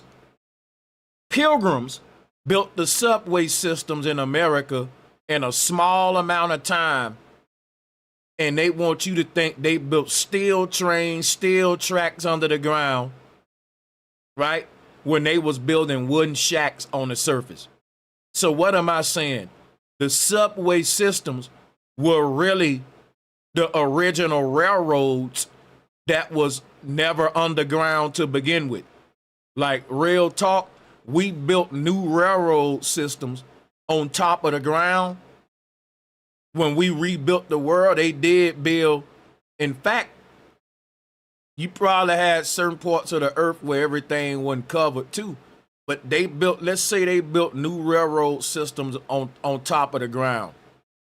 Let's say that what we're calling subway systems, because they lying to you, got you thinking we built the national surface railroad system and an underground subway system. We was doing all that in the early in the end of the 1800s, early 1900s. All that infrastructure. I don't think we built none of it. We inherited, like he said. I think that the subway systems was never under the ground. Right after the mud flood, I think they excavated. They started hollowing out these underground areas and reclaiming some of that technology. So I believe that the subway system wasn't built by them. It was just hollowed back out after the mud flood. They went and removed all the excess debris and basically cleared a tunnel for those old world train systems. So what I'm saying, it's possible that the subway systems were never underground, but they were railroad stations that was above the ground, and then after the reset, they was buried, and then they just hollowed out little tunnels and said, let's put them back in use. And we won't say that we built them underground when literally they was buried under there, and they just reclaimed it, did a little renovation, hollowed it out, and said, okay, send the trains back, the tracks is clear. You know what I'm saying? And eventually they got their electric game up. They look better. They start to improve on it over time as they reverse engineered stuff. And basically we got better subway vehicles. But let's go. layers of sediment and oxides being removed from it. And now for the most terrifying part. The people. Where did the builders of these giants disappear to? The demographic pyramids of the mid-19th century in the USA show monstrous gaps. A huge shortage of adult male population, officially attributed to the Civil War.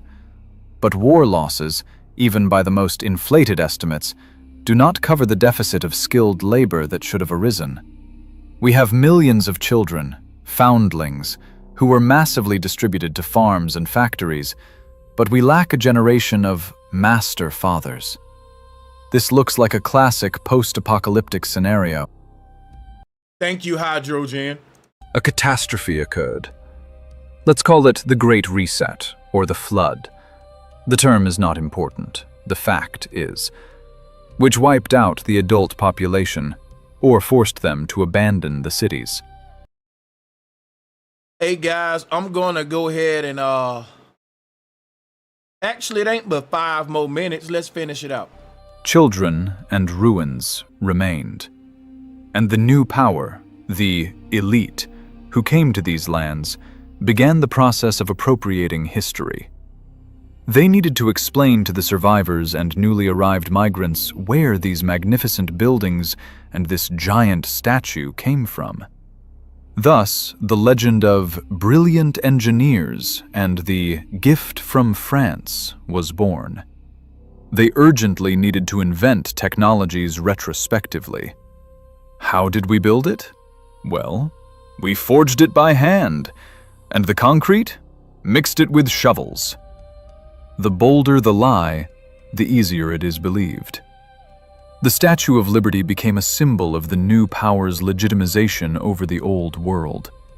It was as if it said, "We are the masters here. We built this." Although in reality, they just painted the facade of someone else's palace. I'm gonna tell y'all what I believe, man. I'm gonna tell you what I believe. Again, believe. Where did these people come from that took over? Where did they come from? Hear me out, right? These people just showed up after the reset and claimed everything. But where were they? And here go my theory. Tartaria was said to be a utopia of sophisticated, advanced humans. They were healthy, they lived long, they treated themselves with cymatics, you name it. And that in Tartaria, right, there was no crime. There were no prisons, jails. It was like the Garden of Eden. This is what we read. Here's my theory. What if there were prisons? What if there were what we call mentally ill people, violent people, or what we would call a barbarian, someone that's not fit for society? What if we're lying ourselves that the ancient people were so perfect that everyone was just on good behavior? What if that is a lie? And what if the Tartarians did have a group of people that would have been what we call prisoners or weren't fit for society? And that's why when we look at Tartaria, we don't see it look like just beautiful, everyone good. And what if the people who we calling the criminals or the people that's unfit for society, what if they were put in dungeons under the ground? I'm gonna give a theory now. What if why we don't find a lot of barbarians in Tartaria is because we had the barbarians trapped under the ground? Because there's always been a theory about underground civilizations, about the inner earth. Under the ground, there are peoples that's been under there for millions of years and they don't even gotta come up to the surface. They talk about Area 51, deep underground military bases having aliens under the ground. I don't think it's aliens under the ground. I think it's human projects, experiments. What if the dark side of Tartaria was swept under the rug? Hear me out, right? The Tartarians knew things about the brain and the psyche, in my opinion, that you can only know by being able to cut people's head open. Who would be the guinea pigs for the Tartarians to get this wise with brain-computer interfaces? Because we know what they had to do to that rat for us to learn about Neuralink. You want me to show you the rat? His whole head is like a chip infused with it. Some gotta be sacrificed for us to learn the technology. I'm saying, theoretic, just a theory. What if Tartaria had barbarians too? And what if they were used for experiments to help better society? Think about this. Let's say you got some creep that tortured a whole family, burnt them alive, tortured the kids and all that. In my opinion, he should get tortured and burnt alive, eye for an eye. But guess what? That's a waste of a chance for us to use a perfectly good human for science. That's right.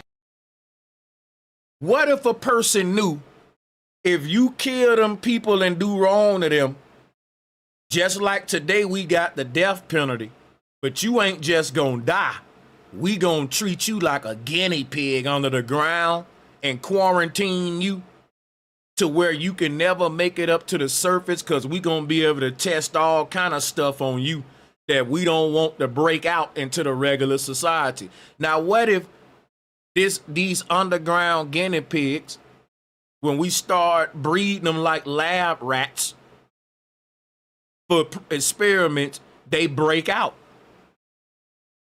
and they come above and see the surface for the first time? But what if their breakout from underground is part of the reset? What if, because remember, what we're calling underground would have been underground to the Tartarians. They call it cultural barriers. Today we looking at the world out the mud flood. So when we look under the ground, we're looking at the real surface that the Tartarians built on. So when I talk about people coming from under the ground, I'm not talking about the underground that we talking about today. This is pre-reset, because this is 3 layers now, 3 cultural layers. Because think about it. In Tartaria, this was before the mud flood. They had dug underground too. So what I'm telling y'all is Area 51, all of these deep underground military bases, the reason they so deep is because, remember, we ain't even at the real ground level. The deep underground military bases ain't deep at all. What makes them seem deep is that the soil we walking on is not the original ground level. That's what I'm telling you. What we calling a deep underground military base is just the original basement of the original Tartarian Empire. For example, right? In Tartaria, when they went into their basements, that was underground. Underground to us is going on their first floor today because of the mud flood. You see what I'm saying? When we say we digging under the ground, no, we're not. No, we're not. What we digging on is the dirt that was dropped on top of the ground after the reset. And when we dig under that, we just going back to the original ground. And once we get to the original ground, when we dig under that, now we digging under the ground. You're digging on top of a building top, talking about you digging under the ground. Listen, if we break this concrete up, we ain't digging up under the ground. We ain't seeing underground. We're seeing the original ground level that we supposed to be walking on in the first place. Now, if we dig beneath that, now we're digging under the ground. So what I'm telling you, all of these deep underground bases, they ain't that deep at all. It's just that we're being lifted up. We're on top of them. You get what I'm saying? Our shit is built on top of that, like what we see here. It ain't really deep at all. They just up under the original ground that we all supposed to be walking on. From our perspective, that's deep, because it's a whole cultural layer in between us and them. But if we was to go down there, we would just be in the basement of the original ground. It ain't deep at all. So what they calling a deep underground military base would be you going into the real basement of this building right here, down here under this part. And we think we going under the ground just because we digging beyond this little top surface right here. And we seeing this part right here, thinking we in the basement, and you ain't even in the basement yet. But they can lie to you like that. Because if you was walking in this building and they said, man, take me under the ground to the basement, they can take you to this room right here and say, here we are, we in the basement, and you ain't nowhere near the basement. The basement way down here up under this part, under the real ground. So we ain't even seen, it's so much a reality beneath our feet that they still using and stuff. Pay attention to old photos of the statue's unveiling. The crowd of people below looks like ants against the backdrop of a spaceship. Their clothing, their transportation, their technologies sharply contrast with the quality of the monument itself. This is a dissonance of developmental levels. The technological gap between the creators of the statue and those who came to the unveiling is hundreds of years. We see a civilization of carriages and steam boilers standing at the feet of a civilization of electricity and composite materials. Moreover, look at the official cornerstone laying ceremony needed to invent technologies retrospectively, who were massively distributed to farms and factories, but we lack a generation of master fathers. This looks like a classic post-apocalyptic scenario. A catastrophe occurred. Let's call it the Great Reset or the Flood. The term is not important, the fact is, which wiped out the adult population or forced them to abandon the cities. Children and ruins remained.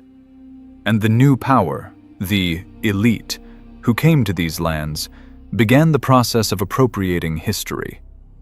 They needed to explain to the survivors and newly arrived migrants where these magnificent buildings and this giant statue came from. Thus, the legend of brilliant engineers and the gift from France was born. They urgently needed to invent technologies retrospectively. How did we build it? Well, we forged it by hand, and the concrete mixed it with shovels. The bolder the lie, the easier it is believed. The Statue of Liberty became a symbol of the new power's legitimization over the old world. It was as if it said, "We are the masters here. We built this." Although in reality, they just painted the facade of someone else's palace. Pay attention to old photos of the statue's unveiling. The crowd of people below looks like ants against the backdrop of a spaceship. Their clothing, their transportation, their technologies sharply contrast with the quality of the monument itself. This is a dissonance of developmental levels. The technological gap between the creators of the statue and those who came to the unveiling is hundreds of years. We see a civilization of carriages and steam boilers standing at the feet of a civilization of electricity and composite materials. Moreover, look at the official cornerstone laying ceremony in 1884. This was not a state event in the usual sense. The ritual was led by William Brodie, Grand Master of the Grand Lodge of New York. This is a historical fact that is not even hidden, but also not advertised. Why was a national symbol handled by a secretive, semi-religious organization with its own rituals and secrets? Because they were not building a monument to democracy. They were consecrating the return of control over an ancient object. The plaque on the pedestal still states that the cornerstone was laid by Freemasons. This is their seal, a mark of ownership, which tells us, you only see the shell. We own the essence. And one more detail that troubles realist researchers. Rivets. The statue's construction used about 300,000 rivets. In the 19th century, this was hellish manual labor. Each rivet had to be heated red hot, inserted, and then hammered to form a head. This meant noise, fumes, burns, and months of work. Where are the memoirs of these workers? Where are the letters home? Dear Mary, today I riveted the 30th sheet on the giant's leg. The archives are empty. No personal diaries, no recollections of ordinary guys who who supposedly erected this marvel. This silence is louder than any explosion. It means one thing. Either the workers didn't exist at all, or the process was so automated, or secret, that no witnesses were left. Furthermore, there's a purely physiological aspect that shatters the entire official narrative. Working with hot rivets inside a hollow metal statue, which, in the summer sun, heats up like an oven, guarantees disability for any person. Deafness from constant banging in an enclosed space, heat stroke, metal fume fever from heating. Reports from New York hospitals of that time should have recorded a sharp increase in workers seeking treatment for characteristic occupational injuries. So we get the point. I got other videos that people sent in cash apps that they wanted me to play. Super chats. The cash app is $Bro Sanchez TV. They said play Liberty Lightning Discharge, Dan Martland.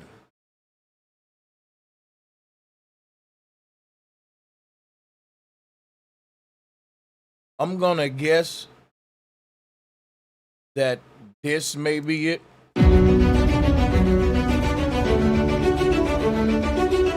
Yeah, that's it. Now, a person may think that this is lightning striking the Statue of Liberty, but I'm gonna tell you what I think. I think it's them doing a test after years saying, listen, I figured out how the shit may work now. I'm figuring out how it may have worked. Maybe this is the proof that they didn't really destroy the technology behind it and that they just rebuilt it to hide the fact that it don't look so obvious, right? That now you can say, well, that's just lightning striking it. But if it was a Tesla coil with electricity coming from it, like what Tesla coils do, let me show you.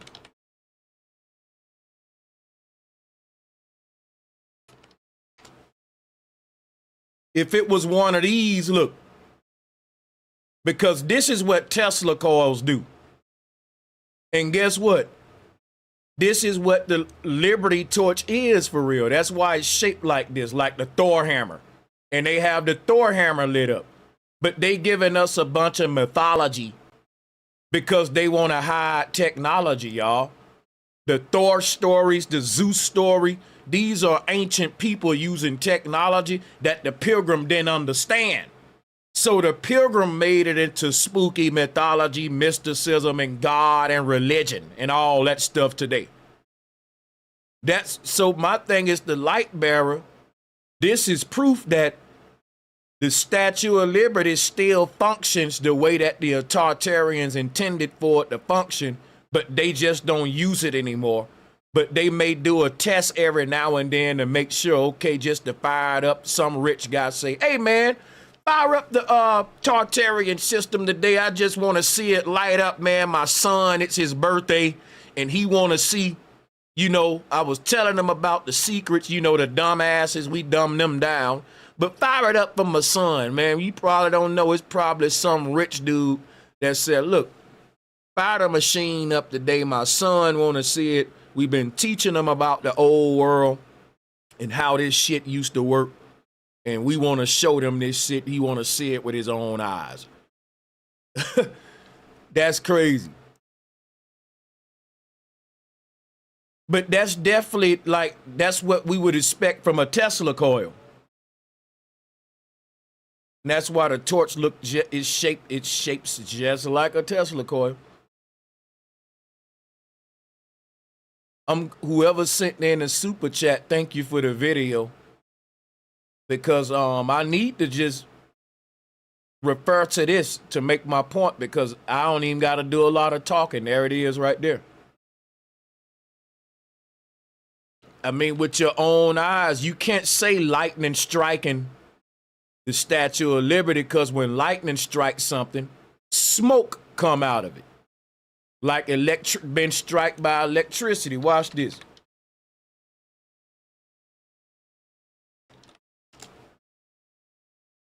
When lightning strikes something, it literally obliterates it. Let me see if I can find it. Look. Here go a good example. When lightning makes contact with something, because the electricity that we make with our technology is like lightning in a tube. And if you let this out the tube, then you're going to get a spark and it's going to smell smoky. You're going to smell the combustion. This ain't like that. This, again, is clean like a plasma ball. That's what I was showing you earlier. Ain't no smoke. Ain't nothing getting destroyed. It's clean, ethereal shit. The little ball that you see on this plasma ball is literally connected to a pole. And this is what the Liberty Torch would do if you fire it up to full potential. The Liberty Torch would have a bunch of these coming from it. And it'll be a sight to see. It'll be this beautiful blue subtle. It ain't violet. It's like little plasma ball tentacle. It's soft, calm, subtle, clean. It ain't like a regular lightning strike. So that's how come I know that this ain't a lightning strike. If this was a lightning strike, guess what? We would have to it'll have damages on the torch. That torch got struck by lightning and they didn't have to do no repairs. That's because it wasn't in lightning. It was plasma coming from a Tesla coil, just like we see right here. And guess what? It ain't gonna destroy the coil. Like these discharges ain't gonna destroy the coil, you know. The Tesla tower did the same thing, and it ain't combustion based. It ain't like, well, lightning struck the Tesla tower. No, it's a subtle, clean, calm discharge, like a plasma ball. You see? Same thing here. And the same thing here. And the same thing here. Let's go to the next video. The first television broadcast, 1936. Let's go. Mr. James Swank, the genial right hand of Mr. A. Atwater Kent. I'm very happy to be present at this demonstration today. Mr. Jack Rogers, Vice President of Crosley Radio Corporation and the radio industry's leading golf referee. Glad to be here. Mr. Ed Poor, Chairman of the Board of High Grade Sylvania and the only left-handed golfer that hits them straight. I trust the machine is doing us justice. We were not selected for our appearance, but for our courage.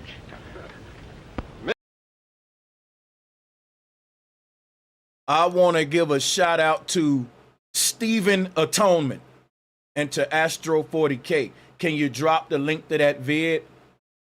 Okay, I'll drop them right when I read these. I'm finna drop them. Stand by, prepare. I'm finna spam them out now. Stephen Atonement, thank you for the super chat. Mr. Harry Sparks, Vice President and General Manager of the Sparks Withington Company. We wish that his father, Captain Sparks, could also be present today. He's playing down in Florida. Mr. J.R. Howland of the Philadelphia Storage Battery Company. It's a pleasure to be one of the early televisitors. Mr. Ernest Alschuler of the Electrical Research Laboratories.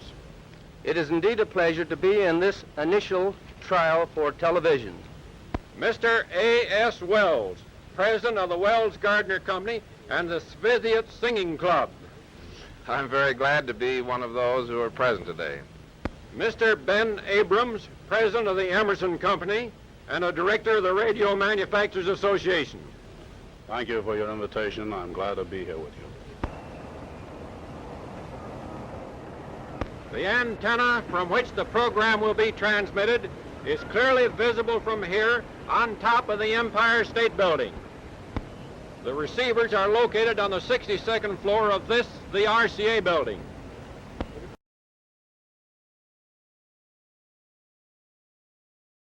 Hey guys, I want to run this back one more time if y'all don't mind. Just one more time because, hold on. Mr. James Swank. I'm not. I'm missing something here. What he's saying. That let me. Mr. James Swank, the genial right hand of Mr. A. Atwater Kent. I'm very happy to be present at this demonstration today. Mr. Jack Rogers, Vice President of Crosley Radio Corporation and the radio industry's leading golf referee. Glad to be here.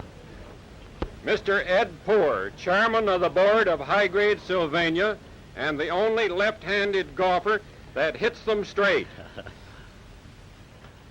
I trust the machine is doing us justice. We were not selected for our appearance, but for our courage. Mr. Harry Sparks, Vice President and General Manager of the Sparks Withington Company. We wish that his father, Captain Sparks, could also be present today. He's playing down in Florida. Mr. J.R. Howland of the Philadelphia Storage Battery Company.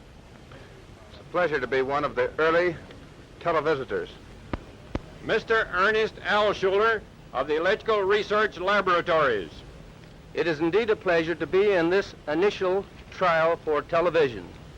Mr. A.S. Wells, President of the Wells Gardner Company and the Sviziot Singing Club. I'm very glad to be one of those who are present today. Mr. Ben Abrams, President of the Emerson Company and a Director of the Radio Manufacturers Association. Thank you for your invitation. I'm glad to be here with you. The antenna from which the program will be transmitted is clearly visible from here on top of the Empire State Building. The receivers are located on the 62nd floor of the RCA building. Okay. Hey, salutes whoever sent this in too. Salutes to the person who sent the super chat. Appreciate your support.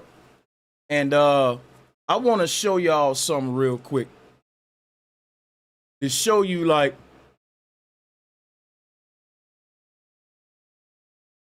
hold on a second. Let's see.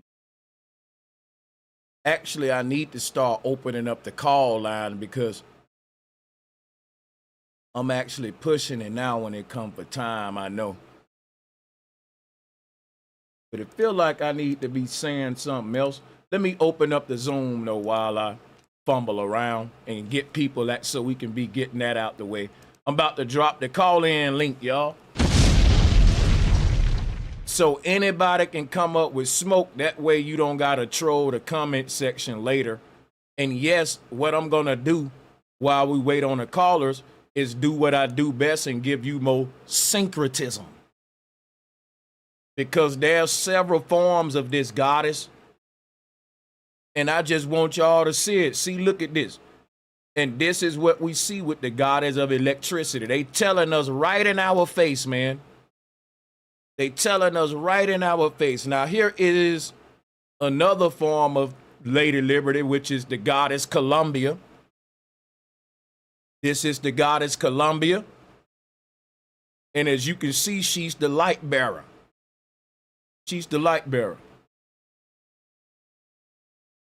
Now, there are many forms of this goddess. Let's go to the goddess Athena, the goddess of Athens.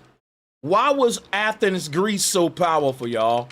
I'm gonna ask you in the chat room. Why was Athens, Greece so powerful? It was so powerful because they understood ethereal knowledge. When you look at the architecture around Athens, Greece, you know pilgrims didn't make that. You gotta be stupid. Let's hit the laugh button for that.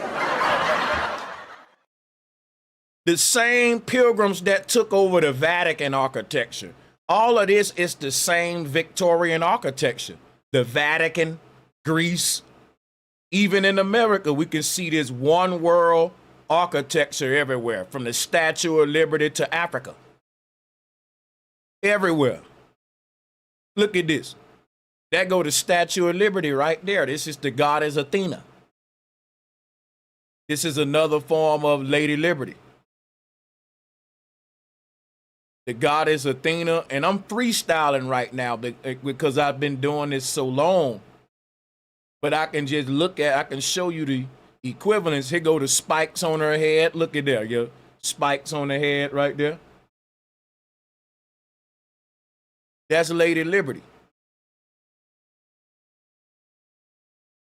And then I'll give you another one. The goddess Minerva is her name.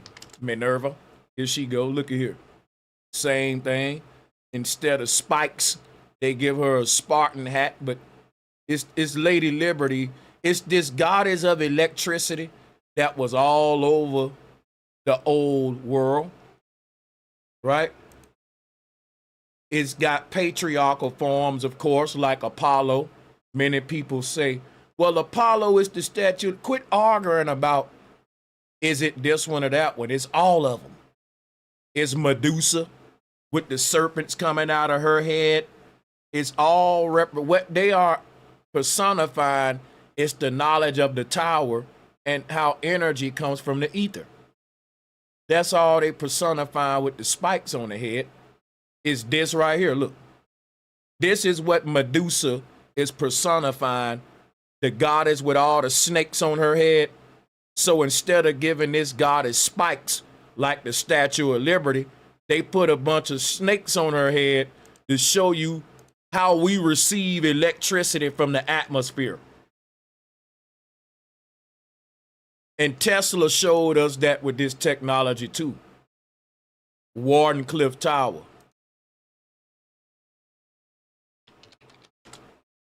Here it is right here once again. It ain't that it's being struck by lightning. It's literally receiving calm energy from the static atmosphere. Easy.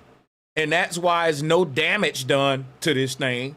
And that's why there's no damage done to Lady Liberty. She's functioning the way she was designed to function, and it's beautiful. I ain't gonna lie, man.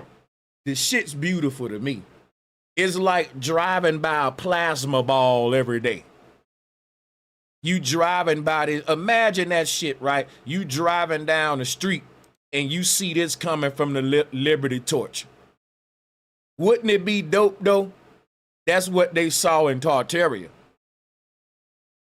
That's what they saw in Tartaria. They saw this when you was in the old world and you drove by the Statue at Liberty at night. It was a sight to see, man. Because you saw this right here. You saw this thing doing what it was made to do as the goddess of electricity. You see it in all its glory right here, man. This is beautiful to me. And the people don't know that. They don't know what they looking at. They looking at Columbia right here. But yeah, they put the spikes on the head, but it's just different ways to show you the electricity that's coming from the tower. The spikes on the head just represent the sparks that's coming from the tower or being received by the tower, however you want to look at it. But that's why these gods have these spiky crowns on. They're personifying like a plasma ball. They're personifying technology that was designed for us to harness electricity from the atmosphere, to literally reach up in the sky and grab light from the heavens. And that's what we're seeing with the goddess here, when she's reaching up into the sky and her hand is illuminated.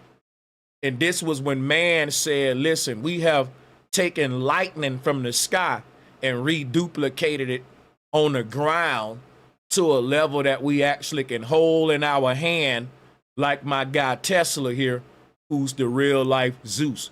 It's showing you man has risen to a new height, a new paradigm of understanding his reality.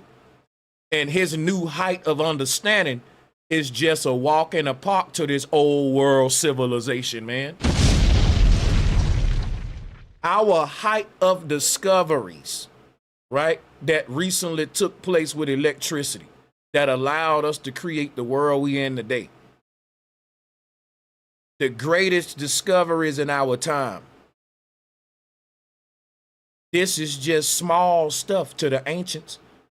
We don't even know how to fully use the stuff that we inherited.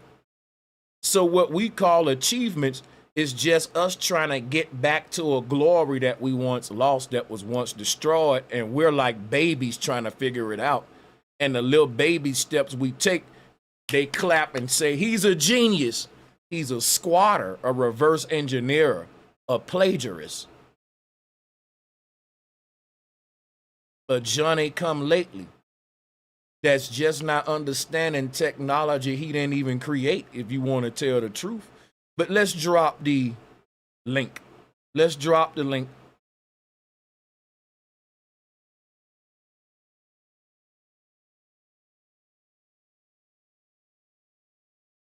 Drop the link for you. Hold on a minute.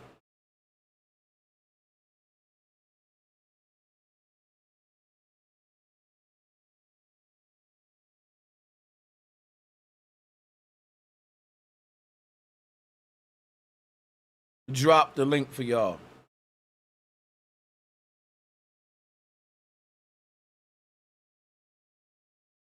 Yeah, and come on up, y'all. Don't wait, click it and come on up. I'm gonna pin this link here, man. Come on up.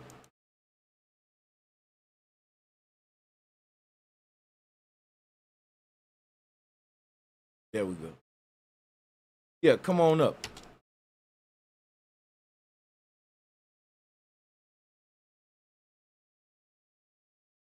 Come on up. And in the meantime, I'll be looking at the thing. I'll be showing y'all some of these collages.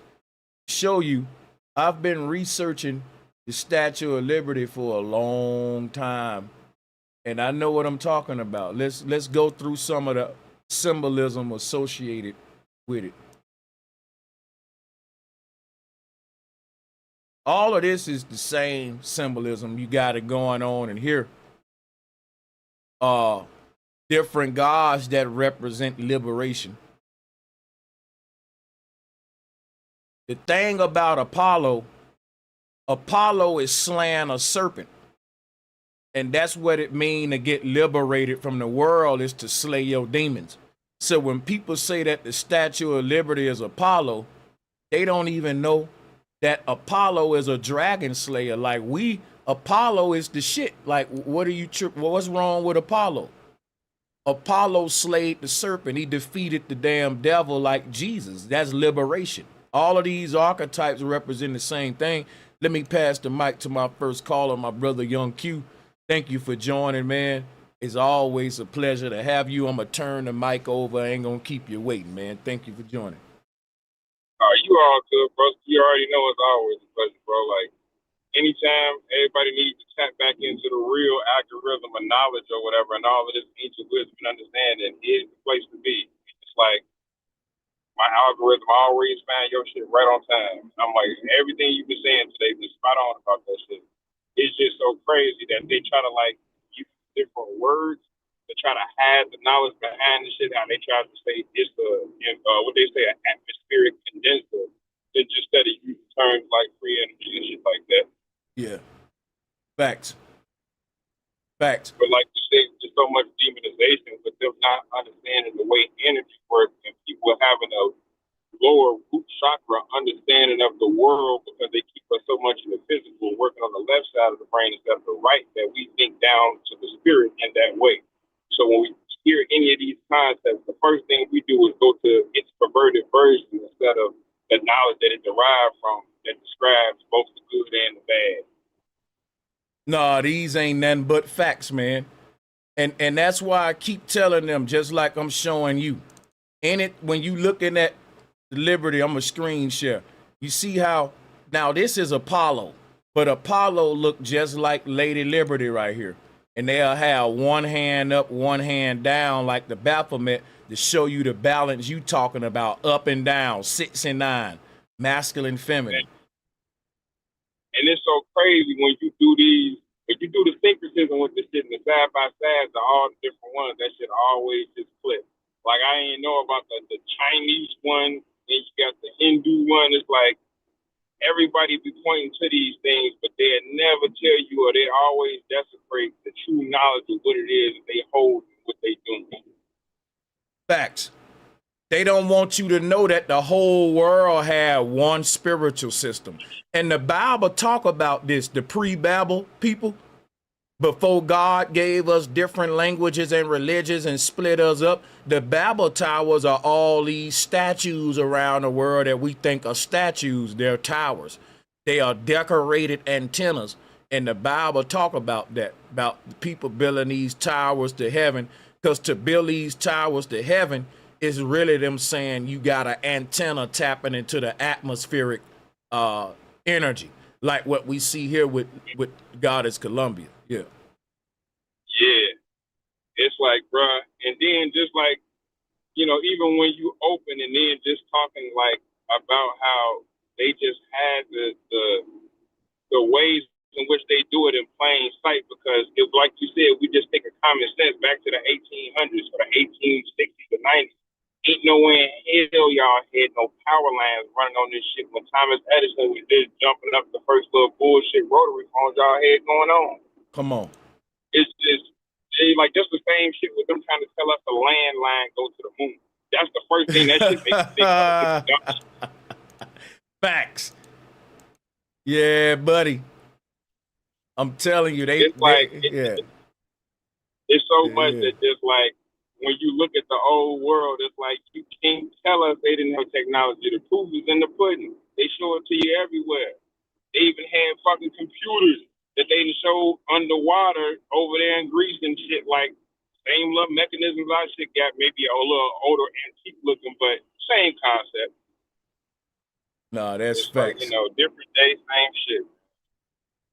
And it's so crazy that bro, this Tartaria shit is crazy because it's like, just to think that they're burning oil lamps in the Eiffel Tower on all them floors to light this bitch up. You had me rolling when you was like, motherfuckers be in the middle of a party and shit, candle wax dropping down from the ceiling and shit like that. It's like, bro. Come on.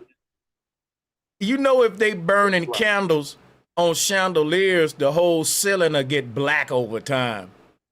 Literally, all these things that we just be like, hey, this shit just, like, you know how they say in the dream, if you just don't think about why it's not making sense, it'll stay going. But the moment you think about, oh yeah, this shit don't even make sense, that's when you wake the fuck up. Come on.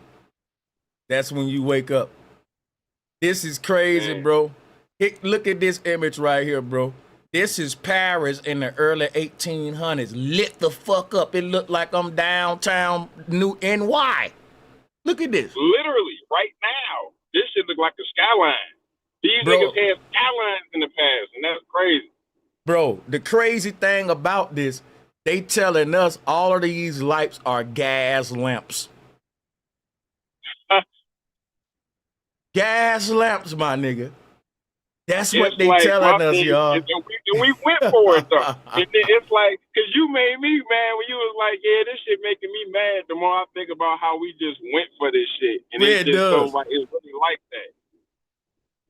It really make me, because it's like, damn, bro, it's really, you feel played on an intellectual level. You know, I'm a nigga that like to be right, too. So when I see, nigga, I've been wrong this long for something this easy to see, something this damn simple and obvious that when it's pointed out to you one time, you instantly say, duh, why didn't I been fucking think of that? It ain't even no pushback. Right. Literally ain't no pushback. We never just thought to be like, wait a minute. How? You see what I'm saying? The moment you hit the wait a minute and the how with your hand on your chin, everything falls apart. That shit falls right apart. Man. And I'm talking about, bro, I don't even know how. Let's pull up a gas lamp, first of all. Let's pull up a gas motherfucking lamp. In the 1800 ones at that. Let's do this. So you see this open flame, bro? Now keep in mind, when you burning a gas lamp like this, you're gonna have a flickering light that's orangish yellow, like a campfire light. It ain't gonna be a consistent white bluish light. That's electricity, my dude. We know the difference. Because when we look at these images from Paris, I'm sorry, bro, that's like regular lights. That's a bulb. Yeah. Yeah, hell yeah. It's like they just ain't no way you selling me motherfucking oil and lamp fires everywhere during this ancient past, and you don't see none of the residue and none of the pictures around the ground or on nothing or on nobody. You know, shit, it should be pictures. You know how they had the little paintings of the old, 18th century motherfuckers? It should be in the picture a piece of wax dropping on one of their ass, some type of telltale in the environment. But it's just like, yeah, I can see they do a good job with the paintbrush. I'll put it that way. Look at this image, bro. This is the Eiffel Tower lit up in the early 1800s. I'm telling you right now, listen, this shit is just a photo, but I'm telling you right now, I believe what we looking at right now is ethereal light. Look at how the rays are coming from that top ball. This looks weird, man, because you got these fucking little orbs. You see these little orbs? Ain't no way. It looked like it got like 3 oscillators on it. That's crazy. Because they telling me this a gas lamp at the top of this, bro. This look like this weird, bro. Ain't no way they lighting the Eiffel Tower up with gas lamps. And you know how dangerous that is? Gas, you might as well pour gas on this shit and light it on fire doing that. It's just, and just think about everywhere we go, just think about this, right? They want us to believe, my nigga, awakening. Everywhere we went in the old world, it smelled like a gas station. Gas everywhere. Now we lighting up our whole city with gas, but we riding around in wood carriages and on horseback. Something don't add up here. Y'all see what I'm saying? So I'm just saying, bro, it just don't make sense to me. Let me awaken in minds whenever you want to get on a flow, man. Take over. Salutes. I appreciate you for coming, but y'all get the point. Okay. Hey, much respect, my brother. Appreciate your time. You got it. Salutes to Q as well. I ain't hear Q in a minute too. But bro, man, there's so much to touch on that it's another classic stream, my brother. But just speaking of that Tesla tower and the Statue of Liberty, the ride to the Statue of Liberty, you have to port from the Battery Center. That's the name of the port, the Battery Center that brings you to the Statue of Liberty. Just growing up from Jersey, and we used to take field trips there, but that shit is literally called the Battery Center. And right across, the other island, that's where Tesla's first Wycliffe Tower was. So when you were talking about re-engineering the technology and all that, like, damn, I agree completely. You know what I'm saying? You just came up here and dropped some jewels, nigga. I appreciate those. Hell yeah. So y'all used to go on trips there, bro? Oh yeah, from New Jersey, we used to take trips to the Statue of Liberty. Used to be a big deal. Okay, because you was in New Jersey too, so that made it a bit easier. I see. Go ahead, yeah. And the port is called the Battery Center. You can literally put that up. The Battery Center. That as a kid, I ain't thinking about this type of stuff. Damn, I ain't gonna lie, bro. That's crazy. The Battery Center, like they telling you right in your face, man. Big facts, bro. You can pull it up just so the people can see it too.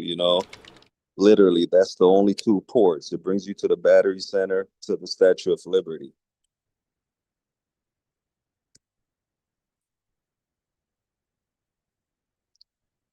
Crazy, man.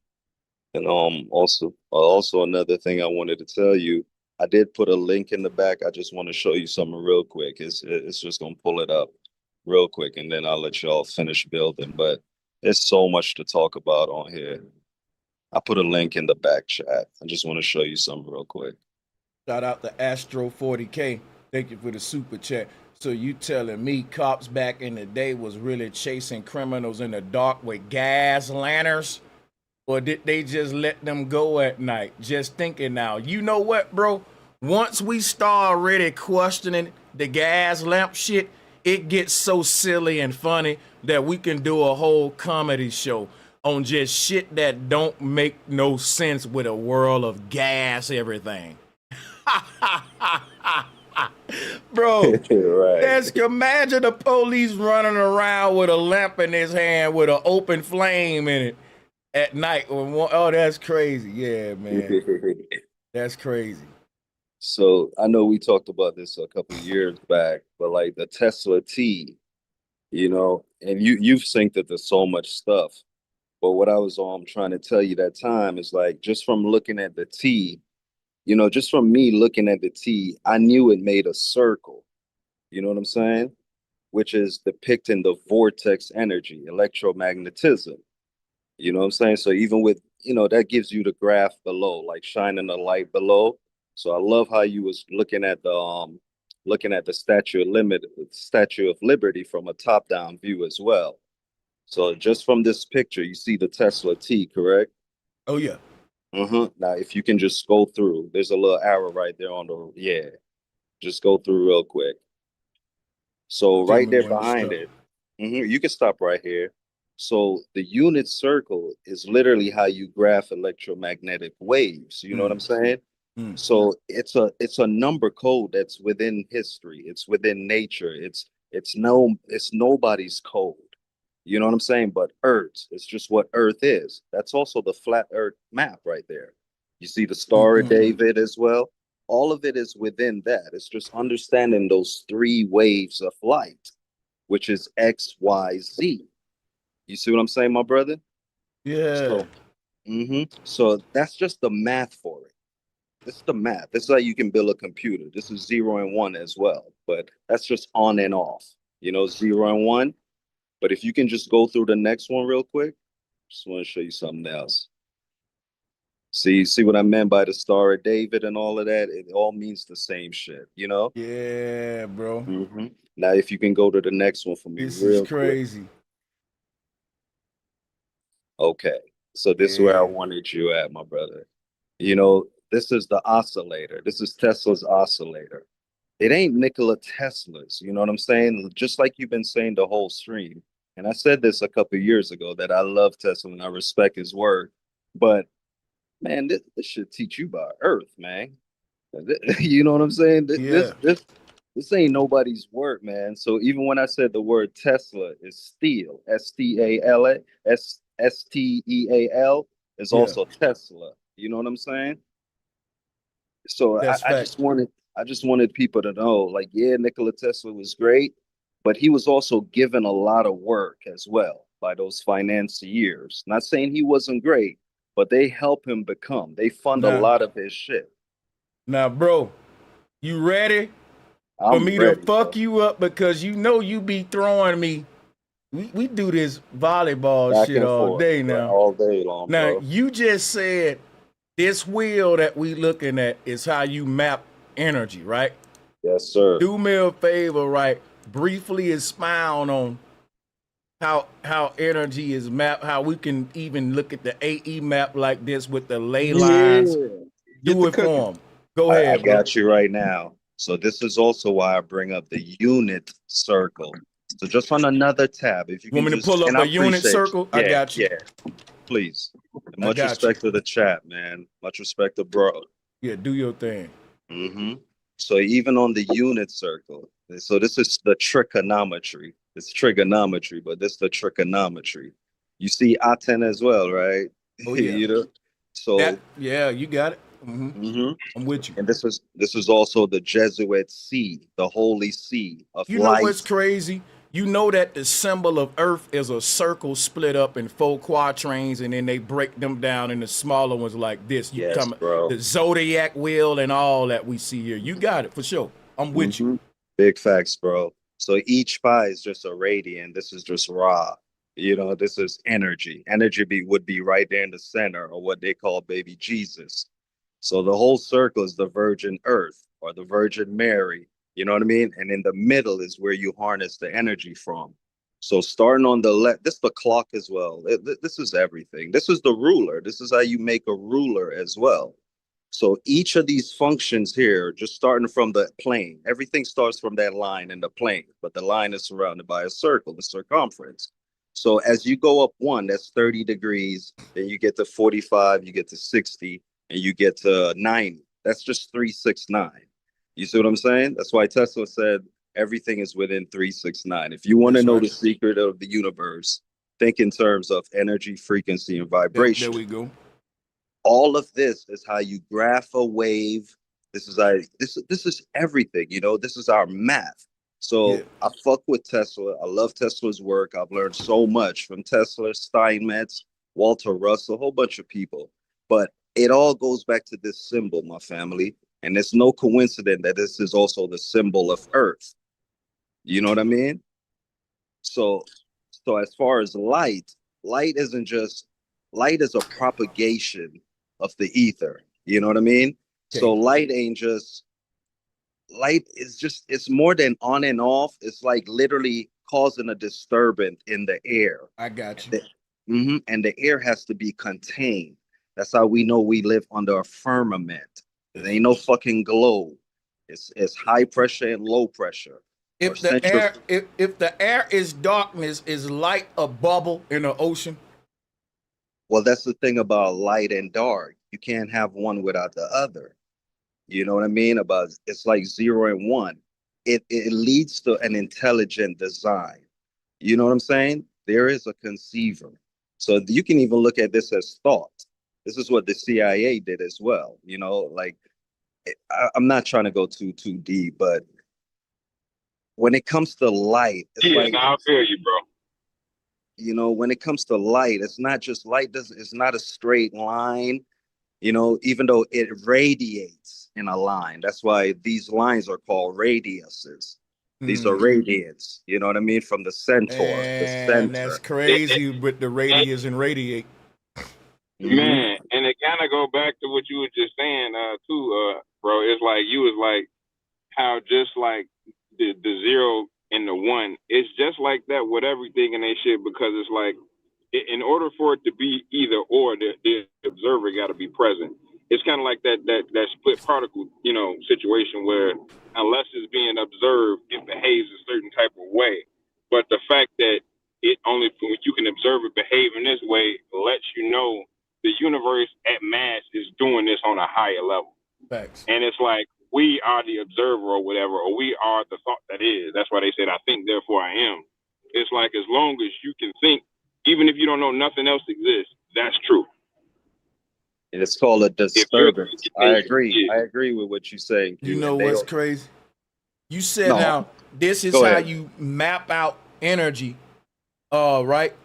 Yes, sir. And what I was saying was like if I put this, if I look at the AE map and I would have put a dot for all of the monuments on the earth from Kukulkan to Giza all over, will we find certain patterns? Looking at that's what I'm saying. They call it. Yeah, because I'm thinking because it's a circle, bro. Yeah, I was just gonna say because we know our map is a circle, it fuck around really just be like that, bro. So check this out, and I don't know bro. if you seen too, bro. Awakening. Did you seen Stranger Things? Yeah, I watched Stranger Things. I've seen that. Now tell me the circle that we're looking at right now on the screen don't look like the shit Dustin drew out when it came to them figuring out where the energy was coming from in the upside down. See, right. It is Q, and it's literally everything though. Like you can find this symbol in anything. It's like a fractal code because energy it literally is. It's motion. It's like energy is motion, and because that perpetual shape always is going to be the shape or map of energy. It's just like, you know, them creating a wheel. In order for you to go anywhere, a circle is needed or a circuit. Whether that's a race, whether that's, you see what I'm saying? Oh yeah, my brother. And this is the sine wave, you know. So I love when bros say you're born in sin, but it's not necessarily how we define sin right now. You know what I mean? This is the Right. sine wave, you know? So sin would be at the top. That's the throne of God. That's the 90-degree angle. You know what I mean? If you can, and then you have the cosine, everything moving. That's the cosine. It starts from the middle, Mount Meru. It's the cosmology. You see what I'm saying? The cosine cosmology. So, bro, I love when you said like we got to stop thinking the divine feminine or just the feminine means just just a woman. You know what I mean? It all starts from the center to create left and right. The Right. centaurs. It's the energy. Yeah, that was People take it too much for the physical aspect of it, and then instead of yes, focusing on the energy of it. yes. Thank you, Astro 40K, for the donation. You know what? If you use the unit circle to map energy out, right? I was looking at because Paris got like the Eiffel Tower. Paris got this big, they call it I'm gonna show it to you. And you'll see what I'm getting at, because the entire city of Paris is a unit circle. Look. Yes, Now, bro. it's crazy that the city of Paris is a big ass unit circle, right? And in the middle of the city, why would you have a pointless bridge in the middle of the city? You know what I think this is? I think it's an arch magnet. No, that's It's an arch exactly what the magnet. fuck it is, bro. It's the arch. It's an arch magnet, and all of the energy going into this right here to be in something. The entire city of Paris was, in my opinion, made for all of the architecture to be interconnected wirelessly to create energy to light the place up and shit. Yes, bro. And the great Renaissance, started in Paris. Even the word Paris, it means for Isis, which is just literally, my nigga, the word Paris. My last name is Paris, but go ahead. Paris. Yeah. Paris, Uh-huh. a variation of, but yeah, you got it. Oh, Go yeah. ahead. Oh, yeah, my Yeah. brother, which is just Earth. It's Mother Earth. You know what I'm saying? A SAR would be the radiation, the lines that creates the diameter. You know what I'm saying? That gives you the Yeah. full circumference, which is pi. So we're I love that you pulled up that too, though, because they got the Leaning Tower of Pisa. They got all of that shit there in Paris. A lot of architectural come from Paris, but we know that it's from ancient, older world, older times, the greater Tartarians. Yeah, it's right. Who knows what's really on the underground of Paris, let alone, you see what I'm saying, what we see on the surface level, because we know about all them underground cities. And from what we can see of Paris, I got a feeling they definitely knew about some Tartarian architecture and technology for sure. Mm-hmm. Even Paris is just Pars, Pars. Just that's the great architect, the architects. But Peace and love, everybody. Peace and love, Lex, little sister. Sanchez, what you was talking about today made me think about this documentary I was just watching yesterday. Do you know about the blue zones? Nah. Okay, so it's crazy. I guess they're supposed to be like the most healthiest places on earth and whatnot, but in the blue zones, how the people like make their electricity for the street lights and the lights in their home, they have to walk. And it's like if you could look it up, that'd be sweet, but it kind of looked like that picture there. It's like these little things in the ground, and when they walk on it, it produces electricity for the streets. And the less the people walk, the less electricity that's produced for the city. So it actually like promotes them to walk more and keep the people healthy that way. But it's crazy because they making it through their feet, through their motion. What you're saying is deep, because this is technology they trying to build in the future, where they're saying they're going to have certain sensors in the sidewalk, all of that stuff, so that our motion, our activity can actually power our cities in the future. Exactly. This is what Tesla was envisioning. So we was talking about in the 1600s, they had electric sidewalks. And what they did, they was like, well, it was like escalators, because people were so lazy, they didn't want to walk. But in my theory, I think those electric sidewalks in the past was part of this Tartarian shit you just brought up, to where the city was powering itself with the activity of the people. Because why would you lay out a city like this? That means that this is literally designed to take the day-to-day motion in the city and turn it into energy based upon the city being built like a fucking big machine. You see what I'm saying? Because the city is built like a unit circle.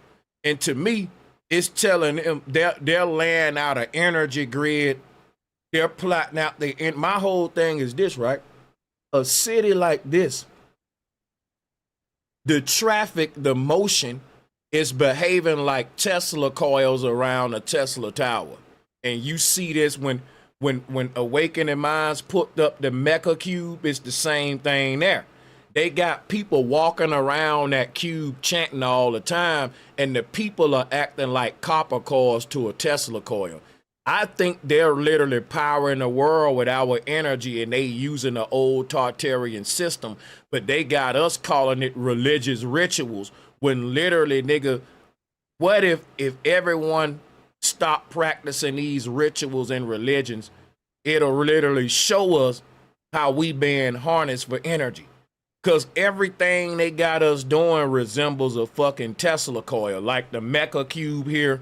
And like when you look at the city here, how all the traffic is influenced to the center of the circle. And when you get there, you just go around in a circle like a fucking roundabout, which is what copper coils literally do in a Tesla coil. It's weird. It's weird, man. I really believe the city was made to receive our energy. The buildings and everything was made to build an interconnected network, wireless energy network, where it was literally turning our emotion into energy, like what you brought up and like what they about to bring back.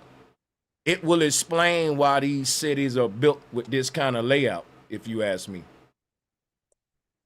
Sanchez, I just shared the picture in the back of how they sidewalk look, if you can see it.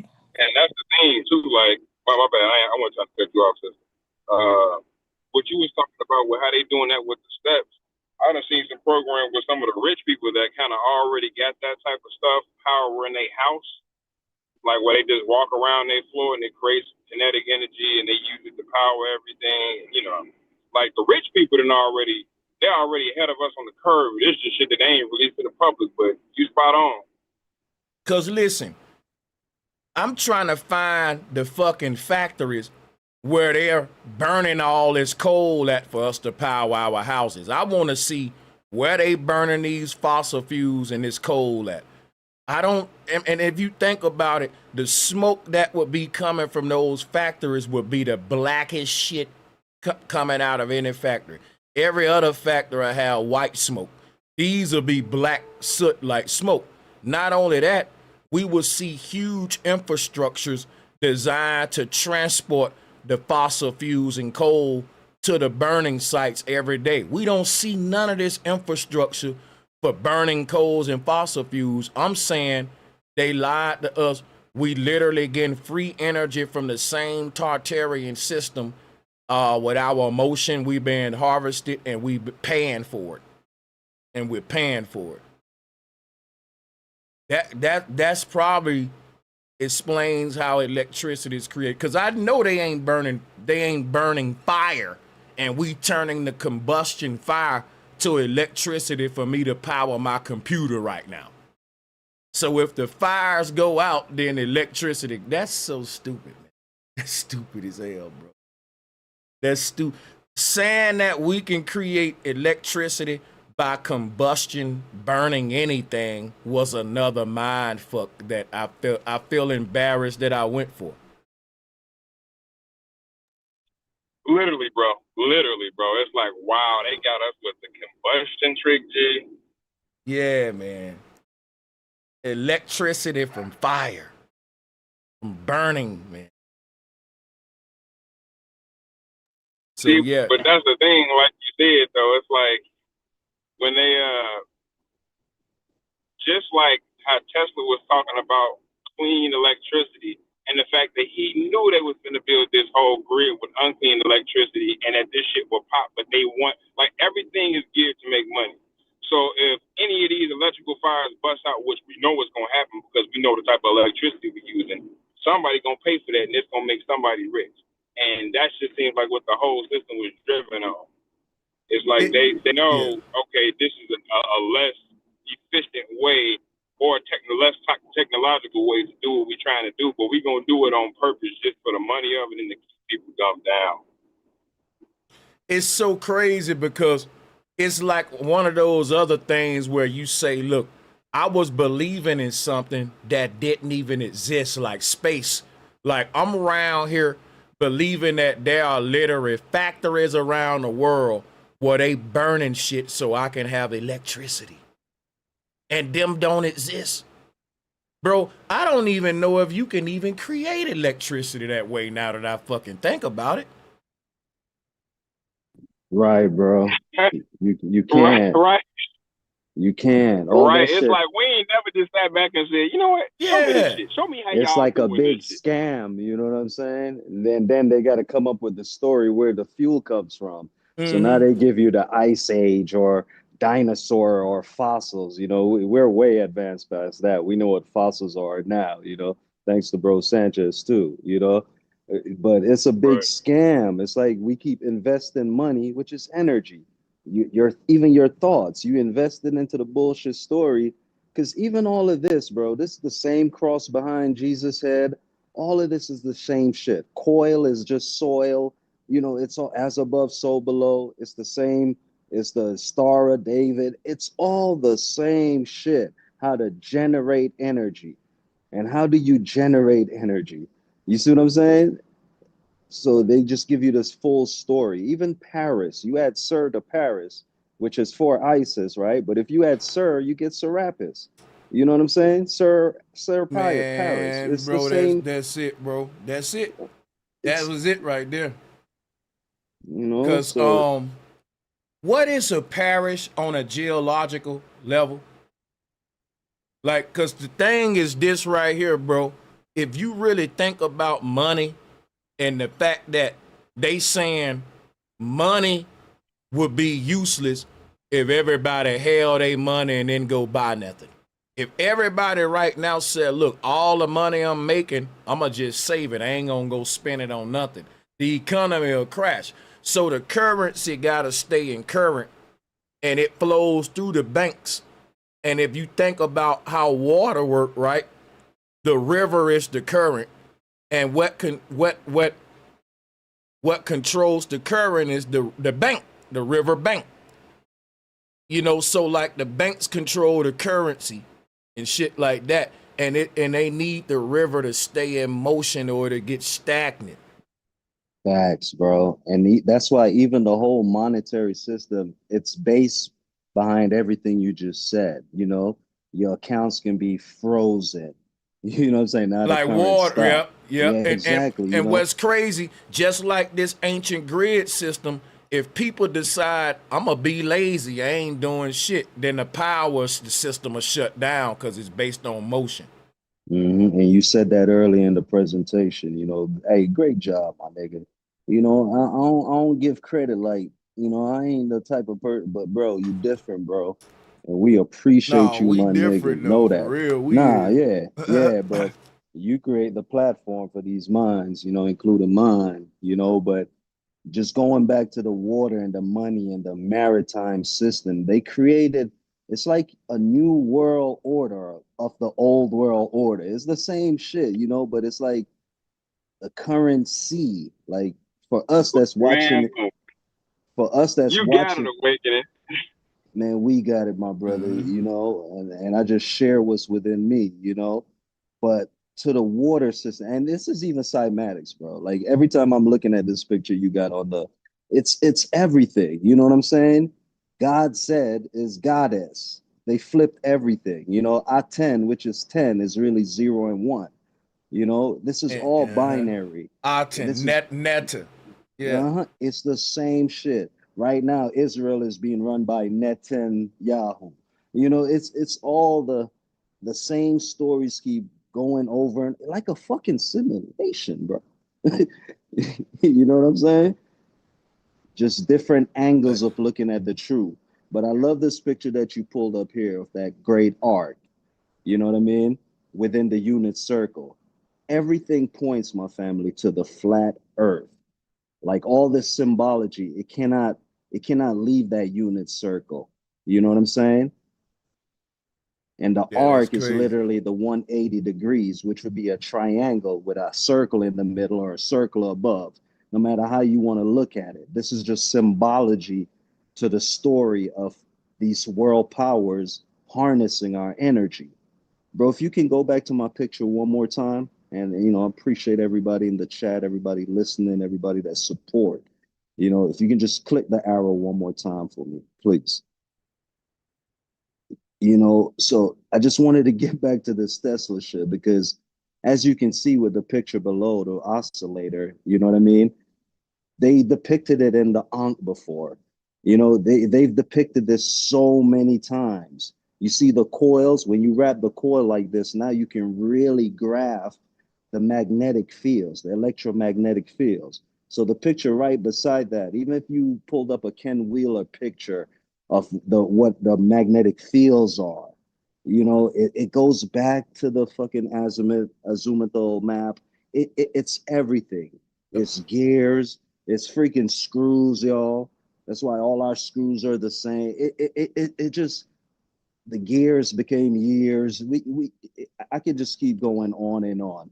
Even with the symbol behind Nikola Tesla right there, that's the unit circle. You know what I'm saying? That's our aura field. You see They've how you been got grafted. you Go see ahead, how you bro. got this copper one here with the four Mm-hmm. quatrains, this Tesla car here. Let me go back to that. Hold on, yeah. Where it went. Oh. No, just skip. No, right there up top. Up top. Yeah, and if you just click the arrow or that, yeah. Oh shit.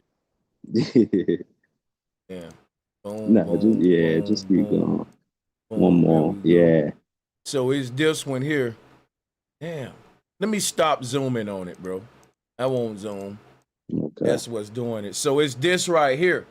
Mm-hmm. But I was showing how, when I was syncing this to the goddess of electricity, right? Don't you know that the Dogon got a goddess that is showing us? That's why I said, bro, why was they so set on getting rid of the damn goddess? What was so wrong with the goddess to where everybody demonizing the damn goddess? And then you find out, okay, she's holding all this electricity. When you start fucking with the goddess, now you tapping into the ether, the sky, the goddess nut, the ether and shit. So they had to say, no, look at the sun. All of the gods got you looking at the sun versus the dome where they pulling the static electricity from the atmosphere. Holla at me with that though. Is it just me or is it a reach when I'm showing like?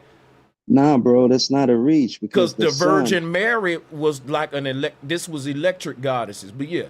Yeah, no, completely right. And her child or chi would be Jesus. It's still the same shit. That's why the Virgin gave birth to the Son. And so now Jesus is the Son, but now they flipped everything, saying that the energy comes from the Son, even though they flipped to say the energy comes from Yeshua, Jesus, who would be in the center. You know what I mean? It's not one. The sun and the moon plays a role, but it all from the center. You see what I'm saying? So now they say that Jesus was sent to Mary. You know what I'm saying? From the God. It's all the same thing. You're absolutely right. That's the Holy Bible script. It's the same shit. It's depicted everywhere. So you spot on. Now the key with circling the coil though, and like it encapsulate. It's like making the ether ripple to create a tor. You get what I'm saying? I'm trying to explain how energy can be brightened or birthing. You see, bright birthing, it's, the flash is the flesh. You've said that, bro. It all comes from the centaur. not God sending a child of Mary to give birth. You know what I'm saying? Yeah. So literally, electricity is Jesus or Zeus. Jesus. It's the same thing. You know, that And flash. it's like the tower with the sparks coming out is Mary giving birth to Jesus. Yes, my brother. That's what Which I'm is with you. called radiation or Ra.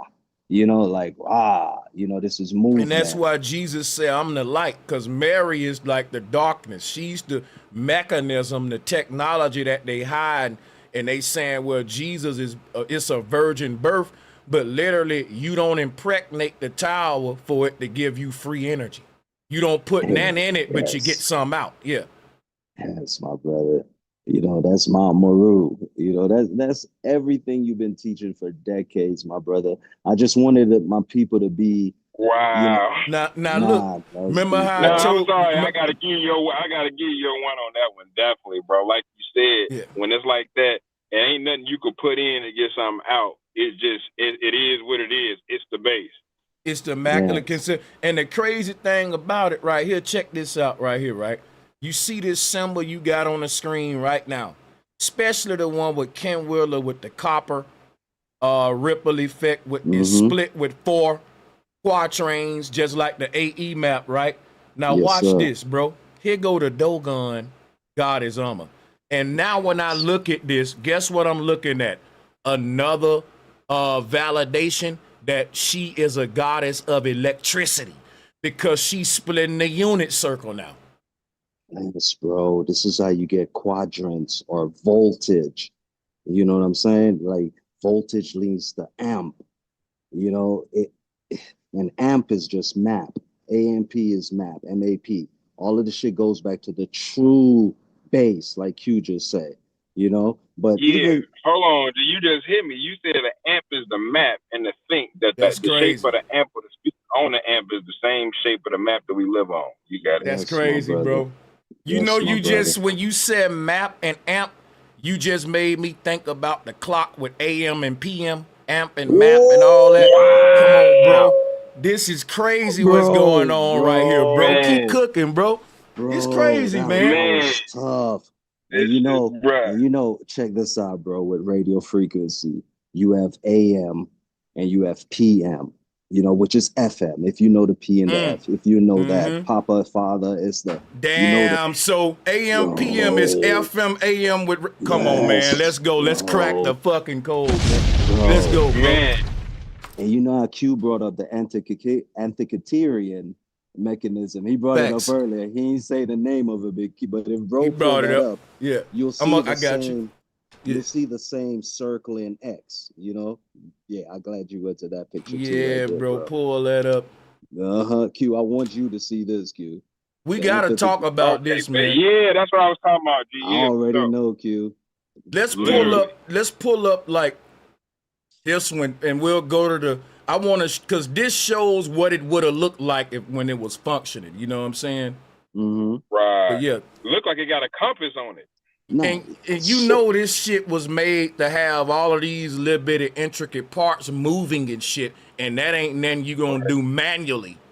Right. So everything moves together, you know, too, bro. And you know, the dots on here, they specify those as like saying these are the wandering stars as well. Now they act like the middle part is the sun, but that's not the sun. We know that's Mount Meru. You know what I'm saying? That's the Capitol building right there. So even though you had brought up Paris and shown the arc, the arc is, you can also depict it as a capital building. That's why we have capital cities, you know? Man, so this put it like this. Go ahead, my bad. Let me let you finish. Go ahead. Nah, you Gucci, kid. You Gucci. Go ahead, Q. No, I was gonna say just how like when bro just broke down when he first was talking about how like the images of the sun and the moon, or just this whole reality being projected from the center, because people often look at the sun or the moon as the centers or the yin and yang, but they don't even see that it's projected from the center point to even make this whole hologram what it is. This is also it's why like without that middle ain't no sun and moon, basically, or you know, without the Mount Meru. Yeah, you're right. This is also why they said Osiris was split up into 12 pieces, 12 parts, and Right. Isis had to put him back to whole, But put him see, back watch to this, right? Isis split himself up into 12, Osiris split awesome. himself up into 12 pieces, right? Now look, Jesus said to his 12 disciples, I'm chopping my body up and giving it to y'all. And he gave each part of his flesh to the 12 disciples. It's the same story of Osiris chopping his body up to show how the North Pole creates the 12 sections of the sky that's each got their own zodiac symbol. Facts. And you know what's crazy, bro? One more thing. They say, well, Sanchez, it's a 13th zodiac called Ophiuchus. It's only 12. Ophiuchus, yeah. But watch this, though. Here go the trick. Ophiuchus was never made to be part of the celestial wheel. For example, right? Ophiuchus can be seen as like Polaris. Jesus ain't a 12 disciple, but he creates them. So when people try to say, well, it's a 13 zodiac, no, Ophiuchus is, if it had a placement, it'll be in the middle of the wheel. So like Ophiuchus is really, it ain't the 13th zodiac, it's Jesus. You can't, because look, if you can't divide it by 360, then it ain't part of the celestial system. Right. So 13 would throw it off. So the whole thing is this, the whole thing is too, they say, well, it's really only, Augustus added a month. Who else added one? Julius. Julius, and then they gave us January from the god Janus. So that's 3 months that was added. So, but the thing is this right here. What we would have had 12 months without July and August, because people say, well, if it weren't for the Greeks, we wouldn't have 12 months. Here go the thing, right? We would have always had 12 months. But the thing is, what Julius Caesar and Augustus did, they just renamed so much. They renamed the 12 months. In antiquity, right? The 12 months was all named after the 12 zodiac. So each month would have been named after a zodiac, right? Because it was showing the way that the celestial wheel is turning very slow over a year, and it takes it 360 days to make one slow circle. But in that 360 days where the sky turning real slow, the sun running laps under that bitch, giving us 24 hours every day, right? Big thanks, bro. The sun run 360 laps, and at that time, the sky completed a full fucking circle, which is a perfect year. Yes. Right? Which is also a gear. That's where and they got that type of technology from too.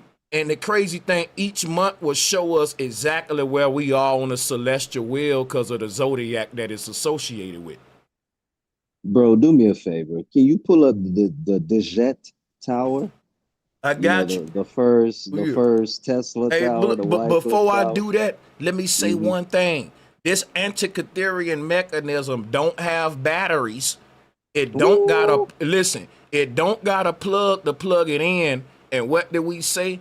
This shit got to move. Each of these wheels gonna turn like a watch. What's moving it?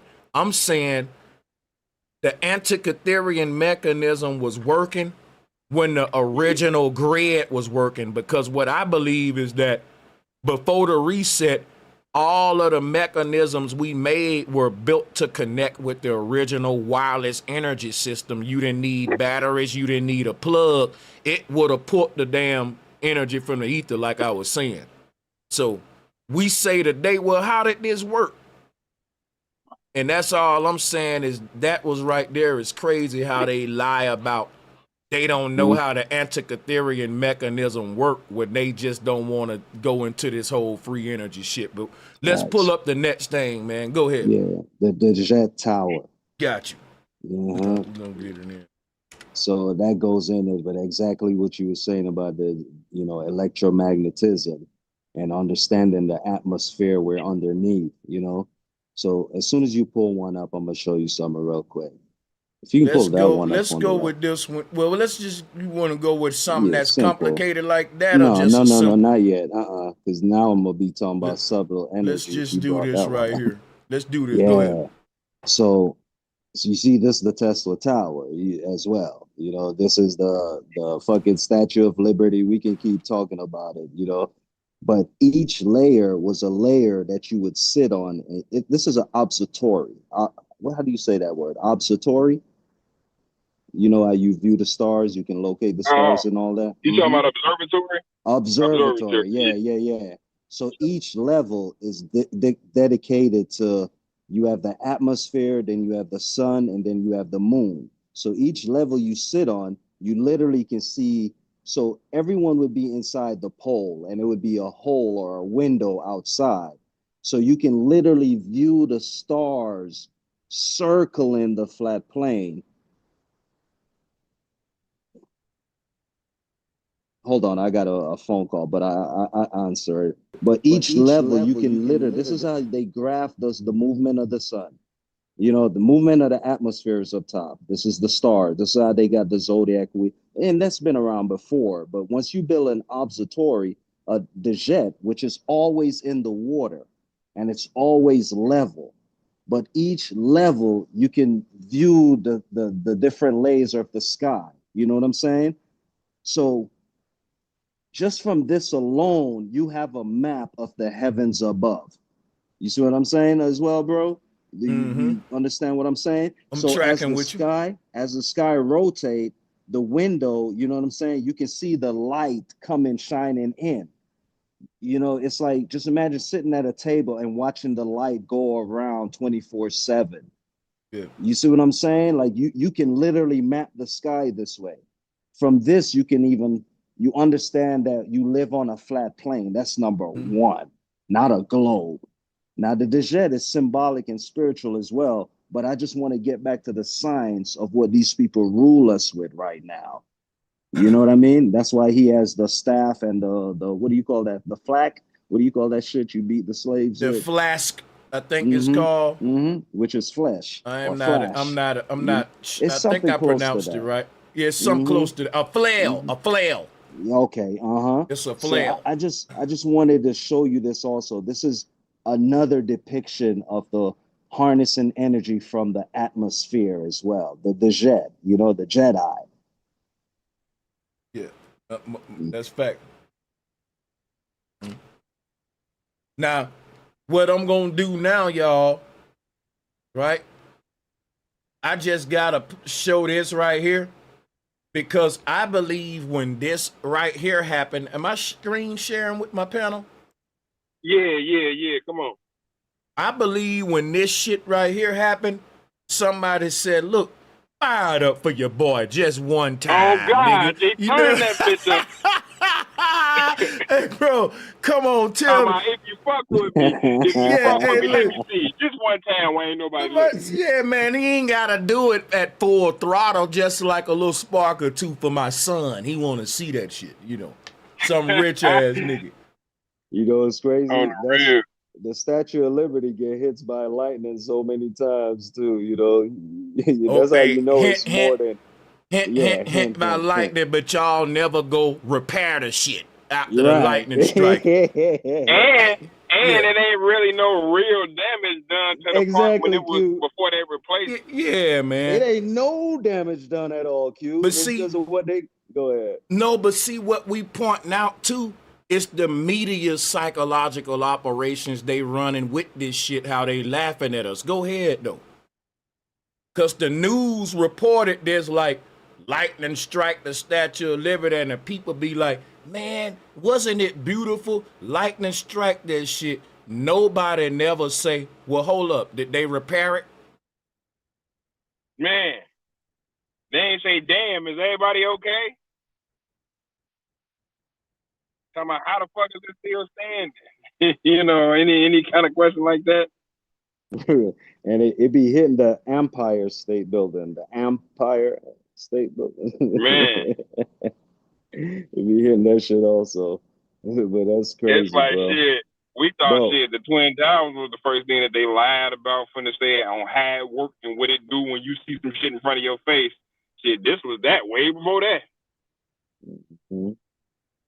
But bro, I want you to know though, like literally right across the river would be where the Tesla Wycliffe Tower was before he moved it, you know? That's where he was doing all his work and shit. And they burned it down after he started, you know, like he was employed by them niggas to give a lot of his technology. A lot of it was stolen after he started talking out.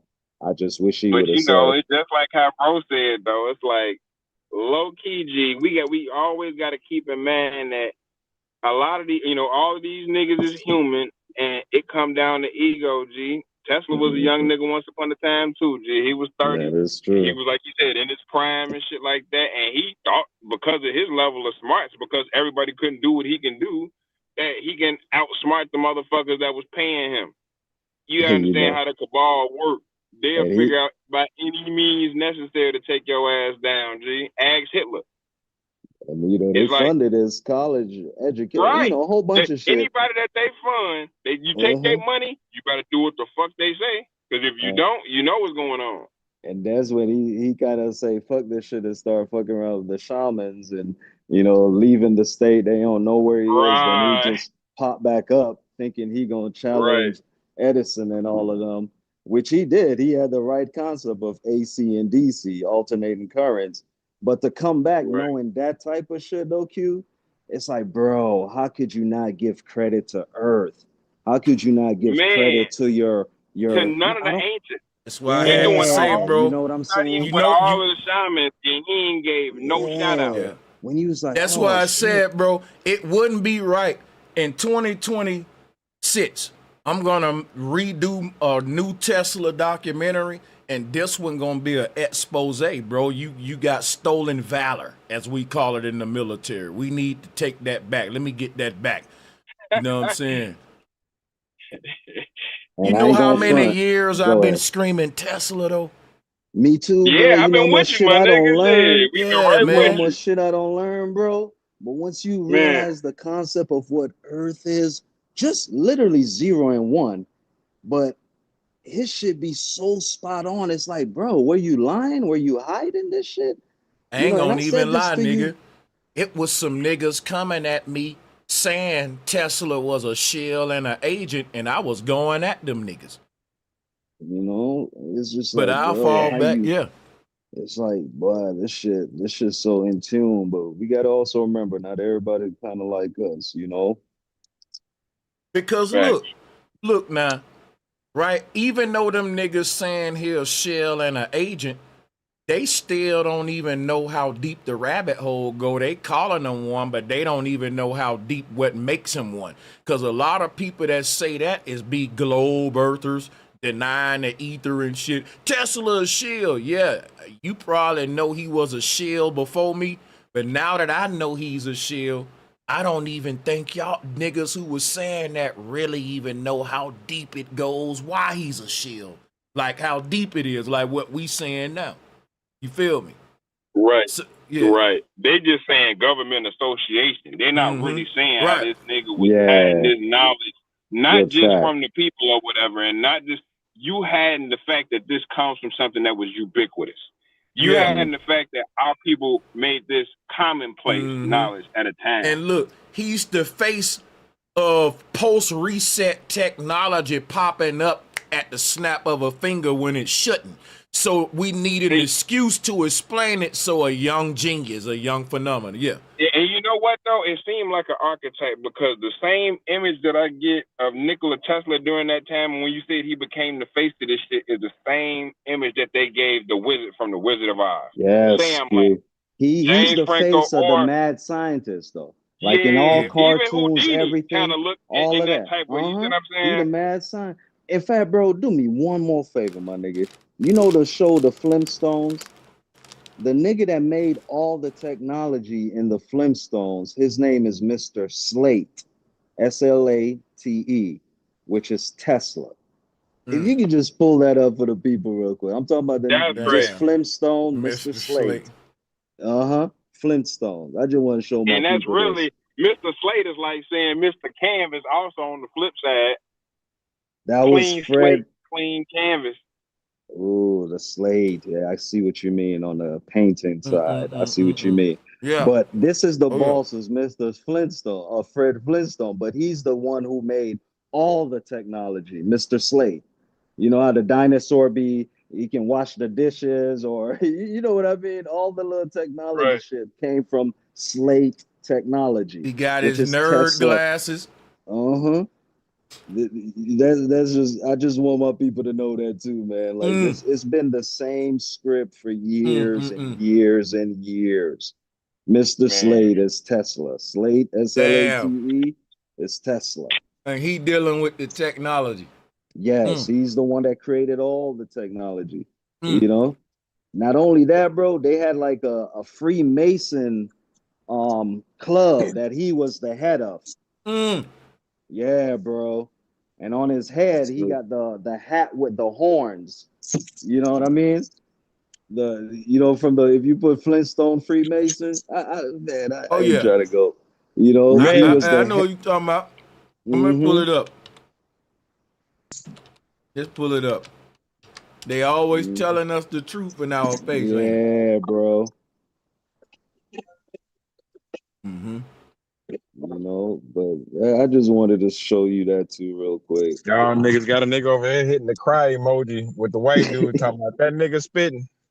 Man, listen here. Shout out to DJ Addiction too.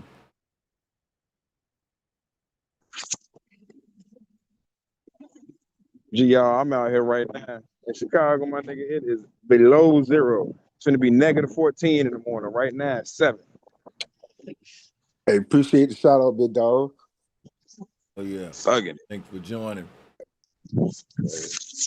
Yeah, man, this was a fire bill. I think I'm gonna shut down now. I gotta get out of here, man. Get something to eat and regenerate. I heard that, bro. That's what I just. That's what I'm finna get on to, big dog. To say, appreciate y'all for coming. Yeah, I appreciate y'all, brothers. We'll be back with another one, man. Peace and much love. I appreciate y'all coming through and making it an epic stream, man. I look forward to the next one. Peace. Hell yeah! If you kicking something tomorrow for MLK Day, we'll be on here. Oh yeah, much look. respect, bro. Listen, thanks for bringing that up. I wasn't gonna do it, but I'm gonna do it on Sit Down with Sanchez. I watched the documentary that said the biggest conspiracy was that Martin Luther King and Malcolm X hated each other when actually they was about to unite, and the powers that be couldn't have that, so they killed both of them. Real deep shit. Right. And it's a lot of receipts on there. I'm gonna be replaying that though tomorrow. Hey, for sure. Hey man, I want to chop it up with you one night too, man, because you got me pressing these Jehovah's Witnesses, man. Oh man, when I was 18, Yeah, I'm telling you, bro. I grew up in the Jehovah's Witness household.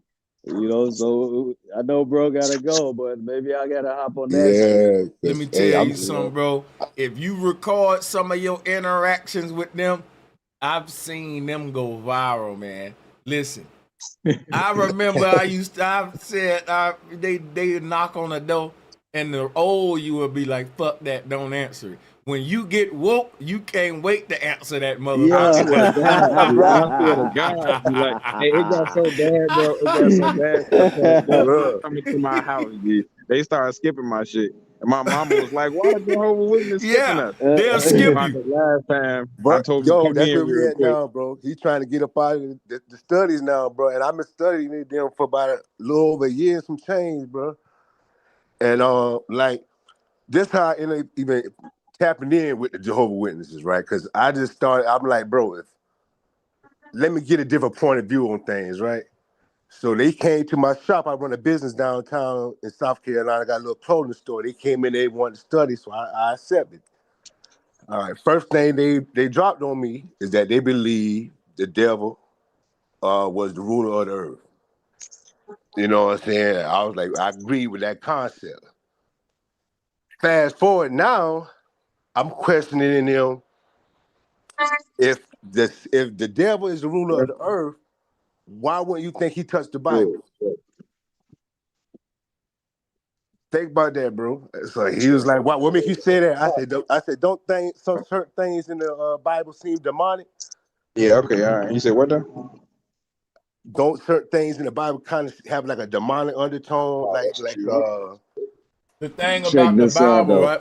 No, go Oh, ahead, go go ahead, ahead. bro. No, you All got I it. was Hey, gonna well, say hold is up. Let that me my give a brother. shout out. Let me give a shout out to Focus Willis. My bad. He said, "Bro, y'all all right? Ain't never no damage to the statue at all. It really makes me wonder what else they lying about." Appreciate you, my brother. Go ahead, man. Go ahead. Hey, Willis. addiction. So I was telling you that I grew up in a Jehovah's Witness household. So you right when they say the devil is the ruler of the world right now. But don't you know that God gave him the permission to be the ruler of the world right now?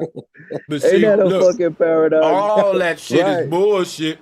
And that's why people look at the Statue of Liberty and say, well, the chain is unbuckled, so that's Satan being released.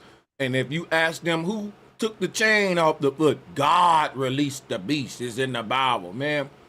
That's fucking spookism. That's hiding the divine feminine, free energy, and a society before ours that was more advanced than ours, and it wasn't based on money and capitalism.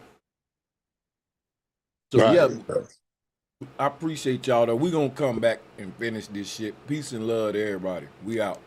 You know, much love, broski.